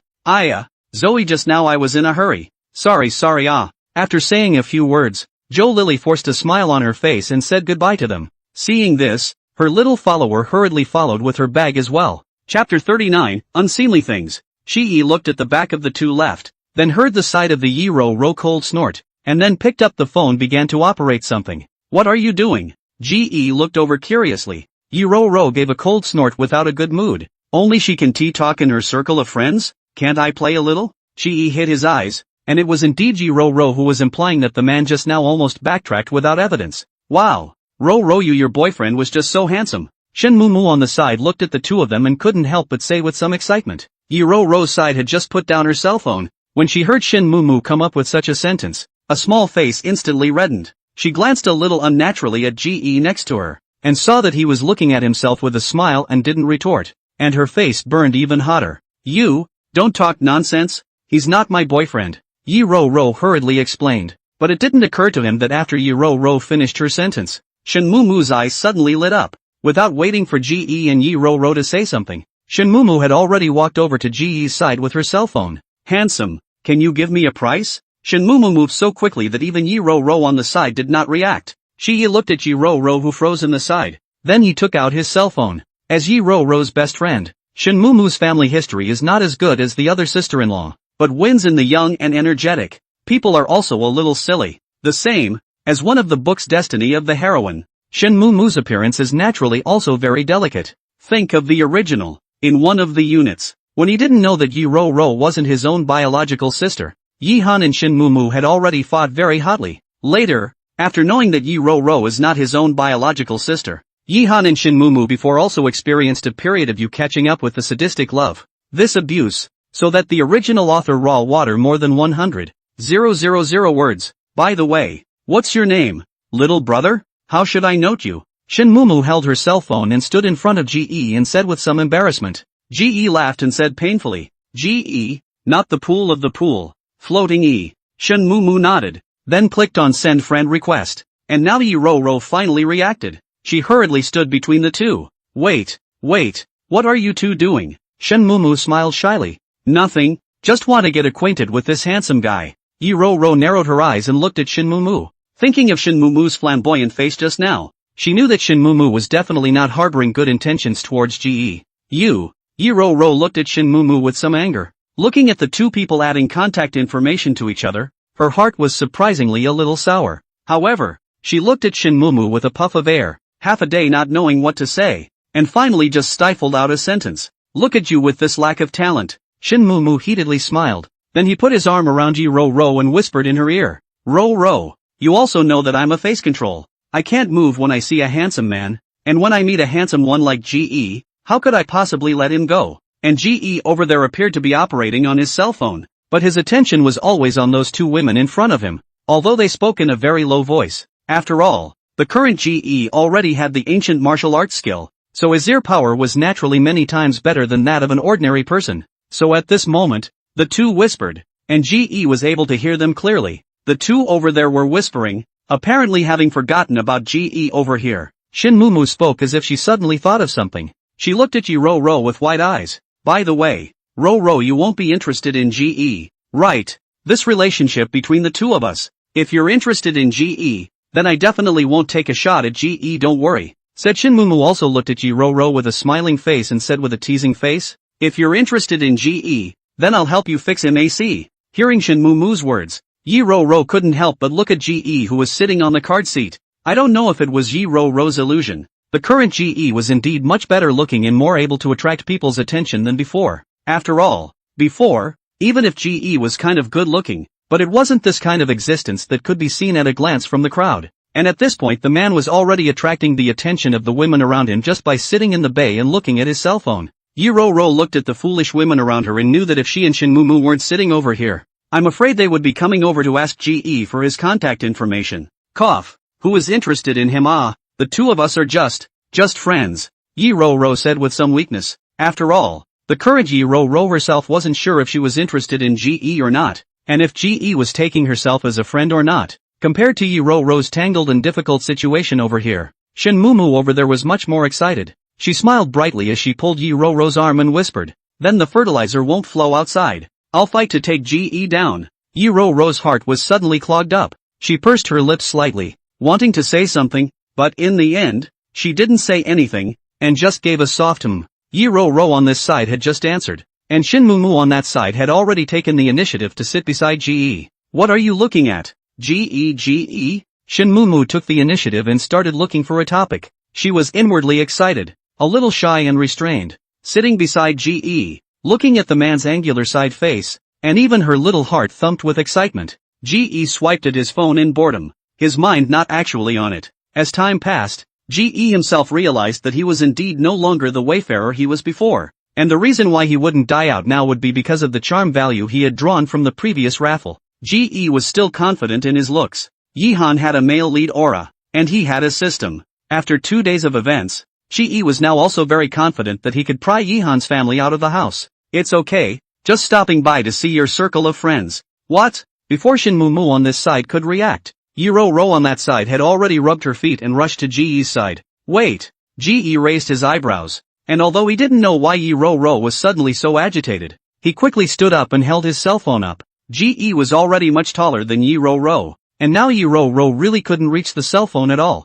What's going on here? Is it hard to believe that there's something else in her circle of friends that she's not allowed to see? Chapter 40, How ungracious are you going to be? Speaking of which, Ge became interested. He directly scratched in Shin Mumu's circle of friends, managed to see a video of Yi Ro drunk, lying on the ground and a dog worship. In the video, the dog looked very scared of Yi Ro and tried to run away, but didn't get away and managed to be pulled back to worship by the drunken Yi Ro. And Shin Mumu, who was recording the video, was already laughing. Hearing the sound of the video, Shin Mumu's face collapsed. She blocked everyone when she posted this video to her friends, just thinking to keep it as a memento. Besides, it had been a video posted the previous year, so long ago that she was about to forget about it too. But the only thing that didn't occur to her was that now that she had added her friends, Ge would scroll down, and she had forgotten to block herself from this new friend. Over there, Shin Mumu hurriedly blocked that friend circle directly after reacting. This side of the Yi Ro saw Shin Mumu action after a sigh of relief.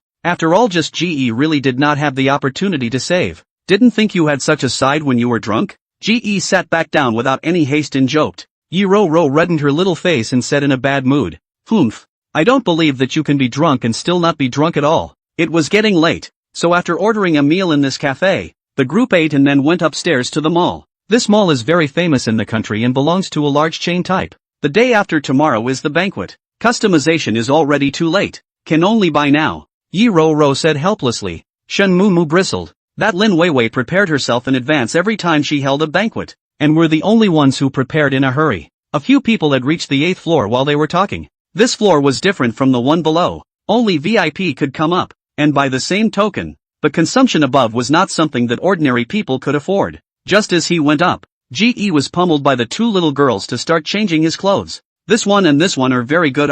GE, you hurry up and try it on. GE was very helpless as he held a bunch of things. Do we have to try all of these? Yi Ro and Shin Mumu nodded at the same time. Right. Unable to do anything else, GE could only walk into the fitting room off to the side, and by the time it came out again, the two were over there comparing notes with their gowns. The sound of the door being pushed open was heard and both men looked out at the same time. At this look, both of them froze at the same time, and even the waiter at the side showed a stunned expression.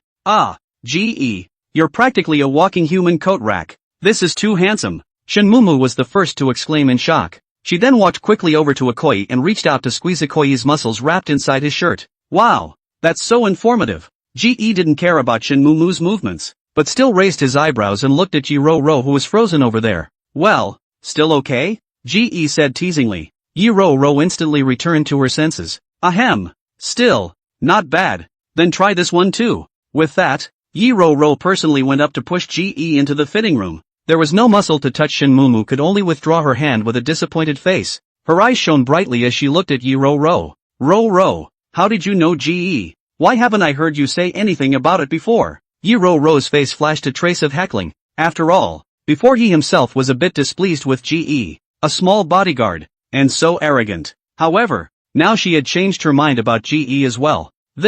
Isn't it because we didn't have the chance before? He's someone under my brother's hand. He was sent by my brother to protect someone else. Isn't this busy? Yi Ro coped. Shin Mumu just wanted to ask something when a male voice suddenly came from the entrance of the store. Zoe, are you here to shop too?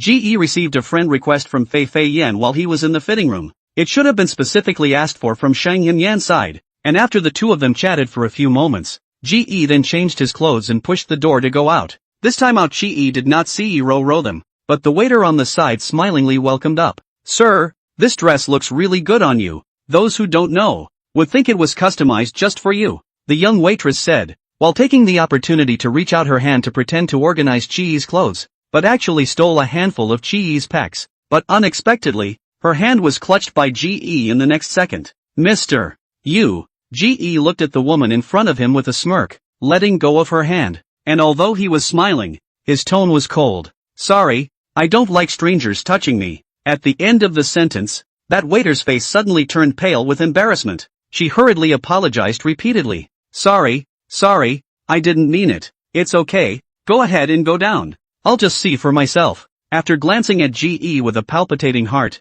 the waitress turned around and hurriedly left. Have you finished trying on clothes, Ikoyi? Yi Ro's voice came from behind him. GE turned to look and saw Yi Ro smilingly walking over.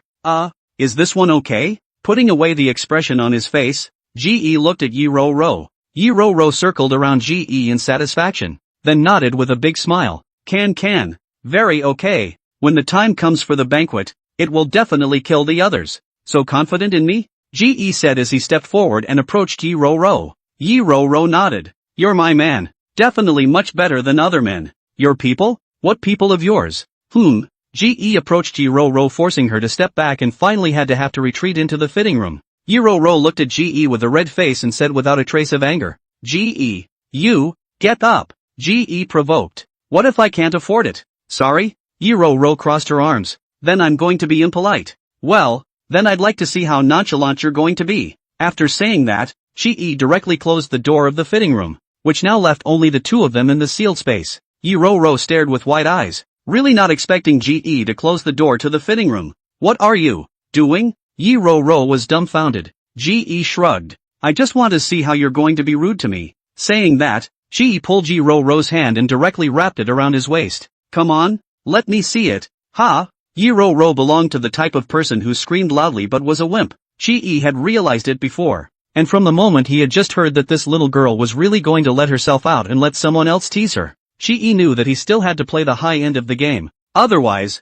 Yi Ro, the one who wanted to save face, would definitely not turn back. If this doesn't turn around, won't his villain value fly? Then how can I pry myself out afterward? Chapter 41 Shame. This fitting room on the outside is only a thin layer of door just, so even in the fitting room, but the sound of the outside they still hear clearly. Yi Ro was forced to wrap her arms around Ji's waist, only now she instantly felt a bit dizzy and uncomfortable with her head. I'm warning you, there are people outside. You, don't mess with me. Yi Ro reddened her little face and timidly warned Ji. However, this warning is not a deterrent at all. Oh, I hadn't wanted to mess around, but if you say so, then wouldn't I be disgraced if I didn't mess around a bit? Ji said, while slowly approaching Yi Ro. Soon, Ji buried his head between Yi Ro's neck. Feeling the warm spit on her neck, it made Yi Ro even more nervous. I remember Zoe just came back to look for Ji. How come there's no one there? Shin Muumu's voice came from outside, along with the sound of a man speaking. Maybe he went out after trying on clothes? The other two said. The moment she heard Shin Muumu's voice, Yi Ro had already jumped into Ji's arms in shock. She pursed her lips tightly, her heart racing with nervousness, praying that those people outside wouldn't come to the fitting room. Ding Ding detected the host's villainous behavior, rewarded with 20 villainous values. Ji slightly raised his eyebrows, heart helpless. This is too stingy. Sure enough, it is still necessary to work hard on your own. Waiting for a beautiful woman to jump into your arms on her own is not as much as taking the initiative to go out on your own to the villain's value. Yi Ro tensed her body and concentrated on listening to the movement outside, and by the time she heard the footsteps outside, Yi Ro was already so nervous that cold sweat was coming out all over her body. Suddenly, Yi Ro's body paused, feeling the wet sensation coming from her earlobe. She instantly twisted her head around with wide eyes and looked at Ji with an unbelieving face. Ding Ding detected the host's villainous behavior, rewarding the villain with 50 villainous values. Satisfied with the system's broadcast, Ji once again tightened his arm around Yi Ro's waist. How were you just going to be rude to me, like I am now? Ji pressed slightly harder, keeping the two of them close together, and below, Ji's hands were kneading Yi Ro's thin waist. Ji was now well versed in the various acupoints of the body, so naturally, he knew that massaging that place would make one more comfortable. Well, accidentally letting out an infinitely reverie-inducing moan sound. Yi Ro blushed in shame and hurriedly reached out her hand to cover her lips. Ding Ding detected the host's villainous behavior, rewarding 200 villainous values. Strange, the two of them are really gone. Shin Muumu's voice came again, and the movements under Ji's hands didn't stop, but instead became more and more excessive. Unable to do anything else, Yi Ro could only raise her head and look at Ji in a begging manner. Ji, please. Yi Ro bit her lower lip in shame and looked about to cry. Ji raised the end of his eyes and pulled back in time. He smiled and reached out his hand to thoughtfully help Yi Ro wipe the tears at the end of her eyes and laughed. Alright, I won't mess with you anymore. Hearing Ji's words, Yi Ro finally breathed a sigh of relief. She then nervously listened to the sounds outside, and after hearing that Shin Muumu had walked out of the store without finding herself, Yi Ro finally breathed a sigh of relief. After knowing that Shin Muumu and the others had left, Yi Ro's temper returned. She didn't have the good sense to push Ji directly away. Alright you Ji, did you do that on purpose? Ji shrugged his shoulders in a non-committal acknowledgement. Who was the one who just cried from fear? Not afraid now? I'm scared of you. Yi Ro's red face indignantly glared at Ji, turned around and directly pushed open the door of the fitting room to go out. Only, just as the door of the fitting room was pushed open, Yi Ro stiffened in the doorway. Ji strangely turned his head to look, and saw that, at the doorway of the fitting room, both Yi Ro and the waitress who had just been there were standing frozen at the doorway of the fitting room, staring at both sides. The heat on Yi Ro's face had just gone down with great difficulty, and now after meeting up with the people outside, a small face directly reddened to the root of her neck. The waiter outside who had just tried to molest Ji, looked at Yi Ro and then at Ji, and as if he had reacted to something, his eyes widened. Ahem. Well, I'll take that outfit just now, and this one on me, check out. Looking at Yi Ro standing over there at a loss for words, Ji took the initiative to walk forward and blocked Yi Ro's face, saying, at the end of her sentence, the waitress suddenly returned to her senses and led Ji to the checkout. Watching the two leave, Yi Ro also returned to her senses. She looked at Ji's back in a daze, and her heart was suddenly a little troubled again. She didn't know what kind of feelings she had for GE, she just felt that, as if something had happened. It seemed extraordinarily reassuring to have GE by her side, though he always molested himself. Ding Ding detected the favor value of the Heaven's Destiny heroine Yi Ro, rewarded with 200 villain value. GE, who heard the system beep, didn't stop moving his hands, only the corner of his mouth curled up a little. Let's go. What are you waiting for? In the end, when GE changed back into the clothes he had just worn and walked towards Yi Ro with the bag, she was still standing frozen, a little face with a lot of expression. Yi Ro instantly came back to her senses, and her attention managed to come to the shopping bag in GE's hand. Oops. Yi Ro tapped her head and reacted. Didn't I say I'd buy it for you? Why did you check yourself out? GE lets Yi Ro carry the clothes for himself, raising an eyebrow in confusion. I thought you didn't want to check out. That's why you've been standing still over here. No. You mustn't misunderstand. Yi Ro hurriedly waved her hand anxiously, and then said, let's put it this way. How much do these two outfits cost? I'll transfer them to you? Yi Ro's heart was immediately guilty as hell, and she said that she was going to pick up her cell phone. Only in that instant, the expression on GE's face suddenly became gloomy. You're asking me to charge a woman for this? Geez, it really isn't. Then take back your cell phone, GE said and took a big step forward. Seeing this, Yi Ro felt helpless and guilty in her heart, and rushed to catch up. Are you saying that Ro has a male companion? Lin Fan's brows directly furrowed when he heard Shen Mumu's words. Shen Mumu nodded, not without some excitement. Yeah, you guys don't know how handsome the man that Zua brought is. Appearing on a motorcycle, directly attracted the eyes of all the girls in the cafe. Chapter 42 Male green tea appears? Lin Fan immediately had a toothache. It was not easy to get rid of a Zhou Yi. Did not expect another person to appear. The other man named Li Shu was so amused when he heard Shen Mumu's words. Then from what you're saying, that man is very handsome? Even more handsome than our young master Lin? Li Shu said flirtatiously. But it didn't occur to me that Shen Mumu really nodded. Right. Now. Lin Fan's face immediately turned ugly. Only Shen Mumu didn't notice in the slightest and was still over there depicting the wonderful picture when GE got out of the car. As soon as that Li Shu saw how ugly Lin Fan's face was, he hurriedly started to round the stage. Suddenly, Lin Fan noticed someone walking towards the end of the corridor. Subconsciously looking over, he didn't expect the person coming was Yi Ro. Only what shocked Lin Fan was that the two people who came over, the man had a cold face, but it was Yi Ro who had a pleasing smile on her face. Not only that, Yi Ro was also carrying 2 bags of men's clothing in her hands. Looking at Yi Ro's lowly attitude, Lin Fan inexplicably felt a surge of fire in his heart. It's hard to believe that you're no better than a little white boy, unlike that brainless Zhou Yi.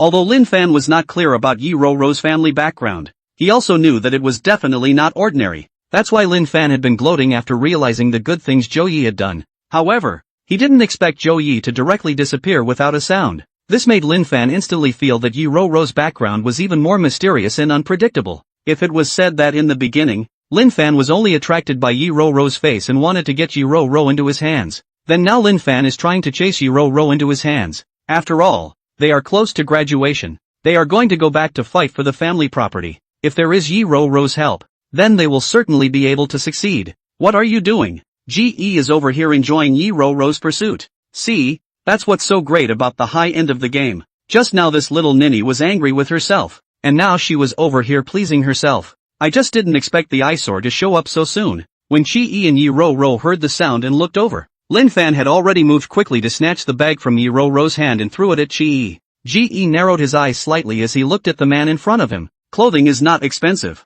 At first glance, it is deliberately dressed, and after seeing Yi Ro, it is like an open-screen peacock. Lin Fan? Yi Ro said in surprise, and then she was about to hurriedly take out the bag that had smashed into GE's arms. Only the next second she was pulled behind her by Lin Fan's arm. Zoe, don't say anything, we'll talk between the two of us. GE hooked his lips and snorted. He wasn't the type to be popular for no reason. He'd like to see what this man was going to talk to himself about. What's your purpose in approaching Zoe? You just met her and let her bring you here? Tell me, how did you climb up to Zoe? How much money do you need to leave Zoe? When Lin Fan said this, the people around him froze. Even Yi Ro and Shen Mumu who hurriedly trotted over were dumbfounded. No, this little brother. You are younger than me. Is it okay for me to call you little brother? I say, are you misunderstanding something? What can I misunderstand? Lin Fan's face was unsightly as he looked at GE in disgust. Don't think I haven't seen people like you before. Zoe can be fooled by you.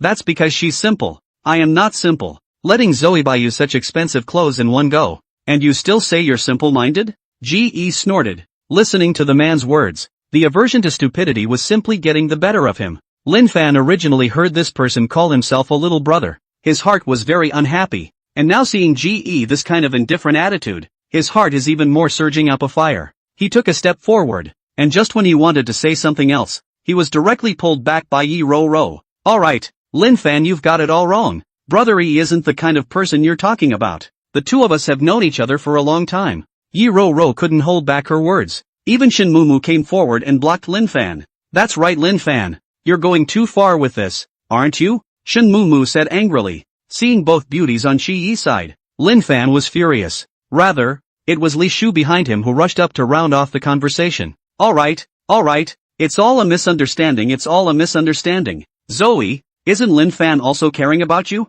As expected, when she heard these words, Yi Ro's face, then she was able to look a little better. Although I know you're doing this for my good, you can't talk about Brother Yat like that. I've known Brother Yat for many years, and he's also very close to my brother. He's definitely not that kind of person. And the clothes were also bought by Brother Yat himself. So please apologize to Brother Yat. Lin Fan's face instantly grimaced for a split second. But looking at Yi Ro's cold eyes looking at him, he knew that if he didn't bow his head today, I'm afraid that in the future Yi Ro wouldn't take care of himself. Unable to do anything about it, Lin Fan had to look at Ge and pretend to feel guilty. Ge, right? I'm really sorry. I'm also because I'm too concerned about Ro. So, you know, a little girl alone outside does need to be cared for. Lin Fan was indeed a very good camouflage, and when he spoke, his face was all filled with apologies and guilt, successfully fooling the people around him. And after Lin Fan finished apologizing, the gazes of the crowd all looked at Ge. Ge?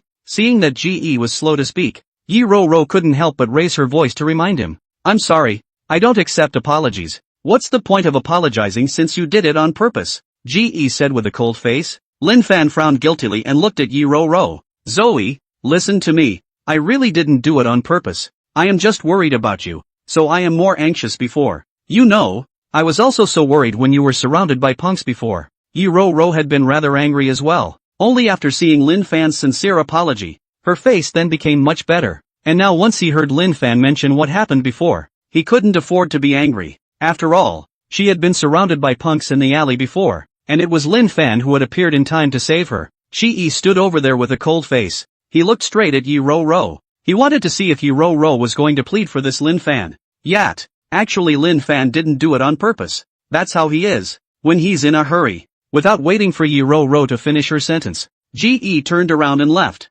Ge? Seeing Ge turn around and leave, Shin Mumu froze and hurriedly chased after him with small broken steps. Yi Ro was stunned for a moment, and when she saw Shin Mumu chasing after her, she wanted to follow. Only the next moment her arm was tugged. Chapter 43, Brother Yat. I'm sorry, Ro. Look, there seems to be something wrong with Lin Fan's face, Li Shu said with an anxious face. Yi Ro froze, and when she turned her head to look, she really found that Lin Fan's face had indeed paled. She hesitantly looked at Lin Fan, then turned her head back to Ge and Shin Mumu who had already walked away. Seeing that Shin Mumu had already taken Ge's arm, Yi Ro's eyes flickered for a moment. Why don't we send Lin Fan to the hospital first? Seeing that Yi Ro was still hesitating, Li Shu, who was on the side, struck the iron while it was hot. Good, Yi Ro answered. And in the end, she didn't go after them. She had originally thought of taking the opportunity to go home directly. The past 2 days had been too busy, and he hadn't had the chance to give Lu Qingfang a massage.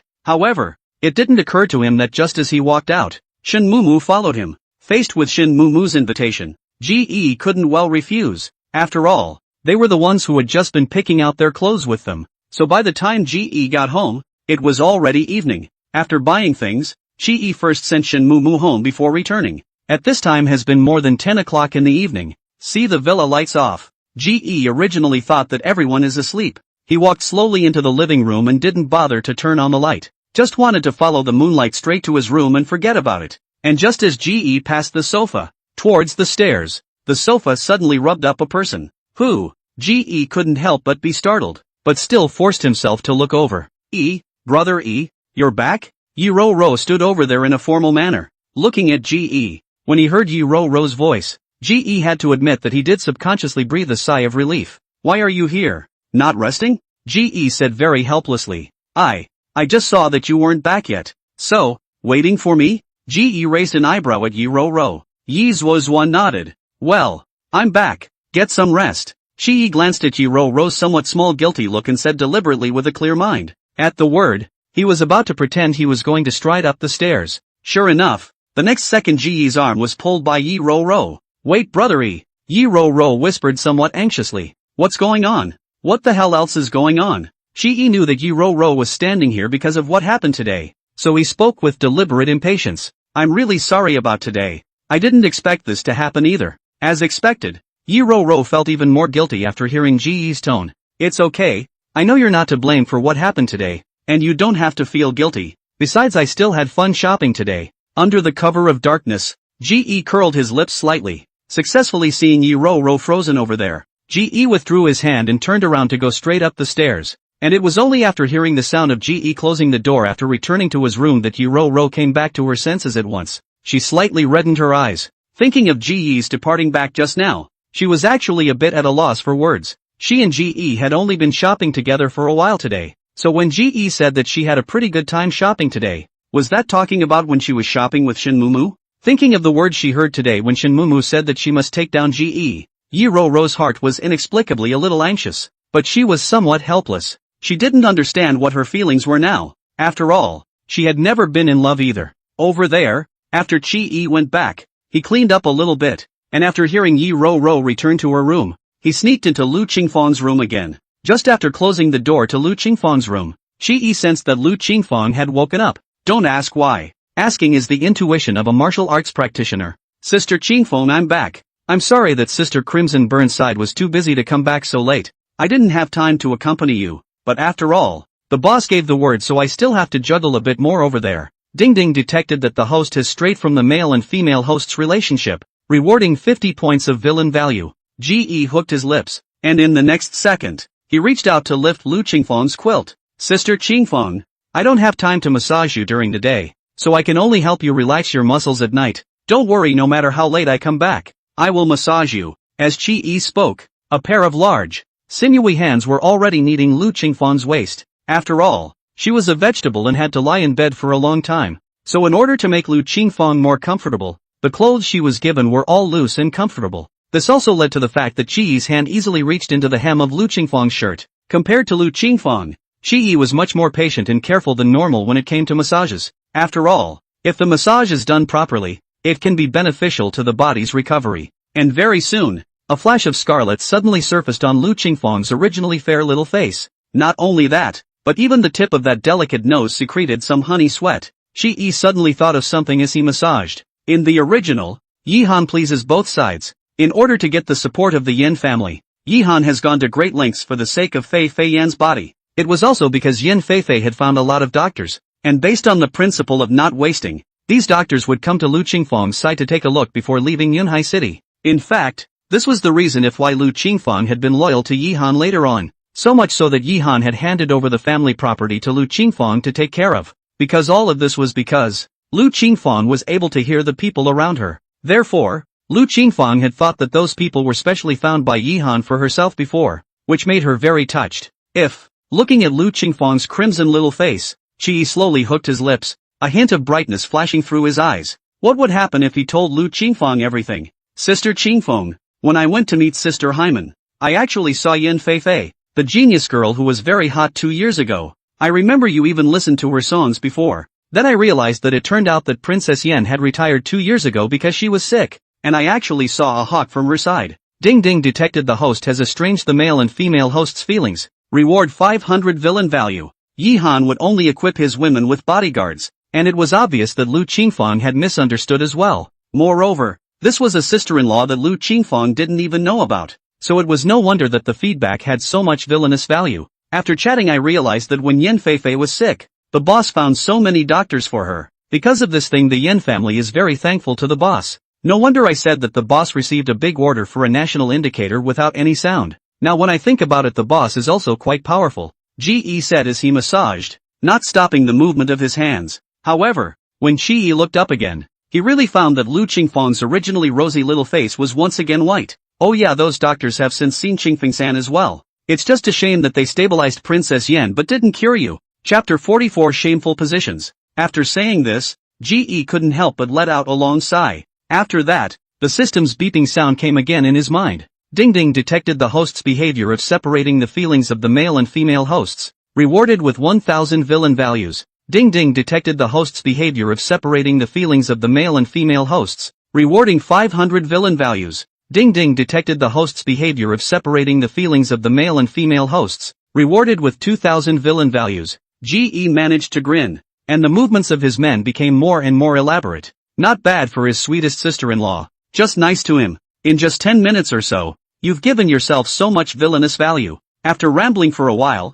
seeing that it was going to be half an hour, GE then withdrew his hand to help Lu Qingfeng organize his clothes and cover the quilt before leaving. Sister Qingfeng, I'll come back to accompany you tomorrow. Don't worry, I'll definitely find a way to cure you. Although my ability is insignificant, I won't give up. Ding Ding detected the heroine's favor value, rewarded 200 villain value. Closing the door and looking at those hints on the system panel, GE's heart was suddenly happy. GE stretched lazily and turned to go back to his room when his afterglow suddenly caught a glimpse of something reflecting. This made the smile at the corner of GE's mouth suddenly disappeared. Although that flash of reflection quickly disappeared, but GE still reacted. He cooled his face and strutted toward the front balcony, reaching out his hand to pull open the curtains over there. GE indeed saw Song Cheng, who was shivering inside. GE snorted, leaning against the wall with his arms wrapped around his chest, looking down on Song Cheng. Deadbeat? Song Cheng nervously clenched the cell phone in her hand. Obviously she quickly hid. How could she still be discovered by GE?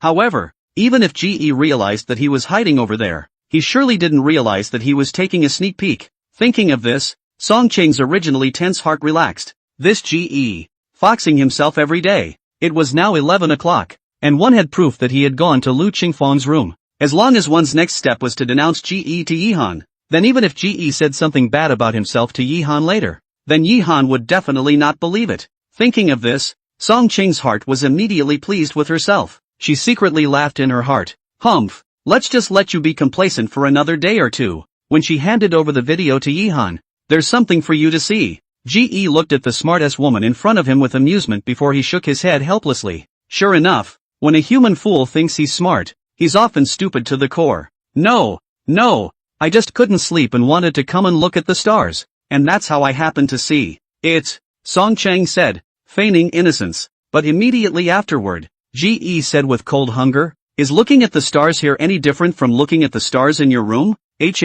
Say, what's the matter with coming out? GE pressed forward step by step, frightening the already weak-hearted Song Cheng into backing away. No, nothing, there's really nothing going on, don't get me wrong, Song Cheng said as she hid her phone in the pocket of her pants behind her. There really isn't anything? If you admit it now, I might even consider disposing of you a little lighter. GE laughed as he walked forward. Soon, as GE's steps pressed forward, Song Cheng, who had been retreating, had her back against the top of the railing, completely unable to avoid it. Song Cheng was certain that GE definitely didn't see her sneaking around, so she naturally didn't care about GE's words. GE, that's enough from you. Don't be suspicious, okay? Song Cheng said as she couldn't bear it. GE nearly died laughing at the stupid woman in front of him. Song Cheng, should I call you stupid? Or should I say you're stupid? Do you think I didn't see the reflection of your cell phone lens? GE lowered his head slightly and looked at Song Cheng in front of him and said slowly, as expected. The next second GE saw Song Cheng's face suddenly turn white.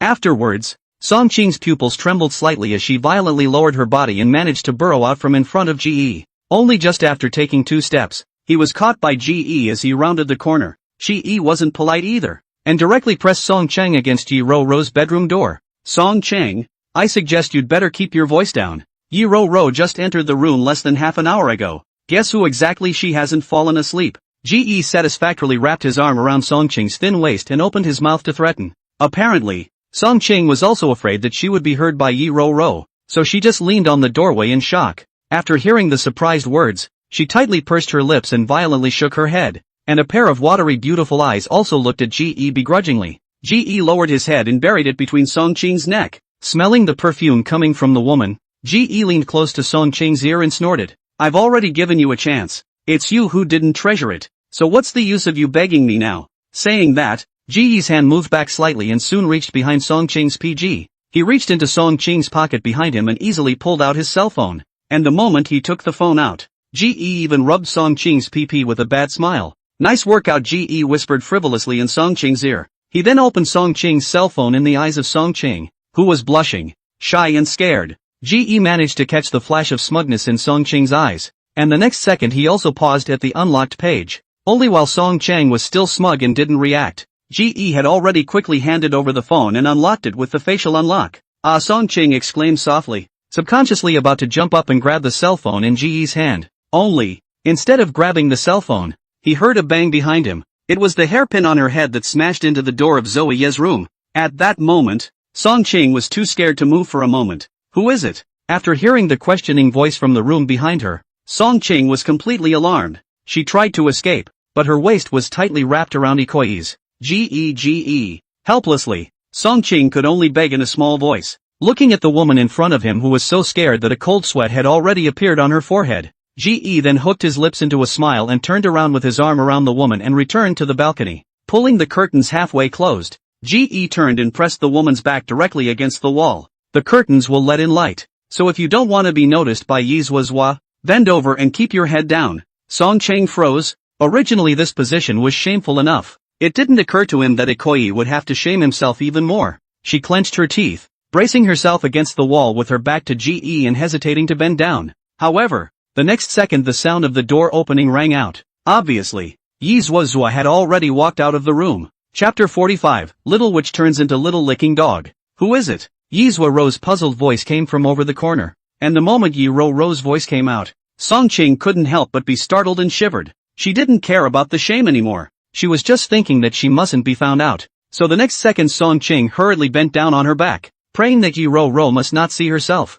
Only after the PP topped Chi in the back, Song Ching flushed and put her head down again very uncomfortably. Yi Zhuozhua came to the balcony just needing to turn a corner. She had just fallen asleep when she heard knocking and footsteps outside. She rubbed her eyes in a daze and came forward to see GE on the balcony, half hidden behind the curtains, looking at GE, who was on his side. Yi Zhuozhua's eyes suddenly lit up. "You came to see me, brother Yat?" Today's incident, GE after returning, the attitude towards Yi Zhuozhua was very cold, which makes Yi Zhuozhua's heart more or less a little bit uneasy, and even the heart is crashing a little bit hard. So after walking out of the door and seeing that it was GE, it made Yi Zhuozhua's heart burst with joy. GE lazily stood over there, lighting the cigarette he held in his mouth with a lighter. "It's okay, I just accidentally fell down, smashed your door. Time is not early, quickly go back," Chi said in a gentle tone. At those words, Yi Zhuozhua's body paused and stood over there without continuing to walk forward. The corners of his lips, which had originally been raised in joy,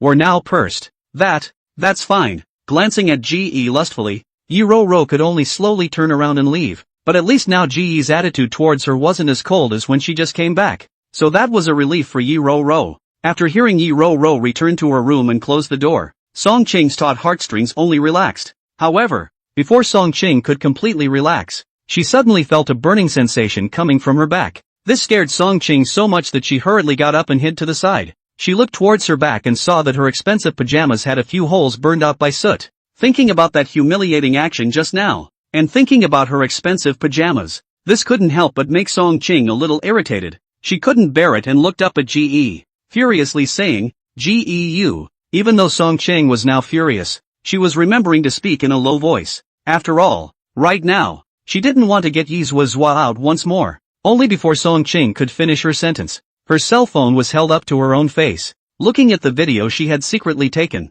Song Ching was completely silenced. Looking at her like this, GE directly snorted a laugh, and then in front of her face to delete the video cleanly. Of course, the recycling bin in the he also remembered, watching GE delete the video he had recorded. This time Song Ching was also completely hardened. After all, Song Ching, without GE's handle, was completely taken to death by GE. However, before Song Ching could say anything, there was a flash before her eyes. Noticing the surprised approach, Song Ching hastily backed away in panic. But after all, there was no way to retreat back there. Plus GE's big hand was holding the back of her head tightly, making it really impossible for her to break free. "What are you doing, GE approached with a bad smile. "What do you think I do?" Song Ching had no choice but to reach out her hand and shove the man in front of her forcefully, but unfortunately it wasn't much use. 3 minutes later, the victorious GE then let go of Song Ching. He raised his eyebrows and looked at Song Ching's cell phone. on which he had just filmed the scene of himself and Song Ching passionately kissing,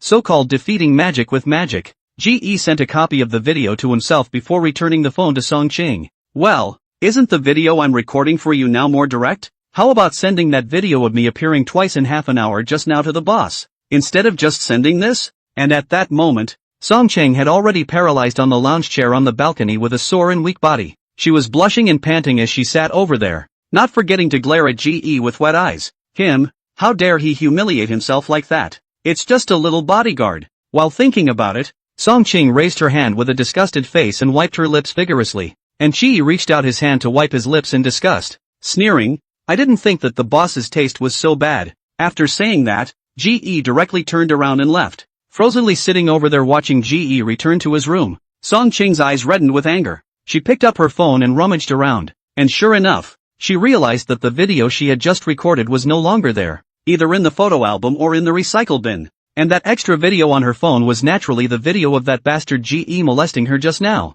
Song Ching's face reddened with anger and moved her fingers, directly deleting the video cleanly. Only the next second with a ding-dong VX received a message. Thinking about the time difference on Yihan's side, Song Ching expected it to be a message from Yihan. It didn't occur to me to click in and see that it was GE who had taken the video and forwarded it to himself all over again. This time Song Ching, a breath directly blocked in the throat. Not to go, not to come down the whole person is very difficult. Thinking that he had to go to Shang Hyman's company to sign a contract the next day, GE went to sleep after returning to his room. After all, there's a lot of money in the contract that was talked about last night, and there's still a cut of that contract for himself. It meant that after the release of the song he collaborated with Yin Fei Fei, if it sold relatively well, he could also get a partial share. To put it bluntly, GE wasn't very confident in himself in this area, but once he thought of the system, didn't that confidence come? So when GE came downstairs to eat in a refreshed manner, before he could walk down the stairs on this side, he saw the two people below with heavy dark circles under their eyes.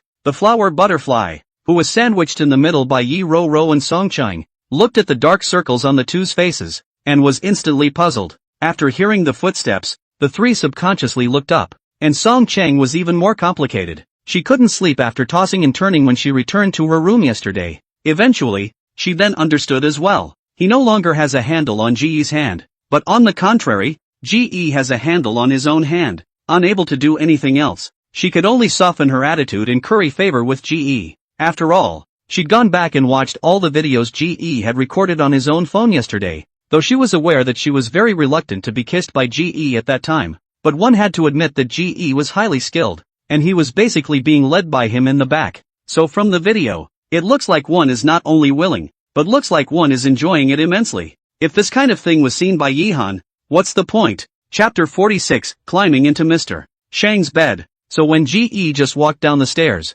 Song Ching already stood up attentively to help GE pull out the chair. Only, Song Ching had just stood up when there was a flash in front of her eyes. Someone was faster than her. Looking over with some surprise, Flower Butterfly and Song Ching saw that Yi Ro Ro had already put up a pleasing smile on her face and looked towards GE. Regardless of the surprise of the two people next to him, GE was very much aware of Yi Ro Ro's mind right now. Compared to now, Yi Ro Ro's heart is guilty and hard to bear. That's what you call a high-end game. Lo and behold, the little witch who had been so arrogant before was now on the verge of becoming her own little lickspittle. In fact, GE was right. After experiencing yesterday's events, Yi Ro Ro's heart was indeed very hard right now. Because of himself, GE had been wronged, and as a result, he hadn't bothered to catch up with GE for Lin Fan's sake behind him. She did feel very guilty in her heart right now, but she was also very curious as to whether or not GE was really very good at Shin Mu, or, after he didn't catch up with GE, with Shin Mu accompanying him, has GE already had a good feeling about Shin Mu?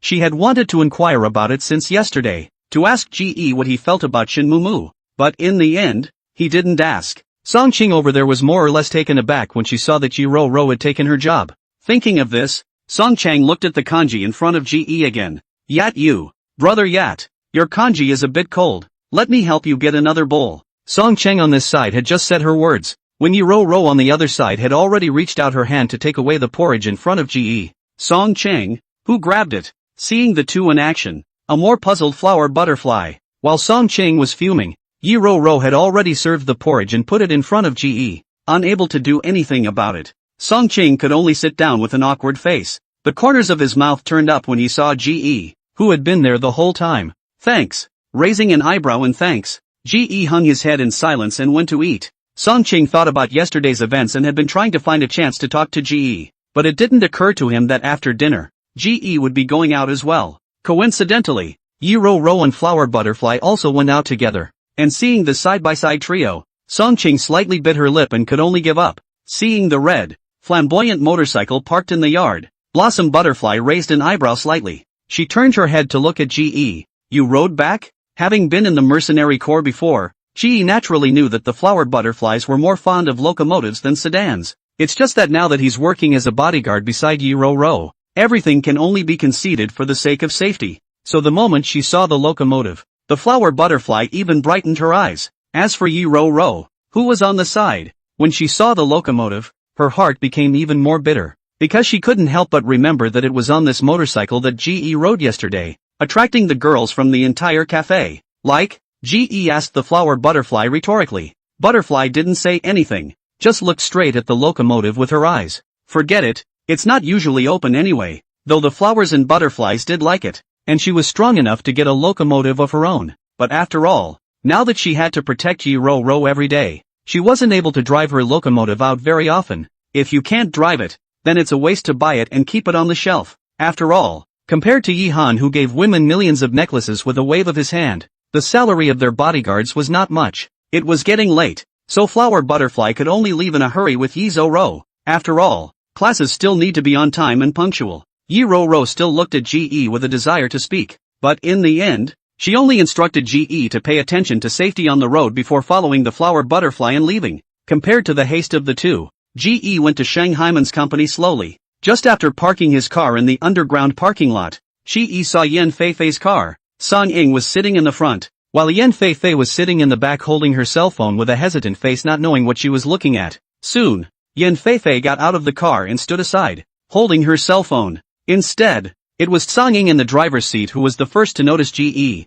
and after nodding with Ge, Song Ying drove the car and left in a hurry. Ge walked into Yan Feifei and saw that Yan Feifei hadn't realized that he had come over, so he stood behind Yan Feifei with interest. After all, he was also curious as to what exactly Yan Feifei was struggling with. Ge just vaguely saw a chat page, and didn't know exactly who was sending the message that made Yan Feifei so hesitant. Ding dong. Ge had just finished being curious when he heard his cell phone in his pocket ding dong. In the next second, he met eyes with Yan Feifei, who raised her hand with a surprised face. Ge took out his cell phone and saw a message from Feifei. Yan was inquiring when he was coming. Ge looked up at Yan Feifei, who had a twisted face and was a bit embarrassed. Now come on. He laughed. Yan Feifei froze at first, then immediately reacted that this was Ge replying to the VX message she had sent him. Yan Feifei put down her cell phone with some restraint. Ahem. You're here, ah? Let's go up. Ge nodded in amusement, pretending not to see the redness of the tips of Yan Feifei's ears as he followed her into the elevator.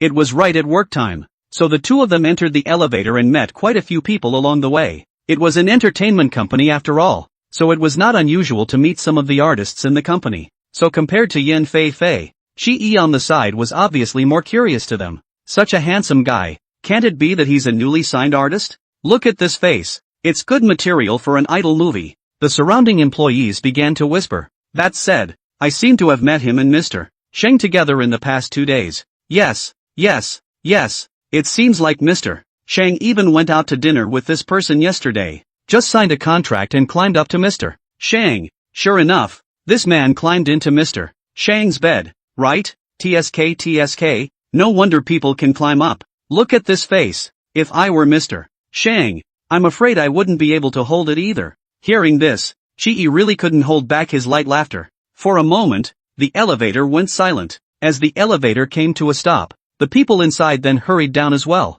The elevator doors closed, and once again the rise was to the top floor. Yan Feifei didn't have the outstanding ear power that Ge had, so naturally, she didn't know exactly what Ge was laughing at. She looked at Ge in confusion, not understanding how Ge was smiling somehow. What's wrong? What are you laughing at? Ge shook his head in amusement and walked out of the elevator. Ha! I don't believe you. Quickly tell me, what exactly are you laughing at? Originally, Yan Feifei wasn't very curious, but as a result, when she heard Ge's words, her curiosity was immediately aroused. At this moment, Sheng Yan happened to walk out from the office with a document, and at the sound of his voice, he also looked at the two with some confusion. What's wrong? Yan Feifei frowned her small eyebrows and pointed at GE as if she was complaining. He just laughed inexplicably. Ask him what he's laughing at, and he still won't tell me. Seeing Shang Yan also looking over in curiosity and doubt, GE didn't hold back another laugh. Chapter 47, Want to go to my house? I'm all set.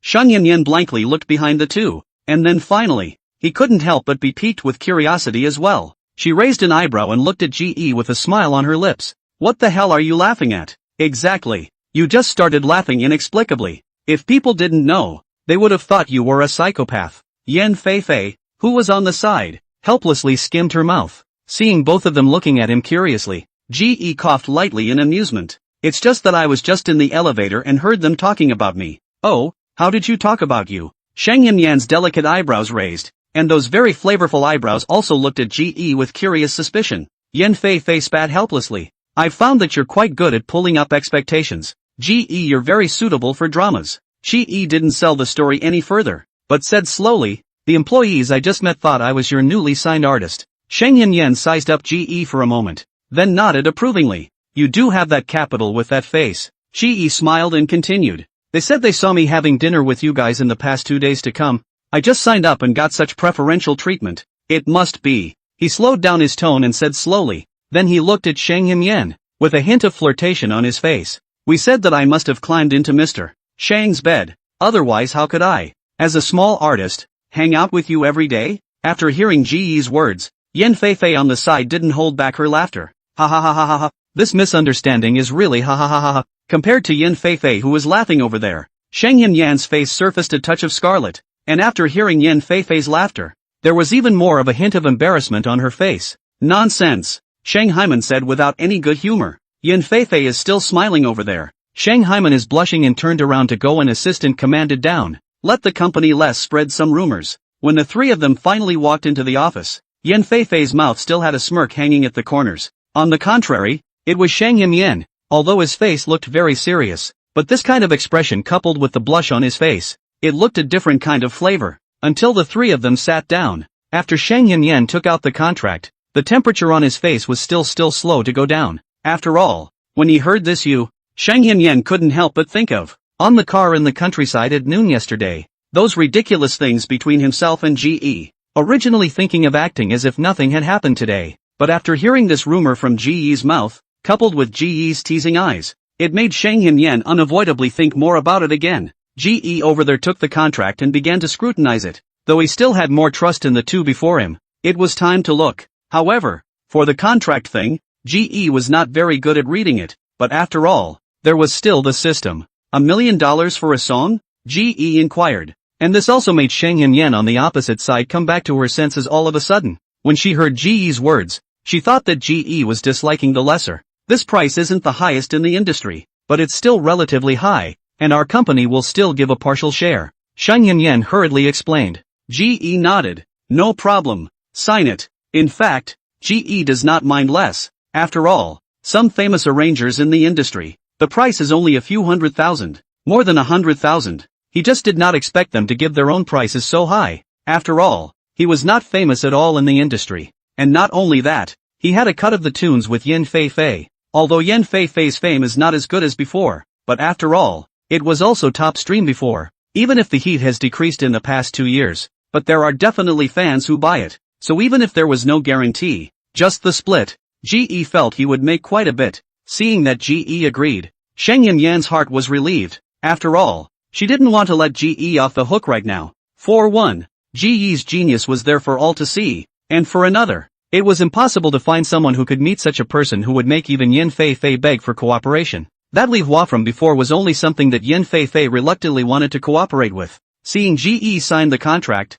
Yan Feifei on the side also happily signed the contract. We'll have to cooperate more in the future. Yan Feifei smiled as she rushed towards GE and extended her hand. Shang Hyman, on the other hand, was organizing the contract and looking at the two of them with a smile on his face. The cooperation money will be credited to your account this afternoon, and from now on, Feifei will have to trouble you. The opposite party, Yan Feifei, was more or less shy when she heard Shang Yan's words. After all, it said like a mother-in-law marrying her daughter. GE didn't have that much on his mind. After all, his mind was on money right now. This time, Yan Feifei returned to carefully prepare 3 songs. That meant that by the afternoon, he would have an extra $3 million in his bank card. And the salary Yihan gave before this was only $20,000. Yesterday, he bought 2 suits by himself, and spent $60,000. GE was still in pain, but now he suddenly felt much better. And that's just the current money now. But there's a cut later on when the songs are released. After the two signed,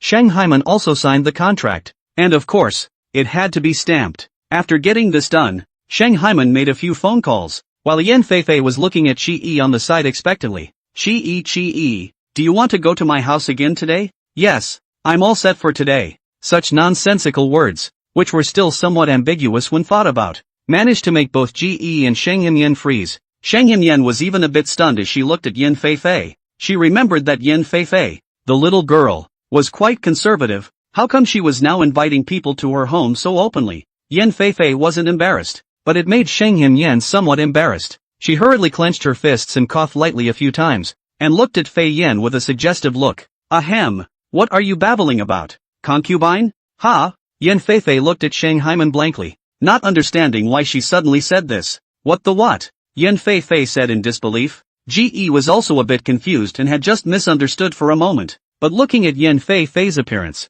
she knew that Yan Feifei, with this simple appearance, definitely wouldn't think about those messy things. So he then looked at Yan Feifei with tears and laughter. Speak clearly, you're making people misunderstand. Ha? Yan Feifei looked at Ge, then at Sheng Himyan, and after her mind turned several times, she instantly reacted. Ah! She opened her pink lips and exclaimed. Yan Feifei then hurriedly waved her hand with a flustered face. Blushing, she hurriedly explained. Don't misunderstand me, I didn't mean that. Chapter 48, The Breach. Yan Feifei looked at Sheng Himyan's somewhat blushing appearance. There is a little bit of hate, and saw Ge face teasingly looking at himself. The whole person suddenly shy not. After she calmed down a bit, she hurriedly explained. Yes, it's like this. Yesterday Ge went to my house and helped me smooth out my tunes. So today I would still like to invite him. It's just that I was busy until the afternoon yesterday, and forgot about the dinner thing, and didn't prepare it, so I let Ge leave in a hurry. So I'm more or less guilty.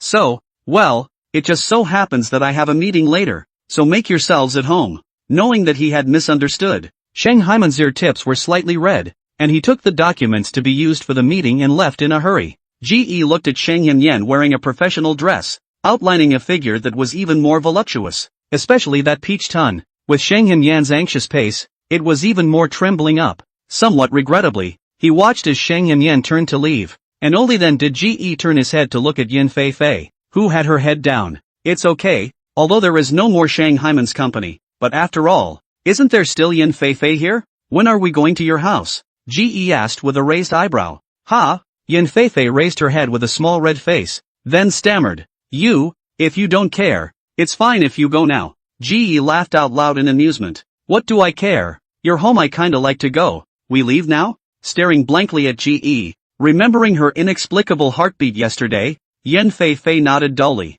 Don't get me wrong. What I mean is that I like the setup of your home very much. After all, I haven't seen a more professional facility than your home before. Afraid of the introverted Yan Feifei's chaotic thoughts of fear, Ge hurriedly added an explanation. However, he wouldn't have thought that after he said these words, a hint of disappointment immediately surged in Yan Feifei's heart. Ooh-hoo, taking Yan Feifei with him. He walked into the underground parking lot and saw that there was indeed no Yan Feifei's car in the parking lot. Ge shook the keys to the locomotive in his hand and couldn't help but frown slightly. Does it really not matter if Cthulhu stays away like this? Yan Feifei shook her head obediently. It's fine. It's not like anything is going to happen to me anyway. Of course, yesterday's incident was purely accidental. Besides, he's in a hurry for his family right now. I can't add fuel to the fire, right? Ge nodded and handed the helmet to Feifei Yan, putting on the helmet himself to straddle the top of the locomotive first. Yan Feifei is a person who is really introverted and kind. If he Ro is a little devil, then Yan Feifei is like a little fairy.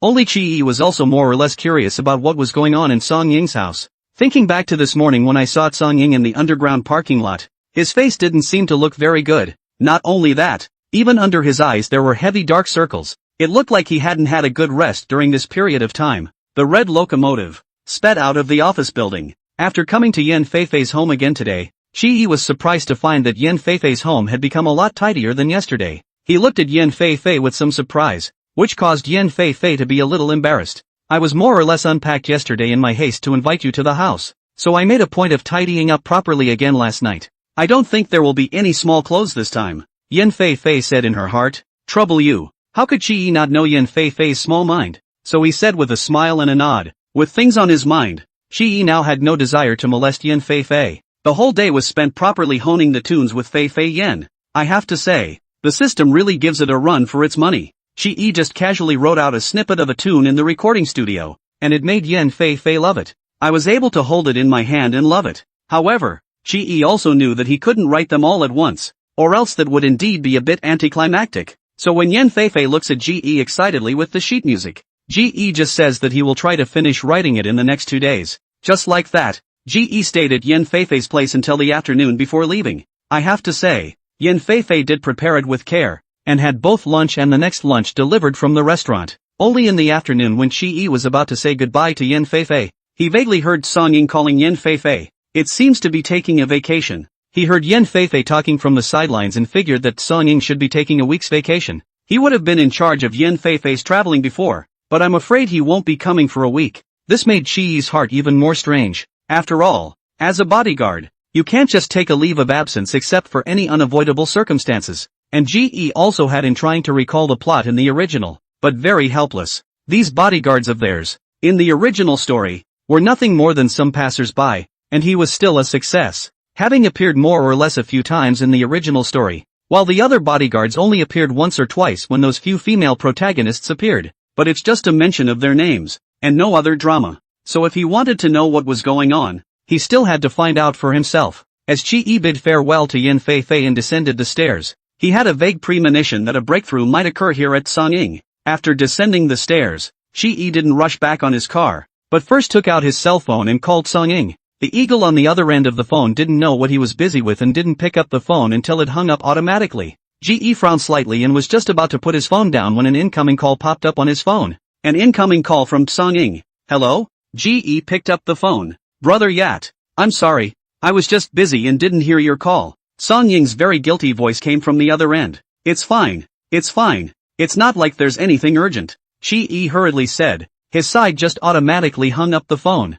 But Song Ying over there rushed to call. This is certainly not a deliberate failure to answer the phone. Listening to the Song Ying's voice over there, it was rolled with a heavy fatigue, which made Qi Yi's heart even more puzzled. Brother Yat, are you looking for me for something? Song Ying's voice came again. Qi Yi, on the other hand, heard that the environment on his end was very noisy, as if there were people arguing. Isn't it a long time since we've seen each other and thought of getting together with you? Listening to the environment on your side. Is it in the food market? Just as Qi Yi finished speaking, he heard Song Ying on the opposite side of the room let out a bitter laugh all of a sudden. No, I was at the hospital. By the time Qi Yi hurried to the hospital, it was already completely dark. Chapter 49, Life-Saving Money. He asked a passing nurse and found the ward Cthulhu had told him about. Walking out of the elevator, far from the door of the ward, Qi Yi already heard the quarrel from the ward in front of him. If you want me to say it's all over, you can't let him lie here as an old man? Still need me to watch here? A sharp female voice came out.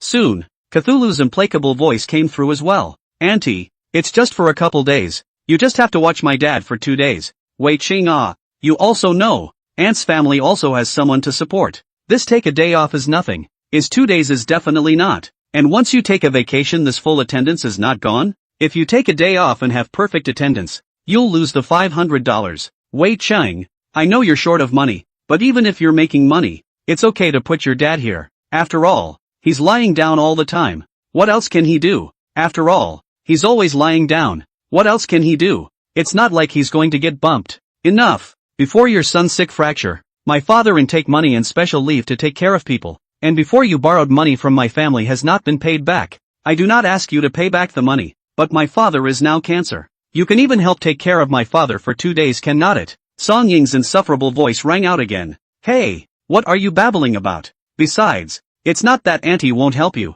it's that your father is in such a state. Even if you return the $20,000, it won't be cured, right? Moreover, you are only a small bodyguard now. Do you think you can come up with $600,000 in half a month? The woman screamed out without any good reason. Just in time. At this moment, Qi Yi walked to the entrance of the ward, and he saw that Song Ying was standing in front of a middle-aged woman with a disheveled face. Cthulhu didn't say another word, but instead, his fellow wards became disgruntled. thought the large, plump woman stuck her back out in no uncertain terms. Gu, can you lower your voice? You usually hate us for being loud, but now you yourself are starting to disturb the public. Ge frowned as he looked inside the hospital room. It was a normal ward, but by the looks of it there were only 2 patients. Of the 3 beds, Wei Qing's dad occupied one, while the other 2 had been filled to overflowing by that fat Amos family. Even the floor and the windowsill were full of their stuff, so that makes it even more of a tough squeeze on Cthulhu's dad's side. It was also possible that the middle-aged woman across from Song Ying was also a bit annoyed by being watched by so many people in the ward.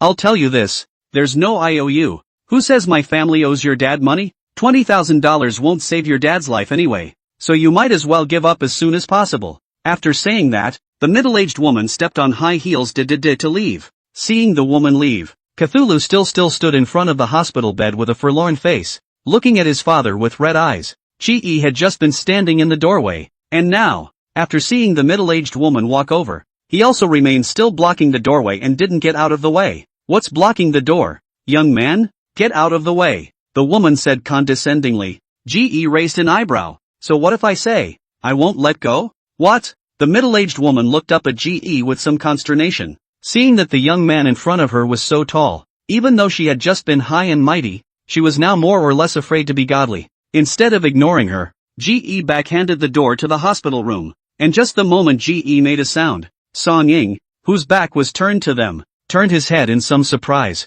Brother Yat? Song Ying said in shock. The middle-aged woman looked at Song Ying, then at Ge, and snorted. Good, so you know each other? Wei Qing, what do you mean by this? Are you specifically looking for someone to terrorize your own aunt? Seeing that the 2 knew each other, the middle-aged woman wasn't afraid anymore, but instead looked at the 2 with contempt. At that, Song Ying frowned tightly. Don't you talk nonsense. The middle-aged woman let out a cold snort, and then she saw Ge looking at herself with an unfavorable expression, and only then did she tighten her grip a little. Song, Wei Qing, out of such a big thing, why don't you talk to us? Chi inquired helplessly. At those words, Wei Qing let out a bitter smile, but before he could say anything, the middle-aged woman on the side spoke up. What did he tell you? Can't you expect a bunch of security guards and bodyguards like you to come up with the money? As she said that, the middle-aged woman, still squinting her eyes and slanting her mouth, looked Ge up and down with contempt. Just now she could see that. No wonder this person in front of her was also so tall in stature.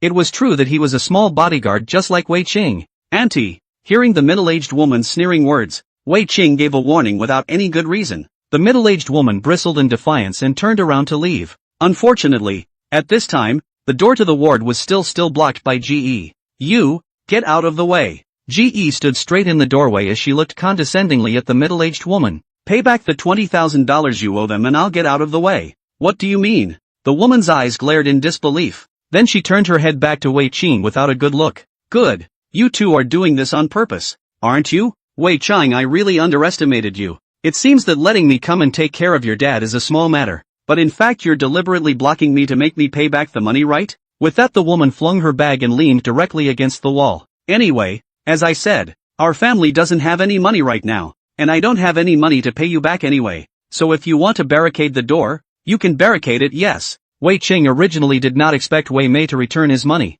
After all, over the years, in fact, his father is not hinted at her, but she perfunctorily passed it off every time with the 3 kids at home, and over time, even his dad gave up. Before it was because of his dad, thinking that he was not too young, so he wanted to save up some dowry for him, plus buy a house, and that's why he was thinking of asking for the money back, but then it went away. However, his dad had been hospitalized for more than a month, and the previous savings of about $200,000 had all been spent. Wei Qing asked before, and just like today, Wei Mei was determined not to pay back the money. So, Wei Qing this is thinking, do not pay back the money even if, want to let her help in the hospital to take care of. He went out to work more to earn extra money, listening to their conversation, the man lying inside the ward, and the fat woman then looked over curiously. Only when Ge looked over with a gloomy face, they hastily averted their gazes. If you don't pay back the money, then I am going to take means. Anyway, just like you said, we are just a group of small bodyguards.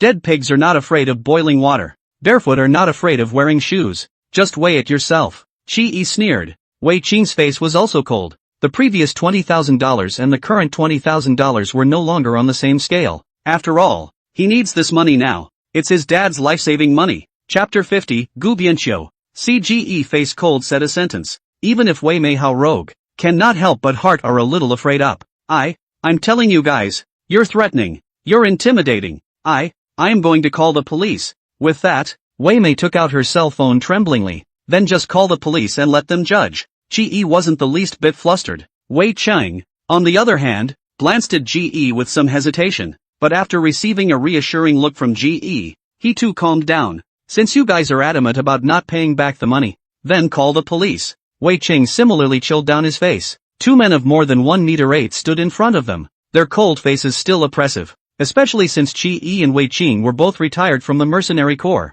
They naturally had the aura of killing in their bodies. The plump woman on the other side of the ward, on seeing this side of the room, trembled and hurriedly drew the curtain between the beds to cover herself. Even Wei Mei began to tremble. After all, she has never experienced this scene in her life. Finally, Wei Mei was still afraid to call the police call. After watching her call the police, GE then lazily backed away from the door of the hospital room and found a chair to sit in front of the hospital bed. Compared to GE's calmness, Wei Cheng was naturally more or less flustered. GE also took a stool and handed it to Wei Cheng, then patted him on the shoulder comfortingly. I know, you can't do anything about it when she's playing hard to get, so leave it to me. Wei Cheng was sitting beside GE and looked at him in a daze. He looked at Wei's father, who was lying unconscious on the bed, and then turned his head to look at GE, and his eyes couldn't help but redden again. Seeing him like this, GE couldn't help but sigh. They had only retreated back from the mercenary corps less than 2 years ago, and in these 2 years, they had all been following Yi Han's arrangements and had been doing bodyguard duties. So when it comes to this aspect of the human condition, a lot of them who are mercenaries haven't really adapted to it yet. After all, the police have reported, Wei Mei also has a bottom, now also not in a hurry to go, but instead is sat on the side of the bag, stepping on their own fine high heels sat on the side. Seeing Wei Mei looking at the things on her body with a loving face, Shi could not help but let out another cold snort. The police, the efficiency is still very fast. Not a moment later came. Knock knock. A knock sounded from behind. Is Wei Mei here? A familiar female voice sounded from behind them, and Shi and Wei Cheng subconsciously turned their heads. Upon seeing the woman in uniform at the door, Wei Cheng subconsciously had to open his mouth to greet her. Sister-in-law. At those words, Shi's quick eyes and hands directly raised his hand to cover Wei Cheng's mouth. The sister-in-law in front of me is not ordinary, thunderous, meticulous, and cannot melt a little sand in her eyes. Naturally, she was determined not to play the emotional card when it came to work. She is also the only sister-in-law who does not have a bodyguard. After all, this harem in front of him, Yi Han hadn't compelled it yet. Plus, this was a full-fledged strong woman. Before Yi Han wanted to equip her with bodyguards in order to curry favor with her, and was met with a cold face from her for a while. So in fact, now in front of the eyes of this Gu Yanqiu and Yi Han is also just ambiguous stage. If Yi Han hadn't hurriedly gone abroad, I'm afraid that the two of them would have really finalized their relationship. However, until the grand finale, Yi Han would not go to the end with any woman. AI. Comrade police inspector? I'm. Seeing a few police inspectors walk up to the door, Wei Mei hurriedly raised her hand in excitement. Seeing this, Shi brought Wei Cheng up to the front. Sister Gu. Shi greeted with a smile, poking Wei Cheng on the side in the process. Seeing this, Wei Cheng also hurriedly opened his mouth to greet him. Sister Gu. At those words, the alarm bells went off in that Wei Mei's heart. She took a wide-eyed look at Gu Yanqiu and then at Ji and the others, then pointedly said, You guys know each other? Nodding at Ji and Wei Cheng, Gu Yanqiu couldn't help but frown when she heard the piercing sound in her ears. Don't worry about this, comrade. We've only met a few times before. It won't affect the case. Upon hearing this, Wei Mei was able to calm down a bit. So what exactly is going on here? Gu Yanqiu inquired as she adjusted the recorder on her shoulder. Meanwhile, the lads behind her were already taking statements. Comrade, police comrade, you have to do something for me. Wei Mei wailed loudly, and then she stepped forward to hold Gu Ranqiu's hand. This movement of hers was really big, causing the young man behind Gu Ranqiu to freeze. This comrade, please calm down, Gu Yanqiu said helplessly. It's like this. This great nephew of mine called and came to ask me to help take care of my brother. My brother, I'm sure I'll take care of ACA. This is not as soon as I got off work. I came, but who would have thought? My side just came. The two of them blocked me, forced me to take money. Woo. Speaking of which, Wei Mei began to cry. Seeing this, the fat woman who peeked her head out to see it all opened her mouth a little wide in surprise. She had always been used to playing the shrew, but she hadn't thought that there was such a scoundrel. This situation is indeed very bad, but we still have to verify it. Gu Yanqiu nodded with a serious expression, and then looked at the bespectacled GE and the two of them. And at this time, Wei Qing has been Wei Mei this look angry face. Comrade is not at all this month look. This money is she owed our family a few years ago. Just but the family is fine. To not come back also even if. But now my father has terminal cancer. I do not seek to get the money back. Just figure she helped me take care of my dad. I can go out and get a few more jobs. But even then she wouldn't. Which is why I had no choice but to try to get my money back. Wei Qing's words, coupled with his reddened eyes from the sadness he had just experienced, could not help but make the people around him move. Seeing this situation, Shi also helplessly let out a long sigh from the side. It's not just $20,000 anymore. It's life-saving money. Auntie, you can't do that as a human being. The two young lads behind Gu Yanqiu couldn't stand to watch and spoke out. They're all full of. When did I ever owe money to his family? Bring out the IOUs if you can. Wei Mei said without a trace of anger. Gu Yanqiu looked at Wei Qing. Is there an IOU? Wei Qing clenched his fists tightly. Red Eyes shook his head. No. That time her son had a car accident. Fractured his calf. Said that he could not get the money for emergency surgery. My father did not think too much about it, and directly put the money in the past. After all, it is a pro sister, and did not play any IOUs and so on. Chapter 51, Luxury Goods. Wei Qing this side just finished talking. The other side of the Wei Mei eyes drip turn a circle. Directly step forward to push Wei Qing to the side. This lesbian you must not listen to their nonsense Originally they are nonsense. How can there really be an IOU Seeing Wei Mei start to talk nonsense in front of the police inspectors, Wei Qing was completely enraged. Wei Mei, I didn't expect you to be so heartless. Before your son was hospitalized, my dad went to take care of him every day and every night. And now my dad's life is in danger and you just ignore him. Who said I ignored it? It's obviously you guys who are deliberately terrorizing me. Auntie speak with a conscience. A young boy of 17 or 18 stood in the doorway. We just listened to you guys arguing, and we clearly heard you admit to borrowing the money. But you were just saying that you can't do anything about it without an IOU. Right, I heard that too. A girl stood up and wrapped her arms around the boy to retort as well. The two of us just sat here to play the game. We heard what you just said when you quarreled. You also said to take leave to take care of people, to deduct wages, deduction of full attendance, so do not want to stay. You also told the other big brother, this money people cannot save back. The little girl was so angry that she blushed and said loudly. As the two young men came forward, there was a succession of people who said that they had just heard what they were arguing about. Now Wei Mei's face suddenly ugly up. You are making up what? Is it possible that you all heard what we just said inside? The boy spread his hands in a very speechless manner. I say,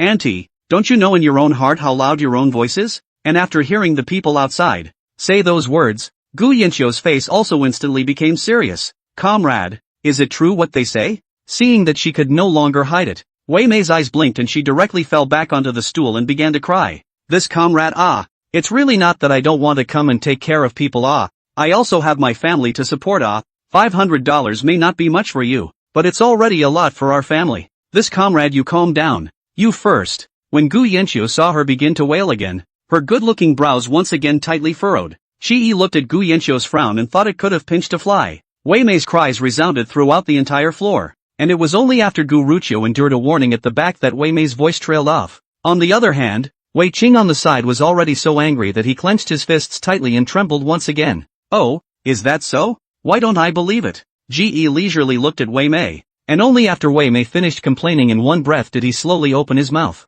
Wei Mei choked. You're a young man who surely doesn't know how hard it is to have a family. If you're not a family man, how do you know how expensive it is? Ge shrugged helplessly. It's true that I don't know anything about firewood, rice, oil and salt, but I do know that the designer bag you're carrying and the high-heeled shoes on your feet, along with the necklace around your neck is already $50,000. Shi lifted his finger and pointed to Wei Mei all over. Oh right, although this coat is not more expensive than those, but it is also worth $1,000. If your family is really as difficult as you say, how can you afford to buy these? At those words, Wei Mei instantly stiffened. She hadn't expected a big man to be able to tell what she was wearing. It's high fashion. High fashion. Wei Mei continued to argue. Shi didn't bother with her anymore, but instead looked at Gu Ranqiu. What do you think? This comrade police commander? Gu Yanqiu also heard Ge's words before she noticed Wei Mei's outfit. After all, they had been forced to listen to Wei Mei wail since they had just arrived at the hospital. She cooled her face and went up to check it out,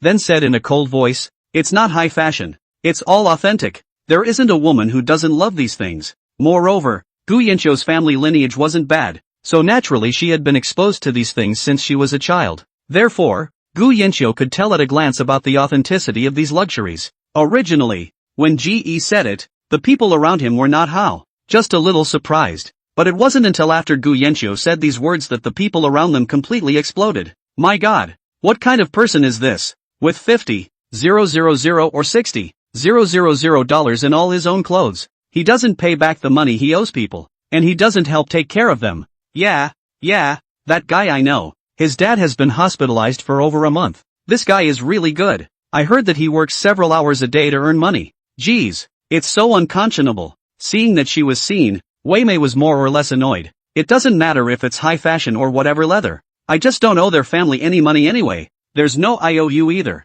Wei Mei was determined to play rogue. When these words came out, the two youngsters behind Gu Yanqiu were instantly furious. But they remembered who they were after all, so they didn't follow the people behind them and spit. Seeing that Wei Mei's true colors were known by the people around him, Shi then looked at Wei Qing, who was on the side. When they borrowed the money at the time, what did they contact your dad from? Hearing Ji Yi's words, Wei Qing first froze, then instantly reacted. He turned around and took out Wei father's cell phone directly from the nightstand. My dad was still working at the time. They called my dad and didn't get through, so they first told me about the situation from the VX, and my dad didn't hesitate at all to send the money directly afterward. With that, Wei Qing had already found out the chat logs and handed the evidence to Gu Yanqiu. Gu Yanqiu's face began to stare, obviously also enduring the woman in front of her to the extreme. This side of the evidence is sufficient, and your chat records also clearly stated that it is borrowing money. So if you do not pay back the money, they can sue you. For you say they threaten you this thing, we will investigate it.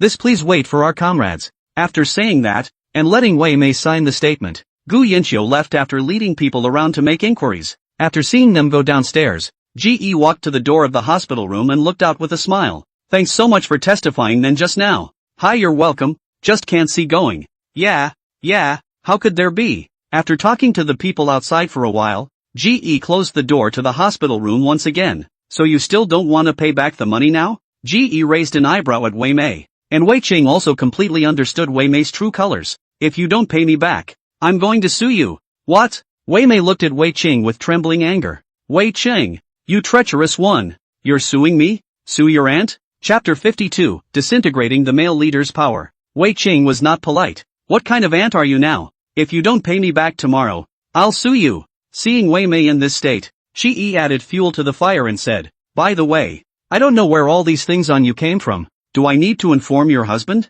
Now Wei Mei's face became even more ugly. Okay, I got it. I'll call you tomorrow with the money. After saying that, Wei Mei directly slammed the door and left. Seeing Wei Mei leave, Ge directly snorted. Sure enough, the things on her body came from an improper source. Brother you mean? Wei Qing instantly also reacted to something and looked at Ge. Ge nodded. It's what you think. Then he walked to the door and looked at Wei Qing. Come over and talk to me. Previously, when he was in the mercenary group, although Yi Han was the boss, those under him were still very respectful to Ge. After all, Ge is more like family than the ruthless boss. During their previous missions, Chi had not only saved Yi Han several times, but even their current ability to come back alive was thanks to Chi. So when he saw Ge call for himself, Wei Qing also followed without the slightest hesitation.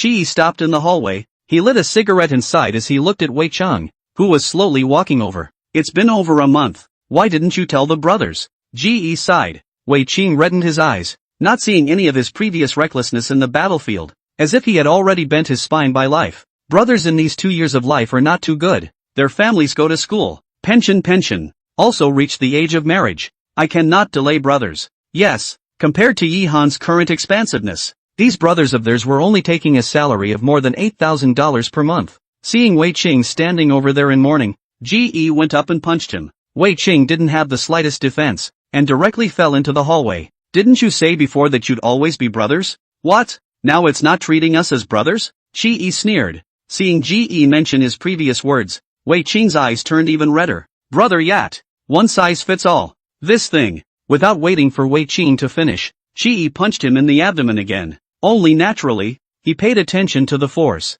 Get up. Chi stood up from the ground carrying Wei Qing with one hand. He looked at Wei Qing coldly. Those people do have families to support. But I don't, said Ge handed Wei Qing a card with the 70W he had just transferred in. There's 70W in here. Take it and tell me again if it's not enough. Wei Cheng stared blankly at the card in Ji's hand, wanting to speak. Seeing that he didn't take it, Ji was in no good humor and directly stuffed the card into his hand. Don't worry. My brother recently did some side business and made a little money. If you don't have enough money in the future, just look for me. Yat. Hearing Ji's words, that Wei Cheng, a big man with a sturdy figure, even cried out directly. In the next second, he knelt directly in front of Ji. Brother E. Thanks. I know you hate being so polite between us, but if it wasn't for you, I really wouldn't know what to do. Wei Cheng sobbed uncontrollably, while Ji looked at him more or less heartbroken. It's okay, we are all family. Your dad is also my dad. With the money, don't go out to work for a while.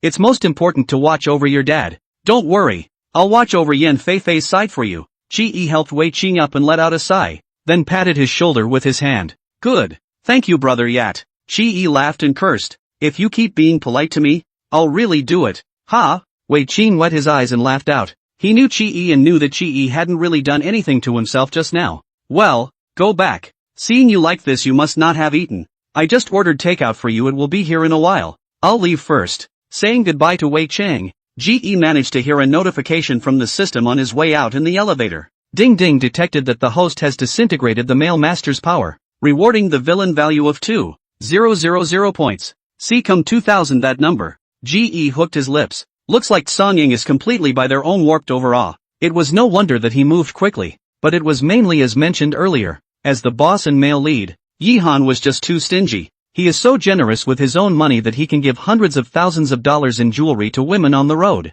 but stingy with his own handlers. In this big first-tier city, those of them who lick blood at the tip of the knife are paid only 8,000. People next door to the gatekeeper's grandfather can be paid tens of thousands of dollars. Their group of bodyguards to help care for the women, and act as a driver, and sometimes have to take the time to complete a task, but only 8,000. Ji is fine with no one at home, but everyone else, as soon as something happens at home, their hands get tight. After coming out of Wei Cheng's side of things, Ji received a call from Firefox. Hello? What's going on? Hey, Yat, are you home yet? Have you eaten? Firefox's attentive voice came from across the room. Hearing this voice of his, Ji laughed and scolded. Be normal for me, or I'll hang up the phone. AI. Don't brother E. I'm wrong. The Firefox on the opposite side hurriedly admitted his mistake. Say what you have to say and fart what you have to say, Ji said as he walked towards the parking lot and found the fiery red motorcycle. Brother Yat, do you remember what you said earlier about teaching me martial arts? Hearing Ji's words, Firefox spoke in an anxious and somewhat aggravated tone. Ji, in the past 2 days, he had been so focused on prying at various corners that he had really forgotten about this. Hearing Ji's delayed voice, Firefox more or less understood what was going on. Brother Yat, how could you? Okay, I really did forget. Wasn't I busy with Mr. Shang's business? I've been running around again for the past 2 days. I'm so busy right now that I haven't even gone home yet. The Firefox on the opposite side of the room apparently also reacted to something and spoke in a teasing and flirtatious tone. Asterisk you. What are you thinking? It's something on Song Ying's side. His dad's been hospitalized. What? Firefox gasped from across the phone. So how come he didn't tell us? How was it serious? Ge long sigh. I heard that it is cancer. Anyway, the situation is not optimistic. I just in the hospital. The whole old man has not been awake. I understand the situation. He is not willing to tell us. Also do not want to drag us. After all, we all hands are not a few money. At those words, Firefox fell silent. Indeed, after 2 years back home, they really don't have much money in hand. Ding Ding detected that the host has disintegrated the male master's power, rewarding 500 villain values. Chapter 53, The Maid's Costume. Seeing that Firefox didn't say anything, she knew that Firefox was thinking about how everyone had been doing in the past 2 years. After all, when they were abroad, they were so reckless that they didn't even think about money. And after returning to the country, but everywhere, not only the people, more or less with the money. Ge said, but don't worry, I've recently made some money from writing tunes, and I've already given it to Song Ying,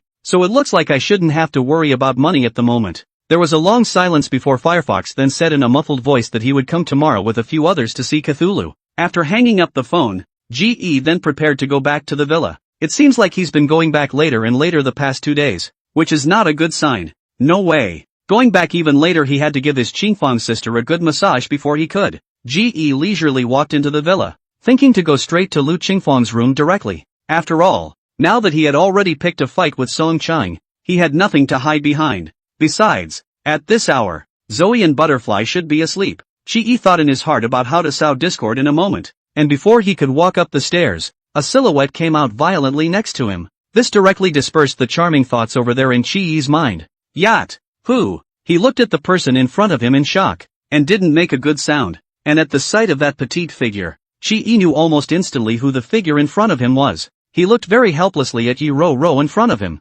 Zoe, can't you turn on the light for once? Do you know how scary you are like that? It wasn't enough to scare him once. This is the second time. Of course, he certainly wouldn't have said it himself. Yi Ro hung her head in embarrassment and tugged on the hem of her skirt. Sorry, Yat. Ge hung his head helplessly and looked at Yi Ro. So you're up to something? Is that tomorrow is my class reunion? Yi Ro whispered. Then she tugged her hand on the hem of her shirt and looked at Ge apprehensively. It was only after hearing Yi Ro's words that Ge reacted. The past 2 days had been rather busy, and he really had to forget that tomorrow would soon be Yi Ro's class reunion. Okay, I know. Don't worry, I'll definitely be there tomorrow. Ge laughed. He was still trying to act angry about what happened before, but after all, it was something he had agreed to do before. Seeing Ge laugh softly above her head and agree, Yi Ro was relieved after all. She had actually guessed early on that Ge had such a good personality that he would definitely say yes. However, hearing that Ge had agreed to do so, Yi Ro's heart more or less felt even more guilty. When she thought of Ge being exasperated and walking away earlier without chasing after her, Yi Ro's heart was inexplicably clogged. After Ge finished speaking, he thought of going upstairs. After all, it was getting late. But, just as he took a step on his side, the next second he was yanked by the arm by the person behind him.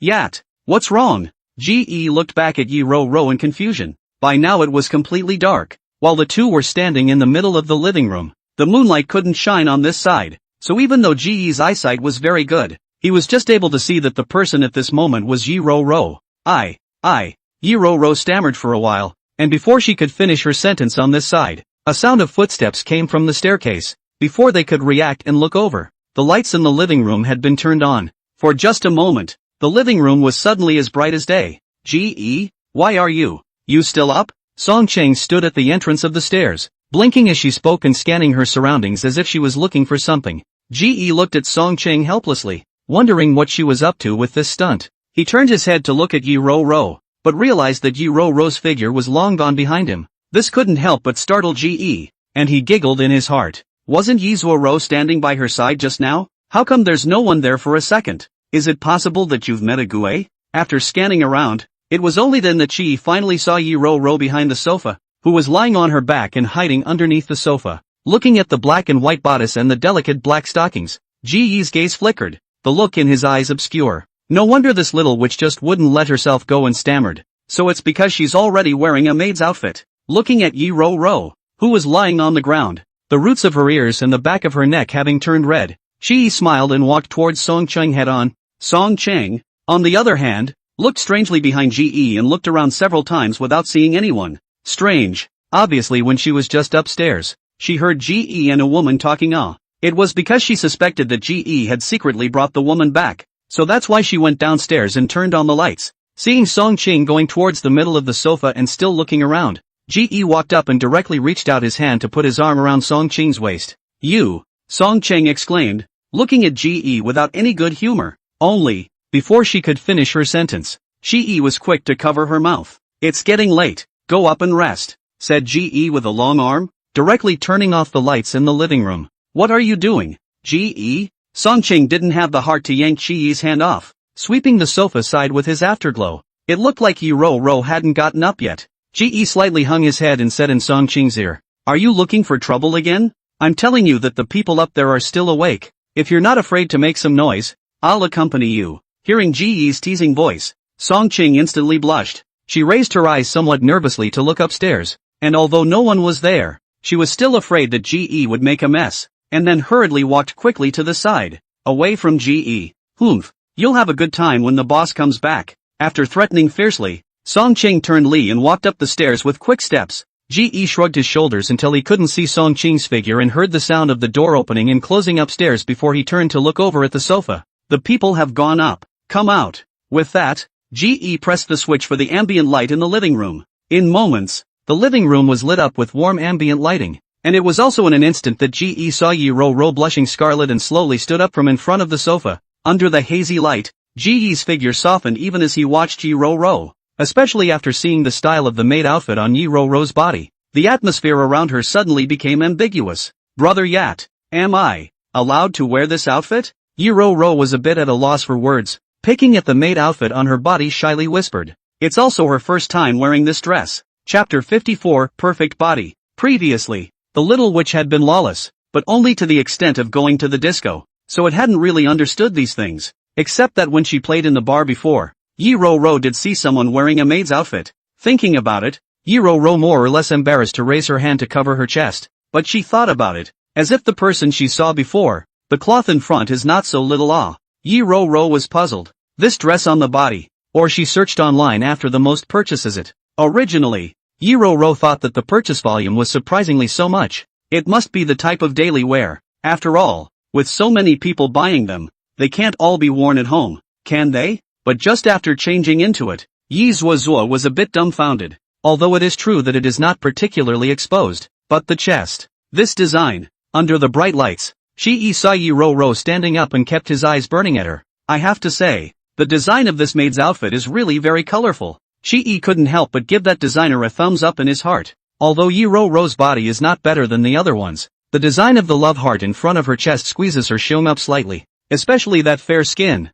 At this time, because of shyness, stained some scarlet, then also looks the love inside the skin more attractive. It was like a peach eager to be picked off. Of course, in addition to that design, this dress has a lot of outstanding design. This caused GE to be more or less overwhelmed by his sight for a moment. Is this outfit okay? Yi Ro's face blushed as she looked towards GE. Shi didn't hesitate in the slightest. He nodded his head repeatedly. It's fine. This one is very fine. Yi Ro froze, and didn't expect GE's reaction to be so quick. Ahem. Shi was just about to say something when he heard Yi Ro's small hand nestling into a fist, resting against her lips and gently coughing a few times. He then saw Yi Ro shyly and slowly walking towards himself. Lord, Master, that, you have labored all day. Do you want me to massage you? Shi saw Yi Ro slightly open her pink lips and softly said. This made Ji's eyes widen in surprise, although he did also say before that he wanted Yi Zhao to wear a maid's outfit and serve himself. But he was just thinking about putting it on and giving himself a massage,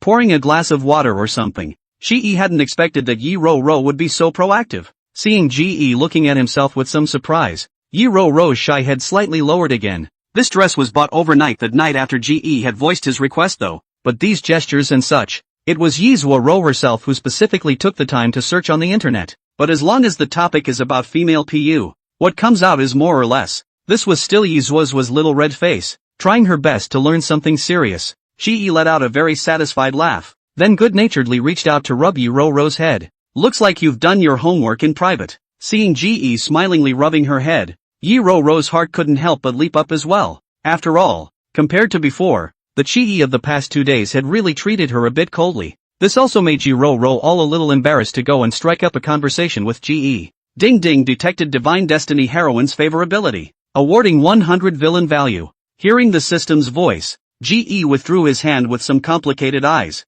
It's not just a compliment. Rubbing his head, how did he get a good feeling and a villain value? Chi followed Yi Ro's force and sat on the sofa, looking at the little witch with some suspicion. No way. This little witch wouldn't have any hidden special attributes, right? Or is that actually a little woo girl behind the scenes? Yes, brother E, just lie down here. Yi Ro looked at GE with a fist in the air, then turned around and was about to go. GE sat on the sofa blankly, somewhat unable to understand Yi Ro's words. Why are you down? However, although he didn't understand why, GE still honestly got down. He had to say that he was really getting more and more excited about what Yi Zhuojuan was going to do in a while. After all, it's already exciting to think about it now. Soon, Yi Ro's footsteps sounded, and GE, lying on his back on the sofa, clearly heard Yi Ro's footsteps slowly approaching. Also, there is the sound of wheels turning. Shi raised his eyebrows and subconsciously turned his head to look, not realizing that Yi Ro had actually pushed a cart over. Where did you get all this stuff? GE couldn't help but laugh out loud. Yi Ro raised her hand to scratch her face in embarrassment, her eyes fluttering a bit. I was going to buy some myself, but I didn't realize that the one where I bought the clothes, they had complimentary essential oils and sinew revitalizing oils and such. GE nodded and turned his head to get down honestly. Okay, you start. With that, GE had narrowed his eyes. She got down for a while without feeling Yi Ro-Ro's movements, only hearing Yi Ro-Ro pounding something behind himself. Whenever you start, I'm going to sleep. Shi helplessly turned his head to look over, just in time to see Yi Ro-Ro taking off her shoes and sitting on her knees beside him. Yi Ro-Ro smiled in embarrassment and also felt that she was a bit inked. I was just reading those instructions, and then the posture wasn't quite right, so I thought I'd come up on the couch. Shi's eyes glanced over the jade feet wrapped in black silk. His eyes flickered for a moment. It's fine. Take your time. Seeing that GE was treating himself very well at this time, this also made Yi Ro-Ro motivated. She rubbed her hands together excitedly. Yes. Yi Ro-Ro looked at the revitalizing oil and such on the shelf next to her, and reached out her hand to directly lift the hem of GE's coat. Yat. Lift yourself up. I need to put some medicinal oil on your back. When GE heard this, he lazily answered and obediently raised his body, letting Yi Ro-Ro help him roll the hem of his shirt up to his shoulders. But after waiting for a while, GE still hadn't felt Yi Ro-Ro's movements. He plopped down over there and laughed helplessly and softly. Zoe, not ready yet? Yi Ro-Ro blushed and suddenly came back to her senses. She hurriedly shifted her gaze away from GE's body and panically started to answer. Ahem. Okay.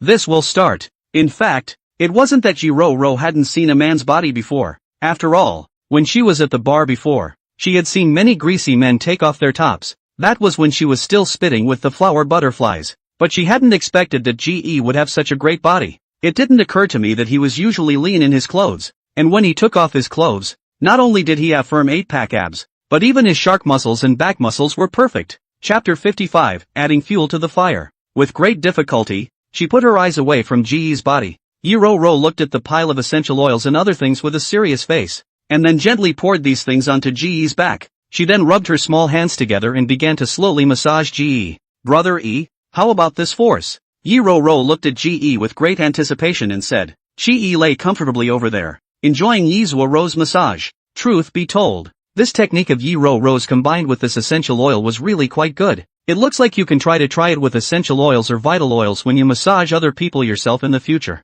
GE responded comfortably. Looks like you really put your heart and soul into studying a bit. GE, after all, was already proficient in massage skills, so naturally, he was also able to distinguish that Yi Ro-Ro's technique, by the looks of it, did go to learn a little. Yi Ro-Ro smiled somewhat coyly. Hearing GE's words, her heart was surprisingly somewhat satisfied like never before. Well, I've been watching some instructional videos the last couple days. Thinking of this, GE's heart became even more beautiful. Look at this. The Divine Master's wife has gone to study a little bit especially for herself, and then this is what she has come to serve. I guess Yihan hadn't even enjoyed this treatment before. Let you bother, said classmates rally. What time to start? GE comfortably lying over there. Thought of this thing. When this matter was mentioned, Yi Ro-Ro instantly came into the spirit, because some people still have to go to work, so 6 or 7 o'clock to start. Lin Weiwei, that person seems to specialize in a banquet hall. I heard that the faction is quite big. Chi was lying over there, and when he heard Yi Ro-Ro's words, he vaguely noticed that his back seemed to be a little hot. However, it is normal for a massage, in general, to heat up the body, so Chi didn't care at first, but was just a little surprised in his heart, not thinking that Yi Ro-Ro had actually learned something after studying for a day or two. Then all of your classmates are really quite rich. By the way, have you bought your gown yet? Chi once again inquired. Hearing this, Yi Ro-Ro couldn't help but think of that day again. Originally, the three were just going to pick out their dresses, but they didn't expect that kind of thing to happen behind them. Yi Ro-Ro's eyes darkened. Then she nodded slightly. But soon, Yi Ro-Ro reacted that she was nodding her head over here, and Chi couldn't see it. Well, Mu and I both picked it out together, Yi Ro-Ro said while looking at GE. Originally thought that GE would more or less have some reaction after hearing Shin Mumu's name, but didn't think that GE didn't move at all. It had to be said that this made Yi Ro-Ro's heart actually feel a trace of joy. Well, that's good, GE said somewhat lazily as he lay over there. Seeing that GE didn't mention Shin Mumu at all, Yi Ro-Ro's heart became more and more ecstatic. Not only that, but even the force in her hands became more sufficient. GE was originally lying comfortably over there, but gradually he felt that something was wrong. Have you ever felt a bit of heat around you? GE inquired very keenly. Yi Ro-Ro raised her arms slightly and wiped the sweat from her own forehead. A little bit. I should be hot because I've been moving around. Yeah, do you feel hot? Do you want me to help you go and turn the air conditioner down a bit more? Hearing Yi Ro-Ro's words, Shi also felt that it should be because of the massage. After all, there are massages that do expel some of the cold from the body. No, that's it. Just massage for a little while longer and we'll go rest, Ji said lazily. He was now already lying over here not wanting to move, thinking that he wouldn't go to Lu Qingfang's room today, and that it should be okay to be lazy for a day, right? Shi thought in his head, but soon realized that something was really wrong. He slumped over there, the knot in his throat twitching slightly. At this moment, he didn't just feel his surroundings getting hotter and hotter, but even his sense of touch had become more acute. He, who had been slouching on the couch earlier, was now coming to life. Even as he lay on this side, he could clearly perceive Yi Ro-Ro's small hands constantly on his back. This was tantamount to pouring oil on the fire, making the fire inside Ji burn even hotter. At once, Ji sensed something and his body stiffened. And, almost instantly, Yi Ro-Ro felt Ji's stiffness. Brother Yat? You? What's wrong with you? Was I uncomfortable with the massage? Feeling Ji's muscles become stiff, Yi Ro-Ro inquired in great panic. Shi didn't immediately answer Yi Ro-Ro's words, but first took a long breath of cool air, but it still didn't do anything.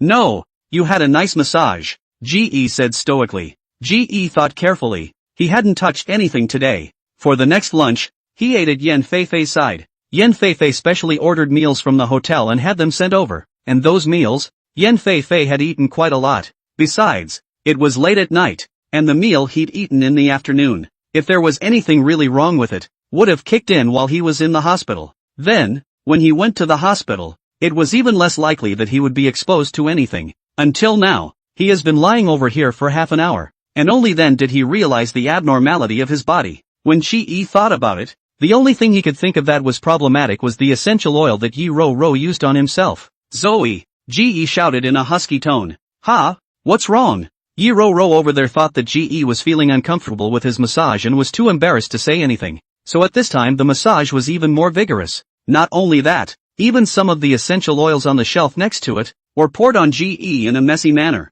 Shi, you stop for a moment, he said very helplessly. Yi Ro-Ro hesitated for a moment, but in the end, she chose to listen to Ji's words. What's wrong, Brother Yat? Is it true that my massage wasn't very comfortable? Yi Ro-Ro moodily looked at Ji, a pair of large eyes filled with uneasiness. Shi subconsciously turned his head when he heard this pitiful look from Yi Ro-Ro, and then he saw that the little witch was looking at himself with wet eyes. Shi's body was already burning with fire, and this was tantamount to directly adding fuel to the fire. Therefore, after glancing at Yi Ro-Ro, Ji hurriedly turned his head back again in a concealed manner. Yi Ro-Ro froze when she looked at this action of Ji. She didn't know what was wrong with Ji. Why he turned back to himself with a cold face and turned his head again without saying a word. His face unsightly. Chapter 56. Brother E? Yi Ro-Ro looked at Ji with some bewilderment, sitting on her knees, more or less in the dark. Well, Zoe can I see the store where you buy your clothes? Ji said slowly.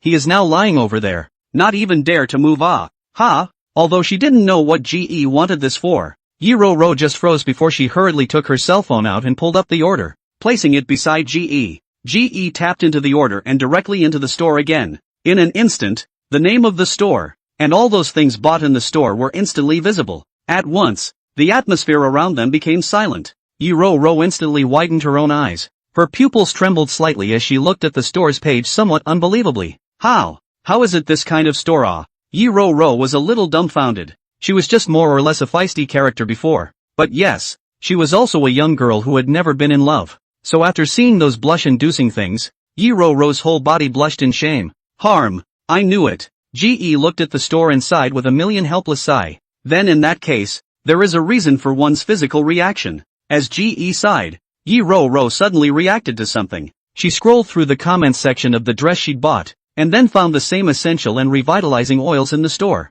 Looking at the comments of that essential oil, Yi Ro-Ro was more or less skeptical of life. How can this even? Yi Ro-Ro turned her head incredulously to look at the several small bottles that had already been nearly emptied by herself, because the little bottles look exquisite and each portion is quite large. Also, she didn't know anything about this before, so she didn't pay the slightest attention to the dosage when she laid her hands on it. Shi also turned his head. A glance saw the small bottle is almost empty. I'm sorry, Brother Yat. I really didn't know that they had a use for this, Yi Ro-Ro said with a red face, while saying that she hurriedly took out paper towels, and in a hurry, She was going to help Ge wipe the essential oil on his back clean. Indeed, the essential oils that had just been poured on it had indeed been wiped clean, but this was only just poured on. The ones that were used more than half an hour before had already evaporated and Ye's was massage. It's okay, you're not to blame for this one, Ge said with a stoic frown. He then sat up in a flash, turned and walked up the stairs. I'm going to take a cold shower first. With those words, Ge's figure had already disappeared at the stairs. In the large living room, now only Yi-Ro-Ro was left alone sitting on her knees on the sofa dumbfounded. Oh my god. Yi-Ro-Ro looked at the essential oil over there that was already almost empty, and then looked at the cell phone on the side, still a bit unable to believe the reality. How? Yi-Ro-Ro's face blushed with shame, and when she thought of the scene she saw when Ge got up just now, she raised her small hands and hurriedly covered her face. Only, there was more guilt in Yi-Ro-Ro's heart. She guiltily slapped her face with a small hand and cursed herself before getting up to check on Ge upstairs. Only in the moment of going up the stairs, Yi-Ro-Ro remembered something and hurriedly turned around and went to the sofa first to pack up the group of essential oils and threw them into the garbage can. After looking at the living room without any traces left behind, Yi-Ro-Ro then hurriedly went upstairs with hurried footsteps. Only, she was now more or less a bit weak. After all, it would not be good if she was seen in this outfit now. Therefore, although Yi-Ro-Ro was very anxious in her heart, she still arrived in front of Ge's bedroom with gentle footsteps. With a worried look on her face, she raised her head and knocked on the door. Only there was no response from Ge coming from inside. Thinking that she should still be in the cold shower, slightly biting her pink lips and hesitating for a moment, Yi-Ro-Ro still reached out her hand to push open the door. I didn't realize that Ge really didn't lock the door. With a happy heart, Yi-Ro-Ro then worriedly rushed in. Brother Yat, are you alright? Yi-Ro-Ro inquired anxiously. There was still no one to respond to Yi-Ro-Ro, and the only thing that responded to Yi-Ro-Ro was the sound of water coming from the bathroom. Yi-Ro-Ro subconsciously looked towards the direction where the voice came from, but just a glance caused a blush, once again, to climb up her cheeks. The bathroom in Ge's room had a frosted glass door, so Yi-Ro-Ro stood over there, and although she couldn't see Ge inside, she could vaguely make out the flesh-colored figure, and at the sight of Ge's figure, Yi-Ro-Ro instantly moved her eyes away with a blushing face. Only, after a moment, Yi-Ro-Ro couldn't help but look over again with a blushing face. Oh, my god, this body proportion. Yi-Ro-Ro couldn't help but sigh a little in her heart. She had originally studied fashion design, so she naturally understood just how perfect this body proportion of Ge's was. Yi-Ro-Ro looked at the frosted glass in fascination, but soon Yi-Ro-Ro was slightly chuffed, sensing that something was wrong. She raised her hand to touch her face, but felt a burning heat. She then wiped the sweat from her forehead, yet she still felt hot and dry. When she had been framed by Zhou Yi before, Yi-Ro-Ro had already experienced this feeling. Therefore, Yi-Ro-Ro reacted as an afterthought that she should be similar to Ge right now, all because of that essential oil. Thinking about it, Yi-Ro-Ro instantly reacted. Originally she only felt slightly hot, but just now when Ge went upstairs, she didn't notice and covered her face directly with her hands. Yi-Ro-Ro was practically crying from her own stupidity. Her mind was already a bit confused. Suddenly, Yi-Ro-Ro's afterglow caught a glimpse of the air conditioner's remote control. She hurriedly lowered the temperature a bit. As for Ge over there, his brain was chaotic even more up,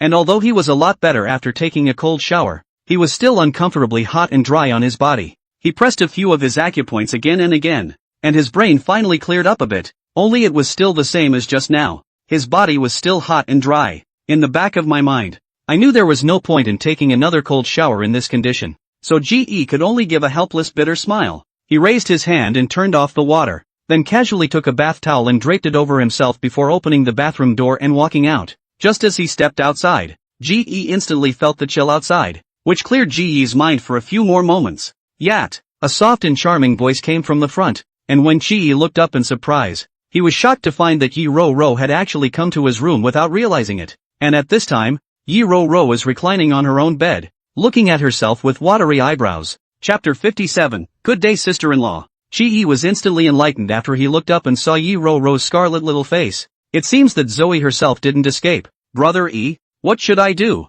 It's so hard. Yi-Ro-Ro's body is sore and weak, powerless lying on her side over there looking at Ge. Ge sighed helplessly and walked forward, directly picking up Yi-Ro-Ro. Originally, Ge wanted to just throw Yi-Ro-Ro into the bathroom and give her a cold shower, but that's when the accident happened. Ge's side had only just grabbed Yi-Ro-Ro's collar, and it was in that instant that the clothes on Yi-Ro-Ro's body were suddenly in pieces. Ge was a bit stunned as he looked at the clothes on Yi-Ro-Ro's body. But after thinking about what specialty store that was bought the clothes from, Shi-Yi's heart understood. Looks like that boss didn't go to a lot of trouble to facilitate that. To tell the truth, looking at Yi Ro just like this lying in front of him, Shi-Yi is not moved. But, after all, Yi Ro's status was special, and she couldn't be moved for now. Thinking of this, Shi-Yi clenched his teeth, wrapped Yi Ro with a blanket, and directly picked up Yi Ro and threw it into the bathtub in the bathroom. The next second, Ji-E turned on the cold water without mercy. The cold, cool water rushed over her body, which made Yi Ro instantly awake. It's not particularly worse this time than the previous time when he was framed. After all, this is only used to give the young couple to increase the love chew, not aphrodisiacs. Moreover, being Chi-E, Yi Ro's contact is still relatively small, so naturally, she woke up faster. Sober? Seeing that Yi Ro's eyes were no longer so disoriented, but instead looked a bit clear and stupid, Chi-E was clear that Yi Ro was now quite awake by the looks of it. Yi Ro looked at Ji-E in a daze, then her eyes slid down, and after seeing a certain spot wrapped in a bath towel, she blushed and hurriedly moved her eyes away. There's a clean towel over there. Hurry up and get up and go to your room. Yi Ro was awake, but Chi-E's fire was now coming back, so after explaining to Yi Ro, Chi-E took the shower on the side and without thinking, he directly turned on the cold water and poured it on his body. The sound of water pattering in his ears, Chi-E could not hear the movement on the side, and thought that Yi Ro had already left, but without thinking about it, not a moment later, Ji-E felt a warm and soft body press up against his own. Ji-E came back to his senses as he turned off the shower and wiped his hair, opening his eyes to look over. Zoe-E? He couldn't help but wrinkle his eyebrows. Yi Ro shyly leaned in Ji-E's arms. Brother E. Me? Let me help you. Although it was just a short word, Chi-E was very shocked in his heart. The little witch is surprisingly so forthcoming now. Is his high-end game so useful? Seeing Ji-E staring blankly at himself and no longer speaking, Yi Ro, who had managed to gather the courage to come over, was more or less anxious. Yat brother. Me? Can't I? Chi-E immediately felt a headache, and he pushed Yi Ro away with a twitch of his brow. Kids don't talk nonsense. Hurry up and go to your room. Who knows? Why would he mind? It's just that at the moment, Yi Ro's identity is very special, because now Yi Ro is not a biological thing everyone does not know. If it is really good with the little witch, she must be excited to go to announce, which if Yi-Han knows, not to say he's fine now, but he'll have to die after a while. It was hard to already slowly pry open Yi-Han's corner. Ji-E would not be so reckless. He's going to take it step by step and be careful. Being pushed away by Ji-E, Yi Ro stumbled 2 steps. She looked at Ji-E in a trance, not expecting to actually be rejected by him. This made Ji's would instantly wet her eyes. Was it because she had treated Ji-E poorly before that Ji-E didn't like herself now? Thinking of this, Yi Ro could not help but bite her pink lips tightly with her shell teeth. She looked at the man in front of her who was still rinsing the cool water, looked at his figure that seemed to have been carved out, and thought of Ji-E's thoughtfulness on weekdays. She couldn't imagine how she would feel if Ji-E was really with Shin Mu, or with someone else's woman. However, just thinking about it now, Yi Ro would also feel very unwilling. Thinking of this, Yi Ro stepped forward. She violently hugged Ji-E, her small hands already tugging at Ji-E's bathrobe. Next day, when Ji-E woke up in a daze, he only felt a stabbing pain in his brain. He couldn't help but wrap the covers around his body. And then he remembered that not only did he take a cold shower last night, but even the air conditioning was at a frighteningly low temperature. However, early in the morning, as soon as he remembered what happened last night, Ji-E was more or less impulsive again. He let out a long sigh, and then he took the remote control for the air conditioner and turned the temperature back up. Ji-E really didn't expect the little witch to be so proactive, especially when the back lunges, but even if that was the case, Ji-E still had the heart of a thief but not the guts to cough. In fact, he was also thinking about the big picture. He couldn't ruin the bureau that had been laid down with great difficulty just for the sake of Yi Ro alone. Well, a soft voice came from the side. Ji-E looked over, and the first thing he saw was the young girl's red lips. It's true that he didn't make it to the end last night, but he gave himself some relief in other ways. Brother E. Yi Ro's consciousness returned, and subconsciously she wanted to raise her hand to rub her eyes. Only the next moment she felt a soreness coming from her wrist, and at the same time, Yi Ro's mind cleared up all of a sudden. Awake? Get up. Be careful of being discovered by them later. Shi-E smilingly reached out his hand to rub Yi Ro's head. Discovering is just discovering. Yi Ro muttered with a small frown, her throat burning and hurting. Shi-E was just about to say something when he heard his cell phone vibrate on the side. Looking at the note on it, the smile on Ji-Yi's face dissipated, and his entire being became serious. Your brother's phone. When these words came out, it scared Yi Ro hurriedly got under the covers, and Ji immediately picked up that video call.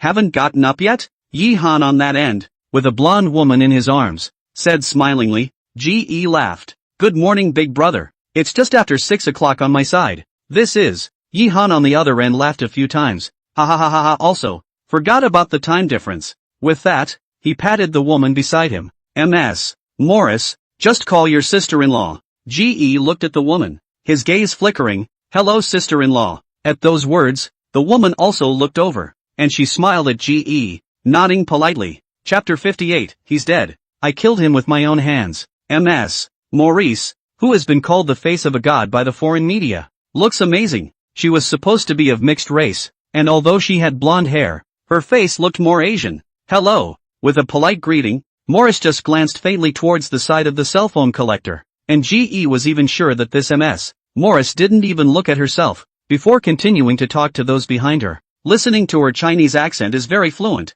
It seems that she should be mixed with Chinese. How's it going? Things are okay over there during my absence, aren't they? By the way, especially Zoe, this child has a spirited personality. Ji smiled. Boss, don't worry about it. This side of the situation is not bad, and Ms. Yi Ro this period of time also have not to go to the bar those places. You also know, she is now early in the morning to go to class every day. The evening will only come back, and there is no time to go. Yi Han on the other end laughed. I don't think it's not that he doesn't want to go, it's just that he had suffered a loss once before and was intimidated. Speaking here, Yi Han seemed to have suddenly thought of something. By the way, the Chow family didn't give you any trouble, did they? Ji shook his head. Don't worry, boss, they don't know that Zhou Ye's matter is related to me. Yi Han nodded. That's good. Speaking of which, fortunately, last time Zhou Ye found to go to the ancient Chinese gang of those people in general, or you will be dragged down, such as brother back, sure to please you have a good meal.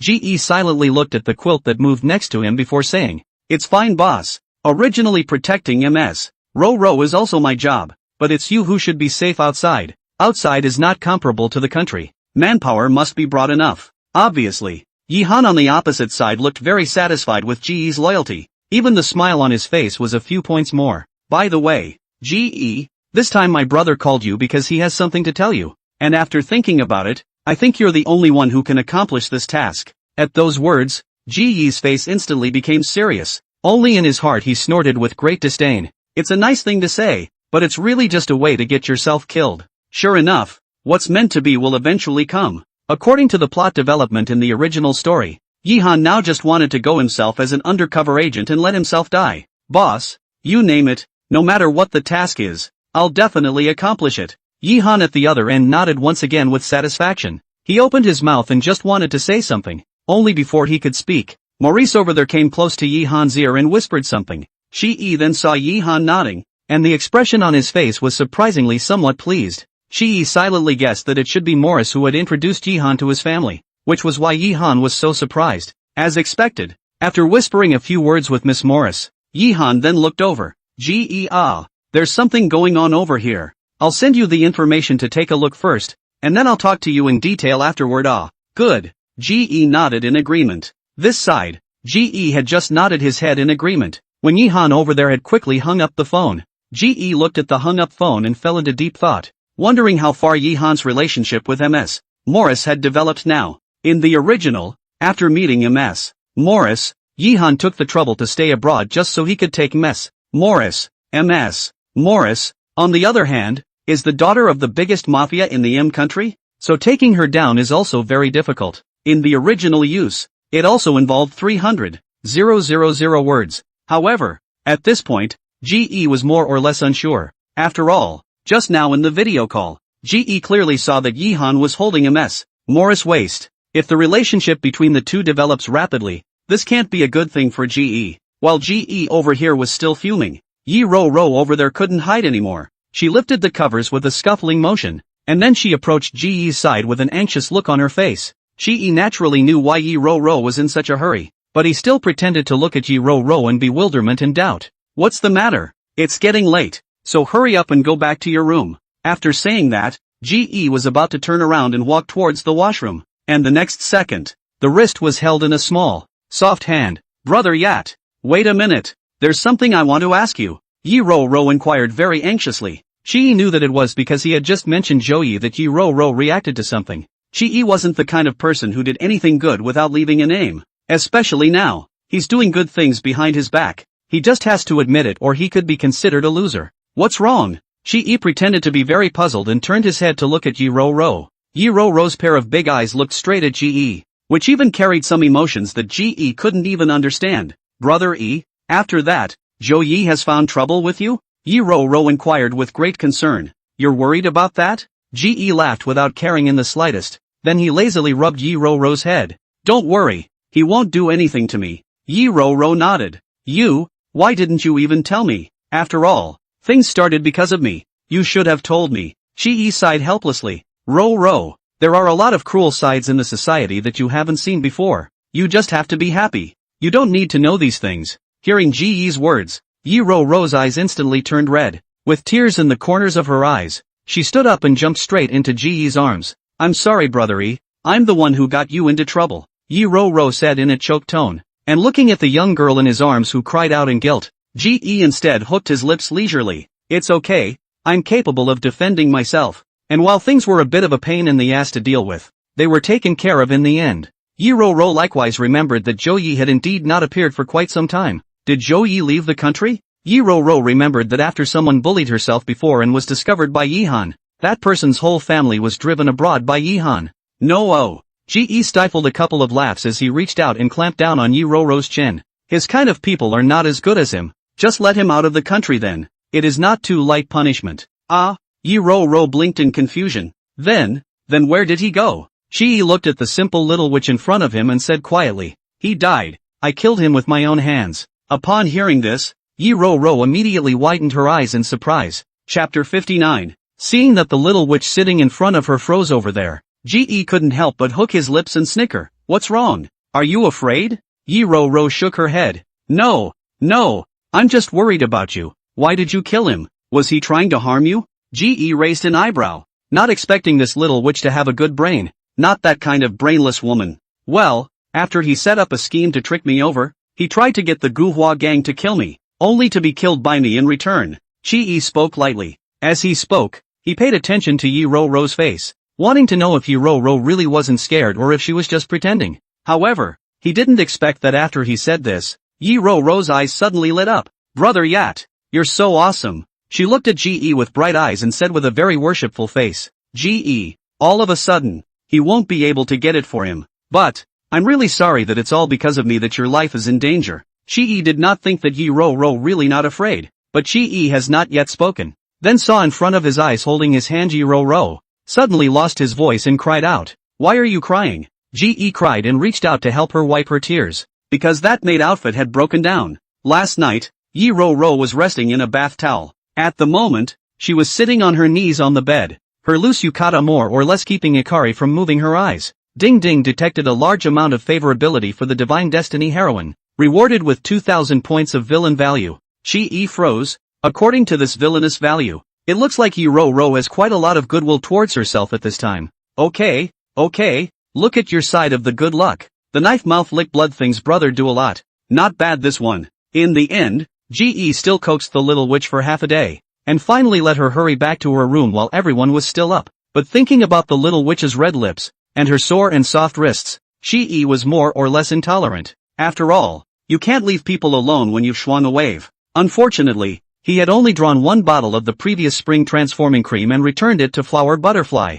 It's come to this, he can't still be shy and go to people to get it back. After washing up, Ge looked at his points, and also because he opened the system page. Ge this time saw the system prompts that he had ignored last night. Ding detected the host's villainous behavior towards the Divine Fates heroine, rewarding 1,000 villainous values. When Ge saw this message, he was instantly delighted, but before Ge could see his balance clearly, the system's beeps came again. Ding detected that the host received the male master power worship value, rewarding 500 villain value. Ding detected that the host has disintegrated the male master's power, rewarding 500 villain values. Receiving this message in the middle of the morning, Ge was more or less unresponsive. Ding dong, the cell phone beside him rang. Ge looked over and found that it was Firefox and the others who had sent themselves a message. It looked like they should have just visited Son Ying and the others in the hospital. So, This is how one gets rewarded. Ji looked at his villain value, which had unknowingly reached 20,880 over this period of time.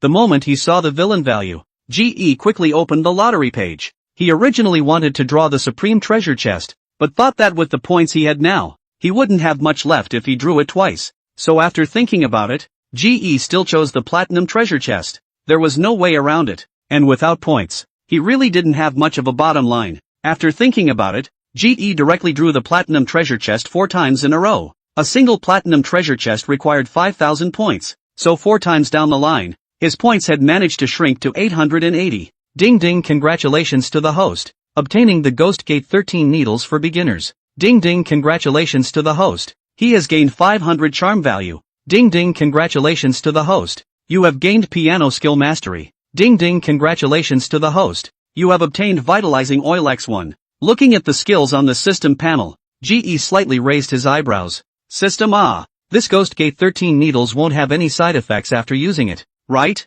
Please don't worry about the host, the system produces a product that will discard the side effects. Upon hearing this, Ji then nodded, very satisfied with this reward. However, looking down, at the sight of that vitalizing oil, Ji's sight couldn't help but pause once again. Won't have that kind of side effect, right? This time, the system was still quick to answer Ji's questions. Ding ding, please don't worry about it, this is a genuine revitalizing oil, it is used for joint and muscle strain and pain. Ji nodded, completely relieved, because Yi Ro had to attend a class reunion today. She took a day off and was in no hurry to go to class. When Ji went downstairs, he happened to see Song Cheng approaching Yi Ro with a concerned face. Zoe, what's wrong with your mouth? Why are your words so hoarse? Did you catch a cold last night? Do you want me to get you some cold medicine? If it was in the past, when she saw Song Cheng's fake sympathy coming over, Yi Ro would have long ago nonchalantly gone back to the yin and yang. But today, perhaps because of some weakness, so Yi Ro didn't say anything,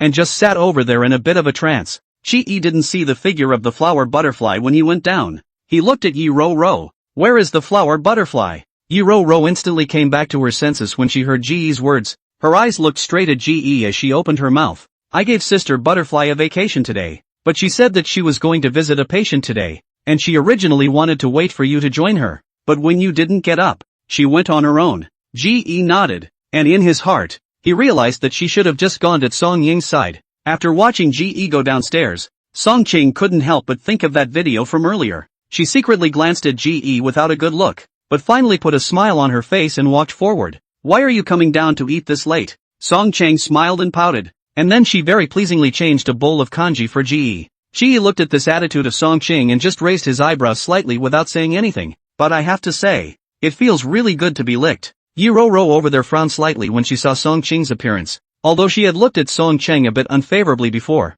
she had to admit that at this moment, that unfavorable feeling reached its peak. Brother Yi Ro stood up and directly squeezed Song Cheng off to sit beside Ji. Class reunion tonight. Someone's coming over to the house later to style us. You don't have any other plans today, do you? Chapter 60, Lu Qingfang's Expectations. At that, Ji shook his head. It's okay, Crimson Burning Sister and Yan Fei Fei's side I have asked for leave. Today is dedicated to accompany you. Hearing the latter part of Ji's sentence, Yi Ro's eyes rubbed up. Hey, brother Yat, I knew you were the best. After being squeezed out by Yi Ro, Song Cheng skimmed her lips and returned to her side of the seat and sat down. Only, she raised her head to look at Yi Ro and then at Ji. Although Yi Ro was also glued to Ji's side during the first 2 days, but how come the more she looked at her, the more she felt that the atmosphere between the two of them was a bit off right now? Ji took out the vitalizing oil he had just drawn and handed it to Yi Ro. And as Yi Ro looked at something so familiar in Ji's hands, she couldn't help but be slightly stunned for a split second. She looked at the trash can over the living room couch. She clearly remembered that last night, when she specifically put these things are cleaned up and thrown away. How now Ji hands still have? Brother Yat. This, seeing Yi Ro look at the sofa side, and then hesitantly looked at his hands of the vitalizing oil, which let Ji instantly understand what it looked like Yi Zuozua should have misunderstood just like herself. Ji looked at her in tears, then smiled and whispered, don't worry about it, this is something decent from me. Yi Ro's face was red, quickly took the bottle of vital oil and put it directly into the pocket, and then continued to eat with her head down. Song Cheng's side didn't notice this side in the slightest, as the thoughts in her head were very confused at this moment. She naturally doesn't want to live her life looking at Ji's face every day, but the evidence is still in Ge's cell phone, so she wouldn't dare to let her disobey Ge. Thinking about this, Song Qing's heart became even more angry. If it wasn't for Ge deleting the video she secretly recorded earlier, she wouldn't be mixed up like this now.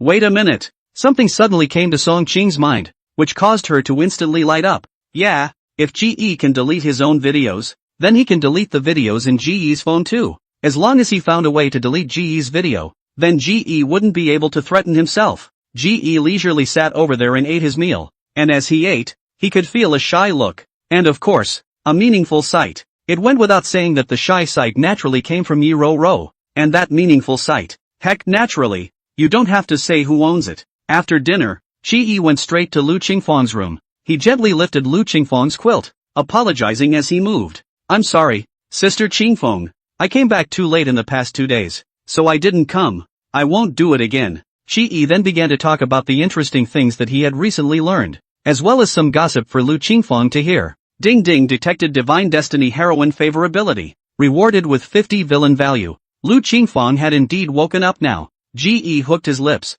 and the movements of his hands began to change unpredictably. As Ge had thought, Lu Qingfang was indeed awake right now. She lay over there unable to move, but a blush slowly surfaced on the blush, and then it gradually spread. And where Ge couldn't see it, her hand shook slightly and unnoticeably for a split second. Lu Qingfang lying over there had to admit that she had been lying in this bed for 5 years. It's just a split second for unconscious vegetative people, but for Lu Qingfang, these 2 years, she couldn't open her eyes though. But the consciousness stayed awake. In these 2 years, Lu Qingfang remembered very clearly, remembered that Yihan came less and less often, and even until now, 2 or 3 months will not come here once. And, naturally, Lu Qingfang was also clear that some time ago, Yihan came more frequently, but also only because Yi Ro and Song Qing were here. Lu Qingfang understood everything in her heart, so she was also bitter in her heart, but without realizing it, Lu Qingfang gradually began to care about Ge. She knew that she was in love with Yihan,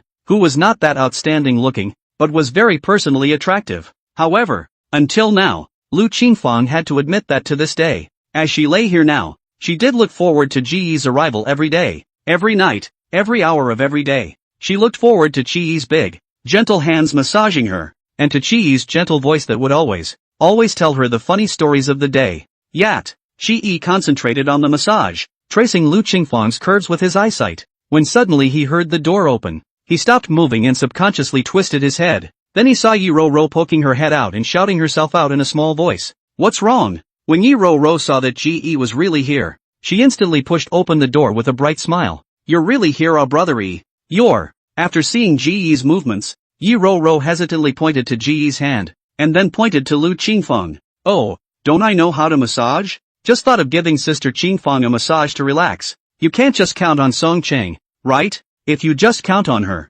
I'm afraid that Sister Qingfang's muscles will stiffen up. Ge shrugged his shoulders and said very naturally. Yi Ro heard that Ge's words made perfect sense and was convinced of them. She frowned her little eyebrows and nodded with a serious face. Brother Yat, you have a point. It's true that you can't trust her. She has a lot of small minds, and she definitely won't take good care of Sister Qingfang. Looking at the little witch's reaction, Ge nodded with great satisfaction. By the way, did you come to see me about something? Oh, I was thinking that the styling team would be here soon, so I came to see you, Yi Ro said while looking at the stunning beauty lying on the bed. At the end of her sentence, she let out a small sigh, then looked up at Ge. Yat, you said when my brother called you in the morning, that Ms. Morris next to you, really is, again. Although Yi Ro did not finish the sentence, the meaning was self-evident. Ge nodded. Well, the boss told me to call my sister-in-law, and that Ms. Morris didn't refuse, so that seems to be it. Upon hearing this,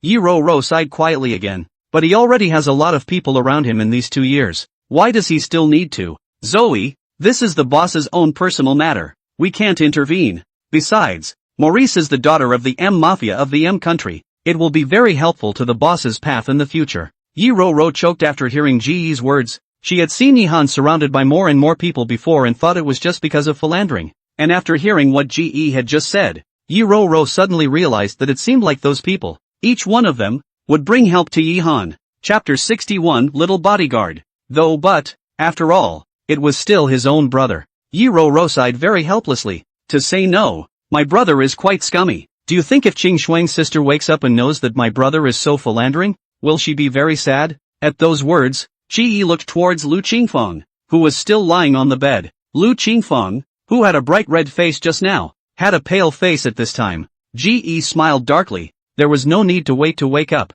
Now she knew. Ding Ding detected that the host has strayed from the male and female host's relationship, rewarding 500 villain values. Ji Yi sighed. After all, the boss has his own decision. So it's better if we respect his decision. Yi Ro was silent as she looked at Lu Qingfeng, not knowing what she was thinking. Well, it sounds to me like someone is coming downstairs, so let's get down there quickly. The two went down just as the bunch of styling teams got out of the car. Song Chang had already opened the door, and at that moment the group was carrying things inside in piles. Hello, I'm Lin Dai from Northern Lights Studio, the stylist MS. Yi Ro hired. May I ask if you are? Lin Dai said while looking up and down. Song Chang up and down. Looks very young, should be about the same age as Yi Ro. Should be a college student? And looking at this dress, the clothes on it are not cheap. You're MS. Yi Ro's friend, right? Lin Dai inquired with a smile on his face. Yes, I. Song Ching smiled. Just wanted to open his mouth. It was directly interrupted by the voice coming from upstairs. No, she's my family's nanny, Yi Ro said as she took Ji Yi's arm and walked down from above. And Lin Dai raised his eyebrows slightly after hearing these words, and his eyes changed as he looked at Song Ching. Where do rich people go to be nannies? So this whole outfit. Song Ching very keenly perceived the shift in the eyes of the woman in front of her, but she could not refute Yi Ro's words. After all, what Yi Ro said was all the truth. But Song Ching still felt some shame in the end. In front of so many people, did Yi Ro not give her any face at all? Song Ching secretly gritted her teeth at the thought. When Yi Han returns after a while, when she manages to get to the top, they'll have a good time. Yi Ro's family's situation Lin Dai also knows some. After all, she also because of Yi Han this only know Yi Ro. Looking at Yi Ro's eyes as she looked at Song Chang, Lin Dai instantly understood what was going on. Ro long time no see. Who is this? Lin Dai noticed the man beside Yi Ro at a glance. At the sight of the man, Lin Dai's eyes suddenly flashed with a hint of amazement. As a well-known stylist in the industry, Lin Dai had naturally seen quite a few male celebrities, but he had to say that the face value of the one beside Yi Ro was really good. Although it wasn't a top-notch divine face, it was so durable that people couldn't help but keep their eyes on him. The one who had given Lin Dai this feeling before was still Yi Han, but it was clear that the man in front of him looked a lot less better than Yi Han. Lin Dai looked at Yi Ro derisively, not thinking that Yi Ro's vision was so good that she had taken such a big handsome guy. Oh, he's a bodyguard under chill. Without waiting for Yi Ro and Ji Yi to speak, Song Ching said with great resentment. Yi Ro looked at Lin Dai's teasing side more or less embarrassed, but did not expect this side of the words had not yet said. Then heard Song Ching's words. The smile on Yi Ro's face disappeared. She knew that Song Ching must have done it on purpose. Ji Yi raised his eyebrows slightly and looked towards Song Ching, who didn't dare to meet his eyes. It seems that this is taking it out on himself. Even Lin Dai, who was on the side, looked back at Song Ching after hearing her words, and then at Chi Yi. A normal nanny wouldn't choke back like this. It was just as she had imagined. This MS. Song really wasn't any ordinary nanny. Those things similar to the entertainment circle. Lin Dai also knew clearly. She knew that the women around the kind of man Yi Han would not be broken. But, again, although Yi Han is very attractive, it is not for himself. Thinking of this, Lin Dai's eyes couldn't help but look at the man beside Yi Ro. Pity, pity, pity, pity, such a good cabbage, has already been picked by Yi Ro first. Well, I am indeed a bodyguard. Only I am a proper bodyguard, Ji Yi said slowly without haste. Song Ching was still able to tolerate those just now, but Ji Yi's sentence directly made her break her defenses somewhat. She stood over there with a red face, but in the end she didn't dare say it back. I'm going to prepare the fruit. Unable to do anything about it, Song Ching could only give Ji Yi an indignant look and turn around to leave directly. But Yi Ro didn't hold back a soft laugh. Lin Dai was also happy. It seemed that the man in front of him was not the type of man who was very dull. Seeing Lin Dai looking straight at himself, the corner of Ji Yi's lips curved and he stretched out his hand and politely said, "Hello, my name is Ji Yi." Looking at the hand that was handed over in front of him, Lin Dai instantly brightened up and put his hand out. "Hello, I'm Lin Dai from Northern Lights Studio. Nice to meet you." Ji Yi laughed. This caused Lin Dai to instantly see another light in front of his eyes. Looking at this temperament, and this posture, if she hadn't just realized that Ji Yi was a bodyguard, she would have really thought that he was a rich nobleman. Seeing the two of them chatting, Yi Ro's eyes couldn't help but also fall to the hands that the two of them were holding in each other's hands. Unable to do anything, Lin Dai had no choice but to withdraw his hand. She cried and laughed as she looked at Yi Ro. Look at you. I just shook hands with your boyfriend and I'm jealous? As soon as these words came out, Yi Ro instantly froze over there, and she looked at Ge with a red little face in anticipation and shyness. Only before Ge could speak, his cell phone rang. Seeing Ge walk off to the side, a hint of disappointment flashed in Yi Ro's eyes. No la, he's not my boyfriend. Yi Ro couldn't help but sigh in her heart. Lin Yan suddenly brightened up as she looked at Ge who was walking to the side. Wow, like this. Hey, Fei, what do you want to see me about? Ge inquired. Yan Fei on the other end. Her voice was very embarrassed. I have something to find you. Are you busy right now? If you're busy, I'll call you back later. Yan Fei over there said tentatively. Ge smiled. What am I busy with early in the morning? Nothing. I'm not busy, you tell me. What's the matter? Hearing Ge's words, Yan Fei then relaxed a lot. She hemmed and hawed a couple times. Here's the thing. I tried to write the third track, but I couldn't get it right for that backing track we came up with a while back.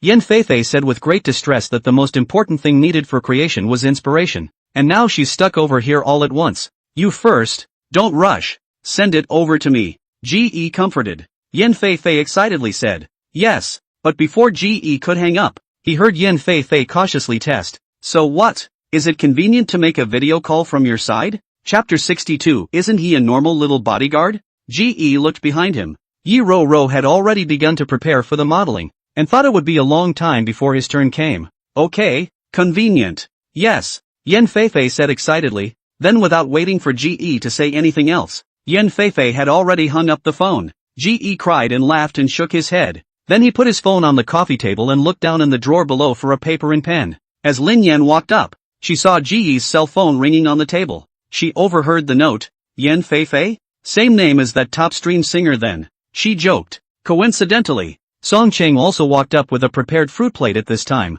and upon hearing this, she glanced towards Ge's cell phone as well. As expected, the person's name was Yan Fei, and even her avatar was Yan Fei. She disdainfully skimmed her mouth. I really don't understand you star chasers. Are the assumptions so serious? Tell me about you people. Chasing stars for half a day and people don't know who you are. As she said that, Song Cheng put down the fruit plate in her hand with a sneer on her face. Miss Lin Dai, do you think I have a point? Song Cheng laughed. Lin Dai, on the other hand, frowned slightly. After all, Song Cheng's disdainful look was really a bit harsh. I think stargazing is a personal right and it's better for outsiders to stay out of it. Seeing that Lin Dai wasn't turning towards herself, Song Cheng didn't take it seriously and instead looked towards Ge over there who had his head down. Seeing that the phone call was about to hang up, Ge finally found a paper and pen. Of course, just now, while looking for something, Ge naturally heard the conversation between the two of them. Worthy of being Ms. Lin, the words that come out of her mouth just have a big picture. Unlike those small-minded ones, Ge shook his head in wonder, then picked up the phone. Song Cheng stomped her foot angrily, not thinking that she would now be subtly mocked by Ge again. She turned around and was just about to leave to walk up the stairs when she heard Lin Dai's startled cry behind her. Yan Fei? Lin Yan was stunned as she looked at the figure that appeared inside her cell phone. She hadn't been in the business for long 2 years before, and Fei Yan had retired. Moreover, Yan Fei's schedule had always been strictly controlled by the company, and she usually didn't participate in any variety shows or activities. So Lin Dai didn't have the chance to be able to meet Yan Fei, or to be able to put makeup on her. She looked at Ge in surprise. Ge, you know Yan Fei? Oh? Ge sat lazily over there and smiled bashfully. Aha! Lin Yan's voice wasn't exactly small, so Yan Fei on the other end of the phone naturally heard it clearly. Hello, said Yan Fei very cheerfully, and seeing Ge pointing his own camera at himself, Lin Dai couldn't help but tense up. Hello, Ms. Yan Fei. Seeing her so formal made Yan Fei cry and laugh a little. Ha, no need to be so polite la. You're also Ge's friend, just call me Fei la. Hearing them chatting happily over there, Song Cheng was also completely unable to stand still. She curiously came closer and did not expect to really see Yan Fei from her cell phone. Seeing Lin Dai and Yan Fei chatting so happily, she was so excited that she also wanted to say hello to her droopy. But before she could move, her cell phone was taken away by Ge. Lin Dai was also excited at this time. Then you guys chat first. I'm going to go prepare the styling for Miss Ro. Hearing Lin Dai's words, Yan Fei looked at Ge with some confusion. Modeling? Ge took out his prepared paper and pen. Well, today Yi Ro is going to a classmate reunion, and since she doesn't have a male companion, she had to let me accompany her. Yan Fei nodded in understanding. That's right, By the way I'll show you my tune, said Fei Yan and turned the camera around. Song Chang looked at the two people who were talking happily to each other, and somewhat incredulously looked at Ji. She hadn't thought that Ji would even know the big star Yan Fei, and it looked like the two were still working together. Isn't he just a little bodyguard? How did you get to know Yan Fei? How come? This fact gave Song Chang a bit of a shock, causing her to stand over there for a moment without regaining her senses. By the time Ji and Yan Fei had finished talking about the tune, Song Chang behind him was already gone. He turned back to look over at Yizhuo Rou's side, and saw that Yizhuo Rou seemed to be secretly glancing at himself. However, she obviously didn't expect Ji to suddenly turn her head, so she hastily averted her eyes after meeting his. Ji got up and moved his muscles for a moment before walking forward. Is this just the beginning? Lin Dai had originally been more fond of Ji, and just now, after realizing that Ji was actually acquainted with Yan Fei, he treated Ji with even more eagerness. Yes, after all, every place has to be a little more delicate, and when I'm done with Zoe's hair in a little while, I can help you with it. Boys are a lot faster than that. That's good. Ji nodded.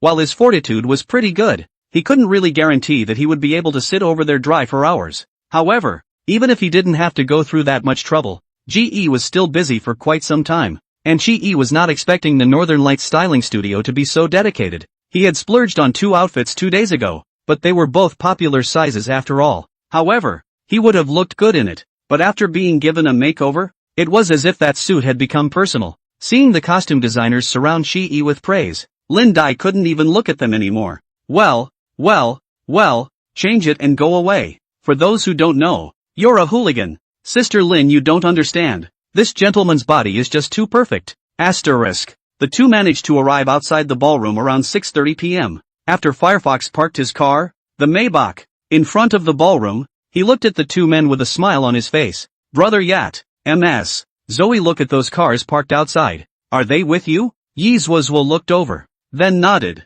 She pointed at Lin Weiwei, who was surrounded by people in the center just after she got off the bus. Well, she's the Lin Weiwei who always finds trouble with me. Firefox appropriately began to pat himself on the back. Just by looking at the facing you can tell that this person is very cunning. MS. Zoe, I support you. You are definitely the most beautiful today. Ji looked at the two with amusement and helplessness. But what Firefox said was not untrue. Yizhuo Rou as the Heavenly Destiny heroine was originally born very beautiful, and now after some dressing up by Northern Lights Studio, she looked very eye-catching indeed, especially the gown on her body, which was obviously also made with thought, was outlining the little witch's body in a concave and convex shape. Chapter 63, Unwillingness. Hearing Firefox's words, Yizhuo Rou smiled very embarrassedly. She then looked at Ji with sparkling eyes. Brother E? Look, Lin Weiwei's male companion is far worse than you. Ji looked at the man beside the woman, and in his heart, he very much agreed with Yizhuo Rou's words, but on his face, he still smiled humbly. Ahem, okay, but are we getting off now? The Maybach parked straight in front of the red carpet, already attracting most people's attention, and at this moment, even the people surrounding Lin Weiwei over there looked over curiously. They were all looking over curiously, thinking about who in the class was making such a big deal out of it. Lin Weiwei was surrounded by people in the center, and when she saw that everyone around her was looking over curiously, she naturally looked over to the red carpet as well. Because of her willingness to want to make a splash today, Lin Weiwei specifically pestered her boyfriend to set up this side of the house a bit more luxuriously. They were now in the middle of the red carpet, and as she looked down the Maybach, she couldn't help but frown in displeasure. Who the hell is this big rowdy who's supposed to be on her home turf today? Seeing that Lin Weiwei was a bit upset, Zhou Lily looked around at the people who were looking at Maybach in droves, then hurriedly said loudly, by the way Weiwei, I heard that Qin Shao has invited some celebrities for your sake, haven't you? The moment Lily Zhou said this, the group of people who turned their heads to look at the Maybach turned their heads curiously. Really Vivi? You really invited a star? It's also our Weiwei's big show. Not only do we make the reunion so big, but we can also invite celebrities. Yeah. I'll have to find a chance to take a picture with them later. But Vivi, who's all coming this time? The group of people looked at Lin Weiwei excitedly. Lin Weiwei's face flashed a trace of complacency, and then blandly said, this is not very clear to me, but to come should be a number of small stars. After all, those famous celebrities' schedule are very busy. When she said this, Lin Weiwei was more or less a little weak in her heart. In fact, behind her back, she also made a fuss about letting Chen Kai invite some well-known stars, but helplessly, except for some third or fourth line starlets. Others are not very rare to come, but it was enough. After all, their group were people who hadn't seen the world. Just some third or fourth tier starlets. And it was enough to deal with these people. As Lin Weiwei's good best friend and lapdog, Joe Lily on the side hurriedly said, "That's also very good. After all, it's just a class reunion. And now that it's a banquet and there are celebrities, this row is already big." The other students nodded approvingly, coming together to flatter Lin Weiwei. After all, it is already about to graduate. And everyone understands that the thing of connections is still very important. "Hey, isn't that Zoe Yi?" Just as Lin Weiwei proposed to go to the banquet hall, she suddenly heard someone exclaim. She looked up, and then a flash of surprise appeared on her face. "Didn't you say that Zoe Yi's family has no money? How come they still do Maybach?" Joe Lily carefully looked at Lin Weiwei's face, then snorted. "Who knows? Maybe it's climbing up to an old man?" Seeing this, the crowd became even more curious. And what they just said. In fact, Chi-E heard it clearly. "Really, there really are such people everywhere. Come, be careful." Chi-E gets out of the car first, and then stands at the doorway of the car to thoughtfully help Yi Ro out of the car. Seeing the envious expressions from the surrounding area, Yi Ro very proudly stretched her chest and provocatively glanced at Lin Weiwei, who had an ugly face in front of her. After getting out of the car, Yi Ro wrapped her arms affectionately around Ji-E. "Ro, you guys are here?" Seeing this, Shin Mumu also ran up to her, while following her was Lin Fan. Yi Ro nodded with a smile and waved her hand at Firefox behind her. And at that moment, the people beside Lin Weiwei had already exploded. "I thought you said you hooked up with an old man? This is a high roller, right?" That's right. My god, look at that body. This if you take off your clothes, tisk tsk. It's him?" Joe Lily looked at the man beside Yi Ro in shock. But it had to be said that even after seeing a man again, Joe Lily still couldn't help but be attracted to Ji-E. "You know him?" Lin Weiwei unwillingly withdrew her gaze from looking at the man and looked at Joe Lily. Joe Lily looked at Lin Weiwei. "When I went shopping before, I saw this man with Yi Ro and the others." Lin Weiwei nodded and looked at the Maybach that had left the traffic, then turned her eyes to the man who was being held by Yi Ro's arm. "Baby, what are you looking at?" Chen Kai came forward, a pair of dark hands wrapping around Lin Weiwei's waist. Lin Weiwei's face stiffened for a moment, then she turned her head to look at Chen Kai with a smiling face. However, if one were to look closely, one could see that a trace of resignation flashed across Lin Weiwei's face. "Chen Kai, look, that's our classmate Yi Ro." Not knowing what came to her mind, Lin Weiwei took the initiative to point to Yi Ro, who had just gotten off the bus over there, with a sweet smile, and introduced her to Chen Kai. As expected, Chen Kai's eyes lit up when he saw Yi Ro.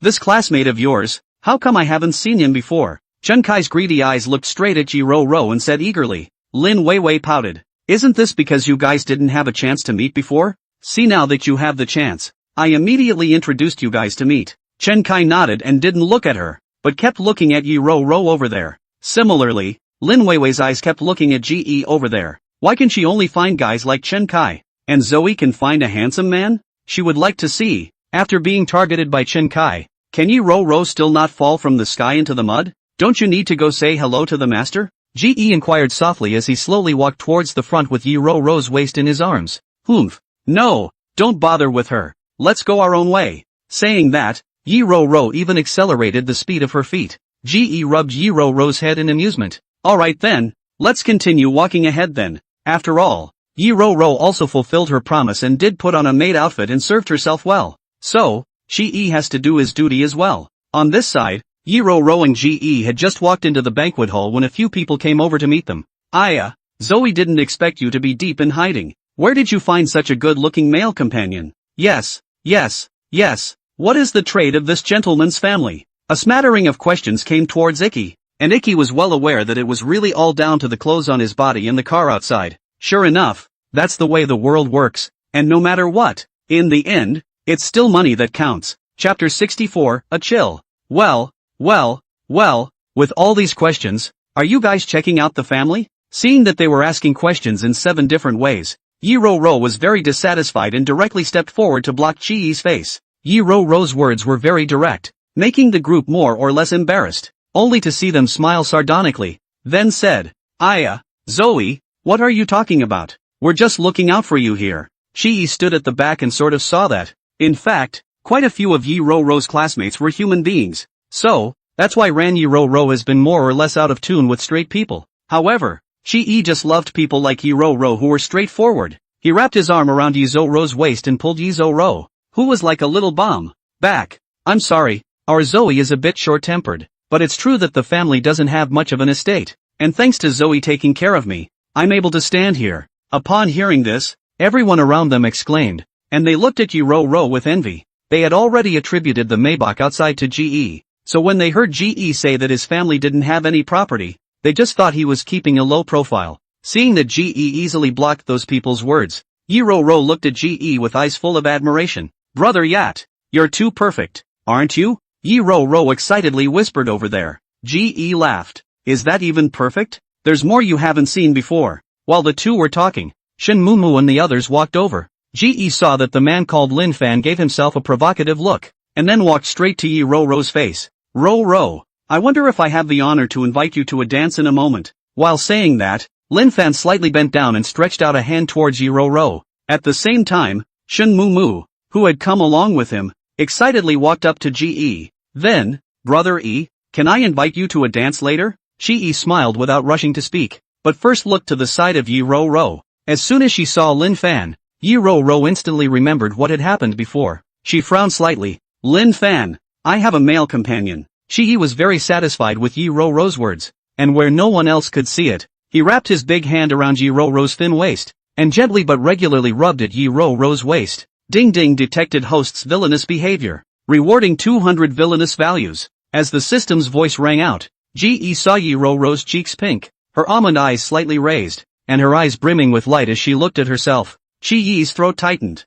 Looking at the little witch's expectant and shy appearance, he really wanted to ravage her heart over here. No. In the little witch's expectant eyes, GE refused Shen Mumu's invitation. As he said that, he tightened his arm around Yi Ro's waist, just like what Ro said. I have a female companion and you have a male companion. In that case it's not in order. Upon hearing this, Shen Mumu was more or less disappointed. That's fine. Ding ding, detected divine destiny heroine favorability. Rewarding 200 points of villain value. Hearing the beep, GE turned his head to look and saw Yi Ro's eyes burning at him. In a place unseen by the two beauties, GE hooked his lips slightly and rushed at Lin Fan to hook his lips provocatively. Lin Fan clenched his fists in anger and stepped forward just to say something when he was interrupted by a sharp female voice. Ro, when did you come? I didn't even see you. Lin Weiwei smiled daintily and walked up. Yi Ro, who had just been petulant, instantly chilled her face. Who knows? Yi Ro laughed dryly in a very fake and sympathetic manner,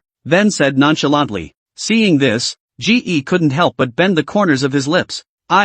Who is this? Lin Weiwei didn't care about Yi Ro's attitude at all, but enthusiastically walked towards GE, looking at the outstretched hand in front of him, and then at the people looking around him. GE slightly raised his eyebrows and still reached out to gently shake her fingertips. Hello, my name is GE. What a good name. I wonder if Yi Ro mentioned me to you. Lin Weiwei hit her lips and laughed softly twice, while her eyes were over there discharging at GE. GE rightly pretended not to see it, knowing that everyone around him was getting ready for a good show. No, you are? GE looked at Lin Weiwei first in confusion. Lin Weiwei was also a bit surprised, but she didn't care. She just took 2 steps forward and pulled her hair in style. My name is Lin Weiwei. Oh, GE answered. And then there was no then. In terms of face value, she couldn't compare to her sisters-in-law. And in terms of flavor, she couldn't compare to Lu Qingfang and Shang Himyan. So this Lin Weiwei in front of him he really couldn't look at. Seeing how cold GE was, Lin Weiwei laughed more or less awkwardly twice. It was at this time that a sudden cry of alarm came from the doorway. Oh my god, there's really a star coming? Vivian Lim is amazing. Listening to the sounds coming from the distance, Lin Weiwei's embarrassment eased a bit. She looks at GE with a slightly smug look. I'm treating you today. Don't be polite. There are quite a few people here today. If there are people you want to know, I can help you introduce them. I know of Zoe's little kid personality. She's still in school now, but as a classmate I've already come to society, so they're all classmates. It's only right to help each other out. Yi Ro originally didn't want to take care of her, but it didn't occur to her that if she flaunted it, she would even step on herself a bit. Did you recognize it? Wasn't it Chen Kai who knew him? Lin Weiwei's smile stiffened. Chen Kai and I are very good friends. It makes no difference. Oh, so you and Chen Kai are just friends? Looking at Chen Kai who came up behind her, Yi Ro said meaningfully. Vivi, what are you guys talking about? Chatting so happily? Chen Kai walked up. Although the words were asked to Lin Weiwei, his eyes were looking straight at Yi Ro. GE really had to laugh when he heard what this small black man said. He really didn't know which of his eyes saw them chatting happily. Chen Kai, you're here? It just so happens that Ro just talked about you as well. Lin Weiwei let out a pout. Chen Kai's eyes lit up. Oh, MS. Ro is interested in me? Yi Ro instantly had a vicious chill, and subconsciously ducked towards Ji Yi's back. Lin Fan on the side saw this, and did not dare to say anything. After all, compared to the family history, he is really inferior to this Chen Kai. It's not lie, it's just that Lin Weiwei said that she and Chen Xiao are just ordinary friends, so Ro felt a little confused. Shen Mumu, who was on the side, saw this and hurriedly said. Chen Kai looked at Shen Mumu again, not realizing that Lin Weiwei had so many extremely talented people around her. No wonder it was hidden before. Thinking of this, Chen Kai looked askance at Lin Weiwei without any good humor, and then looked at Yi Ro and Shen Mumu with a smile on his face. By the way, Viv is right, we do just have a relationship. These words managed to confuse both Yi Ro and Shen Mumu. After all, everyone in their class thought that the two were boyfriend and girlfriend before. Chapter 65 Rascal Chen Kai. Compared to the surprise of the two, Ji Yi was much more calm. He could see that this little black man had a crush on Yi Ro and Shen Mumu. After all, the appearance of the two just now, just like a couple of posture, and now said that it is not a couple, obviously is deliberately said to the surrounding people to hear. Ji Yi hadn't thought that this Lin Weiwei's pattern would be so big. Seeing that both Yi Ro and Shen Mumu froze, that Chen Kai let go of Lin Weiwei's waist and slowly walked to the side of the two of them. But I didn't expect that the two of you would be so interested in me. I wonder if the two of you would be interested in having a drink together in a while. Looking at the two who were entangled by Chen Kai, Lin Weiwei on the side couldn't help but reveal a hint of a triumphant smile. Yeah, why? Why should she be under such a person? While Zoe Yi managed to find a rich and handsome man? Thinking of this, Lin Weiwei looked at Ji Yi with an expectant face. And upon seeing that Ji Yi was also looking at herself, Lin Weiwei even pursed her lips shyly and smiled. As a woman, Lin Weiwei naturally knew that men like this kind of pure-hearted woman. So, she will also intentionally make that kind of simple little woman shy look. Although Yi Ro was good-looking, she also looked just a bit cuter. Compared to her own maturity, Lin Weiwei didn't think she was any worse. After all, as the saying goes, what's cute compared to sexy? As Lin Weiwei thought this, she threw a few eyebrows at Ji Yi several times in a row. Unbeknownst to him, Ji Yi was on the verge of vomiting as he stood across the room at that moment. This woman is so pretentious, and she thinks she's so innocent. It actually looks very vulgar. Faced with Chen Kai's words, Yi Ro could only smirk twice. I'm sorry, the two of us aren't very capable of drinking. Shen Mumu also smiled and nodded. Indeed. Ah, this way ah. Then why don't we still have a dance session later on? Do you two ladies want to dance together ah? Seeing the two people have rejected their own proposal, but Chen Kai is also not the slightest bit annoyed. Still over there said with a smile. No, we already have male company. Seeing him repeatedly, again and again to pester down, Yi Ro face also more or less cannot hang smile, directly cold face to say, what's wrong with having a male partner? Is there anyone who says that you can't dance with others if you have a male partner? Besides, this is my venue, what I say is what I say. Don't worry, others won't be to say anything. Chen Kai still had the same smiling look on his face, but really, he's already making secret threats. To put it nicely, it's his field, so don't be afraid of what people think. But this was also hinting to Yi Ro and the others that this was his field, so it was better to listen to him. After hearing these words, Yi Ro's face suddenly became even more ugly. After all, no one had ever threatened her like that before. Seeing this, Ji also walked forward with a cold face and directly stepped forward with his long legs, blocking the middle of Chen Kai and Yi Ro. Compared to Yi Ro's cold down face, Ji's face was truly cold as frost. My date has made it pretty clear that she doesn't want to dance with anyone other than me. Is that lost on you? Chen Kai didn't expect that this person would really be nosy, so this made Chen Kai's face directly ugly as well. Yi Ro hid behind Ji, looking at the wide figure of Ji in front of her. For some reason, her heart was also a little sweet. Ding detected an increase in favorability of the Heaven's Destiny heroine, rewarded with 200 villain values. Although it seemed like the starlets outside had already arrived by now, there were still quite a few people looking this way as well. Chen Kai, after all, is also a person who wants to save face. So when he saw that Ji had determined his mind to block his own face, although his heart was more or less regretful, in the end, he still did not continue. That's fine, Chen Kai said very helplessly, then smiled sarcastically and looked at Shen Mumu. Then I don't know, would Miss Shen Mumu appreciate her face? With that, Chen Kai had already reached out his hand beforehand. Shen Mumu froze, not thinking that Chen Kai would even invite himself. I am sorry I also already have a male companion. Saying that, Shen Mumu turned her head and looked at Lin Fan behind her. Yeah, Chen Kai hemmed and hawed, looking up at Lin Fan. Lin Fan pursed his lips, although he also wanted to stand out like Ji. he still didn't have that kind of courage after all. After all, Lin Fan knew that although his family lineage wasn't bad, in the end, he was still no match for this Chen Kai. If Chen Kai really held a grudge against himself, then he would definitely implicate his own family behind him as well. Originally, he wasn't particularly outstanding in front of a bunch of his brothers, and suddenly if he was targeted by Chen Kai again, he wouldn't really be able to get up.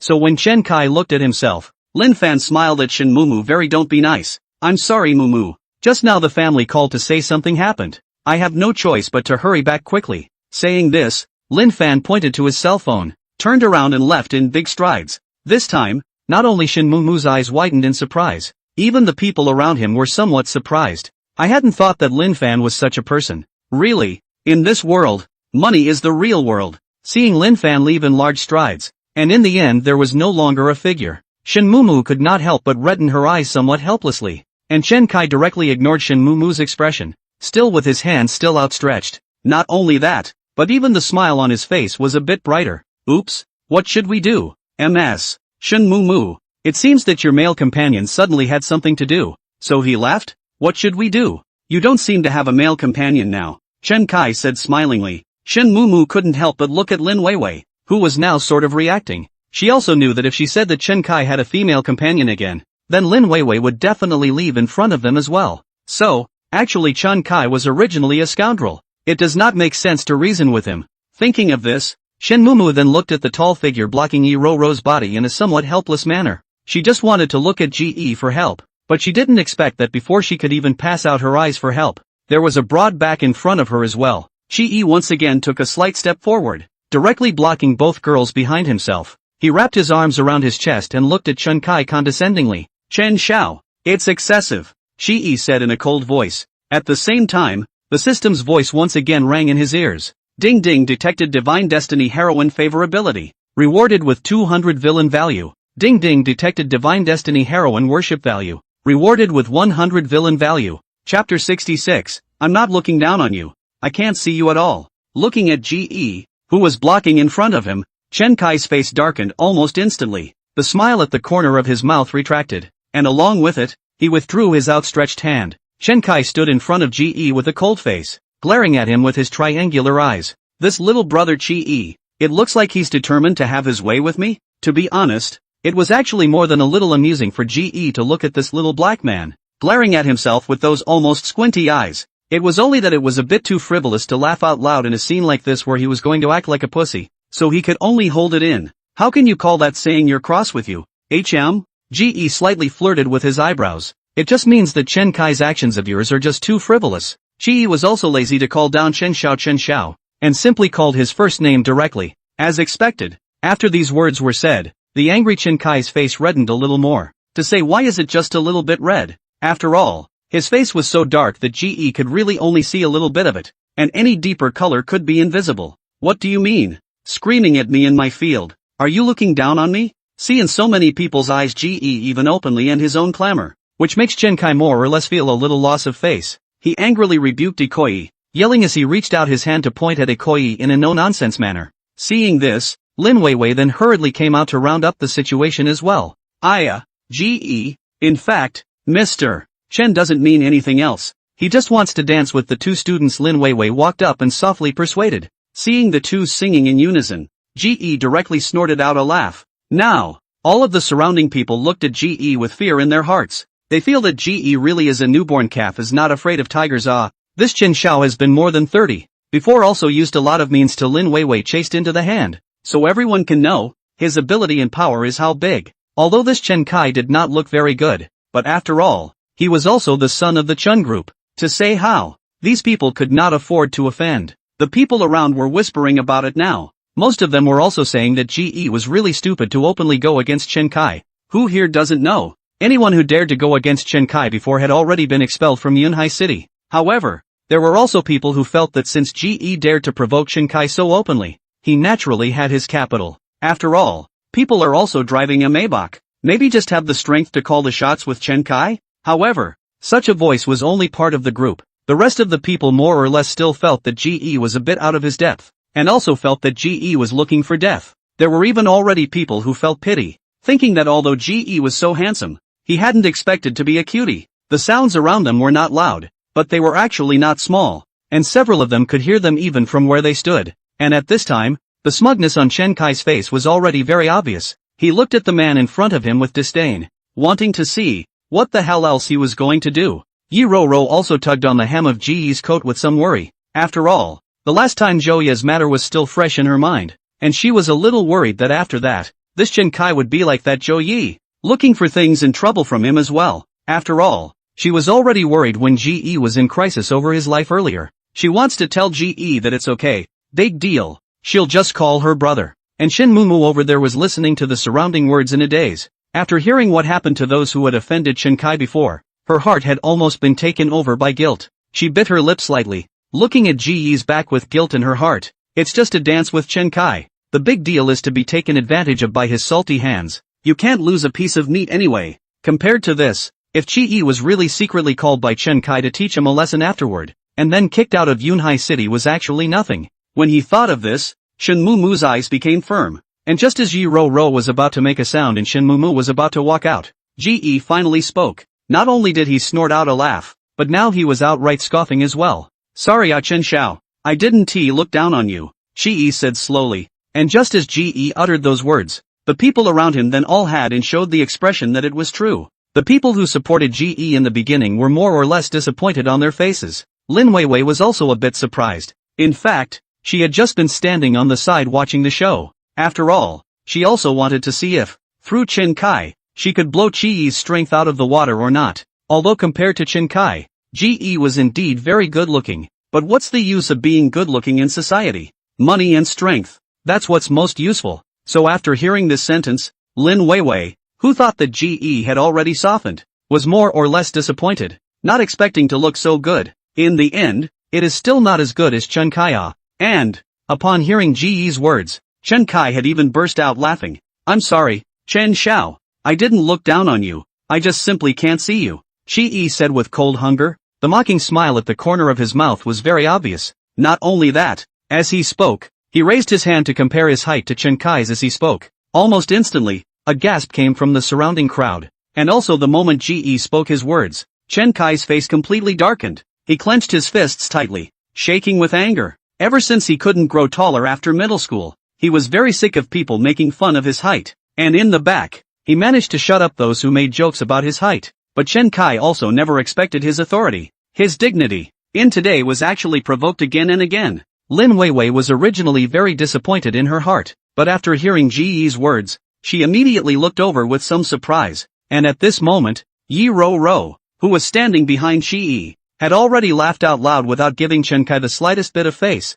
Shen Mumu's original expression of nervousness and guilt also disappeared at once, replaced by a smile at the corner of her mouth. Ding ding, congratulations to the host for obtaining the Roadrunner worship value, rewarding 200 villain value. Ding ding, congratulations to the host for obtaining the favorability of the Divine Fates female lead, rewarding 200 villain values. Ding ding, congratulations to the host for obtaining the worship value of the Divine Destiny female master, rewarding 200 villain values. Ding ding, congratulations to the host for obtaining the Roadrunner worship value, rewarding 200 villain value. Ding ding, congratulations to the host for obtaining the favorability of the Divine Fates female lead, rewarding 200 villain values. Ding ding, congratulations to the host for obtaining the worship value of the Divine Destiny female master, rewarding 200 villain values. Chapter 67, Yan Fei Fei's sudden arrival. Originally, the banquet hall was silent with only the sound of small voices, but after Ji Yi said those words, all the voices around him suddenly became louder. Many people were amazed that Ji Yi really didn't know how to die. But there were also many who felt that since Ji Yi dared to say this, he should just be under pressure. And there were quite a few others who had already started laughing out loud. After all, that face of Chen Kai's was really funny. His skin was already dark, and now that there was a burst of red and a burst of green, it looked even more colorful and wonderful on his face. What did you say? Chen Kai clenched his fists, and his body began to tremble with anger. You'll pay for your words today. Chen Kai pointed at Ji Yi and loudly chided. Someone come, get this ungrateful man out of here. On his own contracted territory, he had been so severely insulted. Chen Kai had almost exploded with anger, and after Chen Kai said this, the surroundings immediately stirred. After all, everyone did not expect that at this time, Chen Kai was actually about to take revenge on the spot. This made many people look at Ji Yi worriedly. After all, he was a handsome man, Everyone's heart is more or less a little pity, but more people are gloating in their hearts and watching the show. And just at this time, the side of the banquet hall suddenly stirred up again. Chen Kai thought it was the security guards coming over, so he didn't care and just looked at GE disdainfully. He would like to see if this person called GE will still be so crazy after falling into his hands. Although this kid had just arrived in a Maybach, who could be sure that the Maybach was really his? Can't say he's the one who rented it? Oh my god, is that Princess Yen? My god, that. I didn't realize that Chen Kai really invited Fei Fei Yen. Yen Fei Fei is the previous top stream although she has retired for 2 years, her influence and authority in the industry is still there. Right. And didn't they say that this person, Fei Yen, hates this kind of socializing? Yeah, I've heard about it before. I've heard that Fei Fei Yan's family is a rooted red family, so even if she doesn't want to participate in those occasions, no one else would dare to do anything about it. Is Yen Fei Fei really as powerful as you guys say? Hearing the voices around them, some people who didn't understand the entertainment industry were a bit confused. Yeah, so powerful. How can you still have Chen Kai invited over? Although there were quite a few starlets who had just come, anyone with eyes could see that the group that had just come had all acted in some web series or had some supporting roles, so they should all be the kind of people who could come if they were paid, right? Although what Chen Kai had done before was quite scary, it was all just a thug in front of them, so they really didn't expect Chen Kai to actually be able to hire Yen Fei Fei? That's Fei Fei Yen, a lotus flower that doesn't enter the mud in the entertainment industry, the one who stepped the capitalists under her feet. Fei Fei Yen Chen Kai was originally still standing over there proudly, glaring at the security guard as he walked over. Only, before the security guards could come over, they waited for the gasps of surprise from around them, and it was only after hearing the sounds around him that Chen Kai turned his head to look over as an afterthought. To be honest, when he promised Lin Weiwei to invite artists some time ago,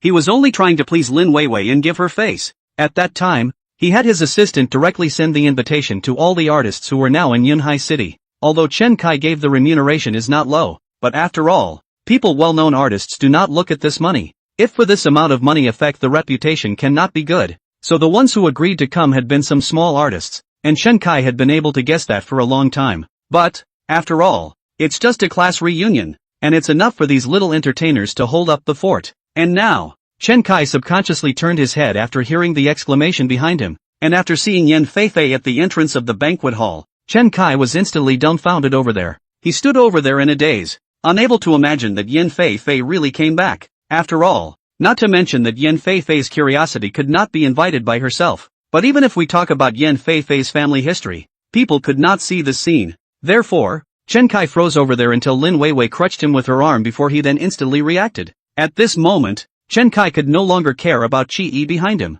He glanced warningly at GE behind him, signaling him not to cause any more trouble, in which case he could still spare him. Chen Kai then strides forward, his eyes greedily approaching Yen Fei Fei. True to form, Top Stream is just much better looking than those 3rd or 4th tier minor artists. Lin Weiwei, although at this time was walking beside Chen Kai, and hearing the surrounding exclamations, Lin Weiwei couldn't help but also slightly raise her chest. This was a class reunion that had been organized in his own name, and to be able to invite Yen Fei Fei at this time, that would be considered his own skill. Hearing the surrounding gasps of surprise, Lin Weiwei's breasts couldn't help but stand up higher and higher as well, until she heard the chatter around her. Not I say Yi Ro this time is really good looking directly compared to Lin Weiwei down, not to mention Yi Ro, even Shin Mumu also than her good looking smooth much. Yes, look at her dress. Demonic is really, yes, looks really strange. Good looking is good looking, but also don't want to be a fresh college graduate rather like out of society for a long time women I also think.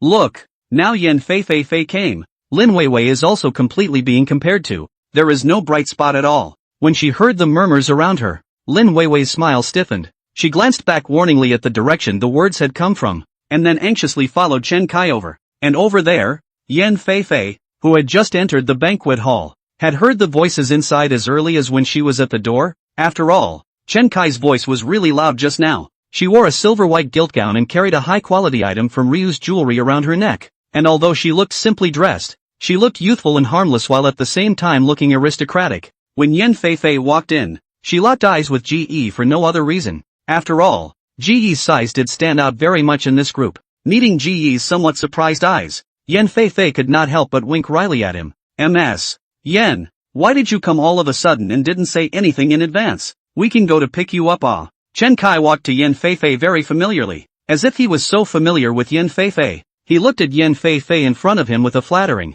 pleasing face, but his expression lurched when he saw the security guard behind Yin Feifei. He then hurriedly waved his hand behind him, signaling the 2 security guards to hurry out. Otherwise it wouldn't be good if Yin Feifei knew about what just happened. Chapter 68 terrified Chen Kai. But I don't know why. No matter how Chen Kai waved his hands at the 2 security guards, they remained unmoved. And after hearing Chen Kai's words, Yin Feifei only smiled with a detached face. And then she took 2 steps back to make herself farther away from Chen Kai. I'm sorry, originally I didn't want to come, but a friend was here, so I came over on a whim to have some fun, Yin Feifei said politely. But the people around them also heard it, listening to the words of Chen Kai at the beginning, saying how Feifei Yin suddenly came. Doesn't that mean that at the beginning Feifei Yin didn't want to come? And seeing as Yin Feifei was still very distant towards Chen Kai just now, and took 2 steps back in disgust, it was obvious that the relationship wasn't too good either. In the end, people Yin Feifei also said, is to find a friend, does not have anything to do with Chen Kai, but also not look at the face of Chen Kai to come. And after hearing Yin Feifei's words, although Chen Kai was embarrassed in his heart, he didn't show it on his face. Instead, he became more enthusiastic, although it is not because he came, but in the end, this is also his party, no matter what the reason, or other, anyway, is considered to be his own invitation to come. It doesn't matter what Yin Feifei says here now. Anyway, when she goes out later, she will be the one who invited Yin Feifei. This was a very dignified thing in Yunhai City. After all, even the top management of Yunhai City had tried to invite Yin Feifei before, but they had all been rejected directly, and that person naturally dared to be angry. After all, Yin Feifei's backstage was also something they couldn't afford to offend. Although at this time Yin Feifei was here because of her friend, she would definitely sell herself some face, as long as you find an opportunity to post it to your circle of friends later, and then say it at the wine table later. It will still be very helpful to your business in the future. When the time came, he would find a chance to spread the word that he and Yin Feifei were friends. Then even if he went to those drinking parties, there would definitely be people rushing up to find him to do business with. Thinking of these things, the smile on Chen Kai's face became even more flattering. Seeing him like this, even Lin Weiwei, who was on the side, became a bit intolerant. It's fine. It's fine. Here, Miss Yan's friends are naturally my friends as well, Chen Kai said as he followed Yin Feifei all the way to the front. Not only that, Chen Kai's afterglow saw GE looking this way as well, which caused him to smile smugly and turn his head towards GE just to smile provocatively. See, even if they are rich, then the rich and the wealthy are divided into classes, and one's own class is not comparable to that of a little thug like you. Against that look in Chen Kai's eyes, GE was really speechless. How could there be such a stupid person? And just at this time, Chen Kai Yin Feifei suddenly hooked her lips and answered Chen Kai's question. That's not necessarily true. Ha! Chen Kai looked blankly at Yin Feifei, and before he could understand what it meant, he had already seen Yin Feifei standing in front of GE. GE. Yin Feifei looked at the GE in front of her and couldn't help but laugh out softly. Not compared to the politeness and dislike she had just shown towards Chen Kai. At this time, Yin Feifei's tone towards GE could be described as gentle. And not only that, even her attitude was much better. GE looked at Yin Feifei unexpectedly. Why are you here? Aren't you going to be busy pairing tunes at home? When these words came out, the people around them stared in disbelief. What is this situation? This man and Feifei Yin knew each other? Look at this dialogue. Yin Feifei has been retired for so long, previously thought to be a variety show or something are also not on. Not to mention the usual people. Even the paparazzi is not able to capture a trace of Yin Feifei. But what did GE just say? He actually knew about Feifei Yin's trip. Then wouldn't he be very familiar with Yin Feifei? And Chen Kai, who had been fawningly walking beside Yin Feifei, had been a bit dumbfounded, and he couldn't help but freeze at the sight of the two conversing. He then acted like a little cutie, as if, he looked at Yin Feifei, and then at GE. After reacting for a long time, Chen Kai then stiffened and inquired, You two know each other? When he said this, Chen Kai could barely even maintain the smile on his face. Not only that, he even felt a wave of weakness in his legs. Yeah, the two of us are good friends, Yin Feifei said as she very intimately stood directly beside GE. Seeing this, Chen Kai not only felt a wave of weak legs, but also a wave of vertigo. He was aware of Yin Feifei's background, although he looked as if he was very powerful in front of this group of people, but compared to Yin Feifei, he couldn't even compare to the little shrimp he had been. After all, Yin Feifei was someone who didn't even give face to the top management of Yunhai City. Then in that case, what is the identity of GE who was good friends with Yin Feifei? Chen Kai had to admit that he was actually a little afraid to continue thinking down at this point. Compared to Chen Kai's trance and fearfulness, Lin Weiwei behind him was already in ecstasy. Seeing Yin Feifei's attitude towards Ge, I'm sure that Ge's family must also be very good. At least with Yin Feifei's backing it up, it certainly won't be too bad. She had long been tired of Chen Kai. If it wasn't for the lack of opportunity, she would have found a chance to hook up with someone else and run away. Previously, she was still thinking of hooking up with the one called Zhou Yi. He was good looking, and his family was better than Chen Kai. But who would have thought that just after a period of internship, Zhou Yi would have inexplicably disappeared, which made Lin Weiwei feel sorry for quite some time. Is it? Chen Kai has been scared silly. He stood over there trembling, and for a moment he actually did not know what to do next. Oh yeah, when I was just outside the ballroom, I heard a lot of noise inside. So what the hell is going on? Yin Feifei gave Chen Kai a faintly puzzled look, before looking up blankly at Yin Feifei. Seeing Yin Feifei in this state, Shi couldn't help but tickle his lips in amusement. He knew that Yin Feifei must have already heard something outside, and at this time was deliberately trying to get back at himself. Chen Kai looked at Ge in shock, and without waiting for Ge to speak, he hurriedly spoke. No, it's nothing, just now there was just some misunderstanding. Yes, it was a misunderstanding. It's all over now. Misunderstanding? Shi laughed, while looking at the flustered Chen Kai in front of him. He wasn't the type of person who would condescend to himself. Just now if it wasn't for Fei Yin coming, if Chen Kai really called someone, he wouldn't have shown any mercy. He raised an eyebrow and looked at Lin Weiwei behind Chen Kai. This Lin Weiwei student, please tell us, is it a misunderstanding? Lin Weiwei, who was suddenly named, was in a frenzy of joy. She had just stood back, looking at Yin Feifei, Yi Rou and Shin Mu beside Qi, and was agonizing over how to approach him. But she didn't expect to suddenly hear Qi calling her name. Chapter 69 uses his own tactics to his advantage. This made Lin Weiwei instantly light up, especially when she looked at Chen Kai's horrified look at Qi in front of her. Lin Weiwei's heart was even more ecstatic. This time, she finally found the opportunity to be able to climb high again. Lin Weiwei greedily looked at Qi, looking at that broad and tall figure, lean waist, that canonical and handsome appearance, which is not to compare Chen Kai into the dirt. Thinking of this, Lin Weiwei could not help but give Chen Kai another very disgusted look. She then hurriedly pushed away Chen Kai in front of herself with a sweet smile and walked forward. No, it's not a misunderstanding. Where's the misunderstanding? Looking at the frowning and smiling Lin Weiwei in front of him, Chen Kai instantly had a bad feeling welling up in his heart. He hurriedly poked Lin Weiwei secretly, signaling her with his eyes that she mustn't talk nonsense. After all, Yin Feifei was an existence he couldn't afford to mess with. However, Lin Weiwei didn't care about him in the slightest. She didn't even look at him. Instead, she gave Qi an affectionate look and then looked at Yin Feifei. Seeing this, Chen Kai's heart was almost half cold. Ms. Yen, you don't know. Before you walked in, this Chen Kai wanted to ask someone to pull Qi out. Although Yin Feifei heard it outside, she still pretended to be very surprised and said, "What? There's still this thing?"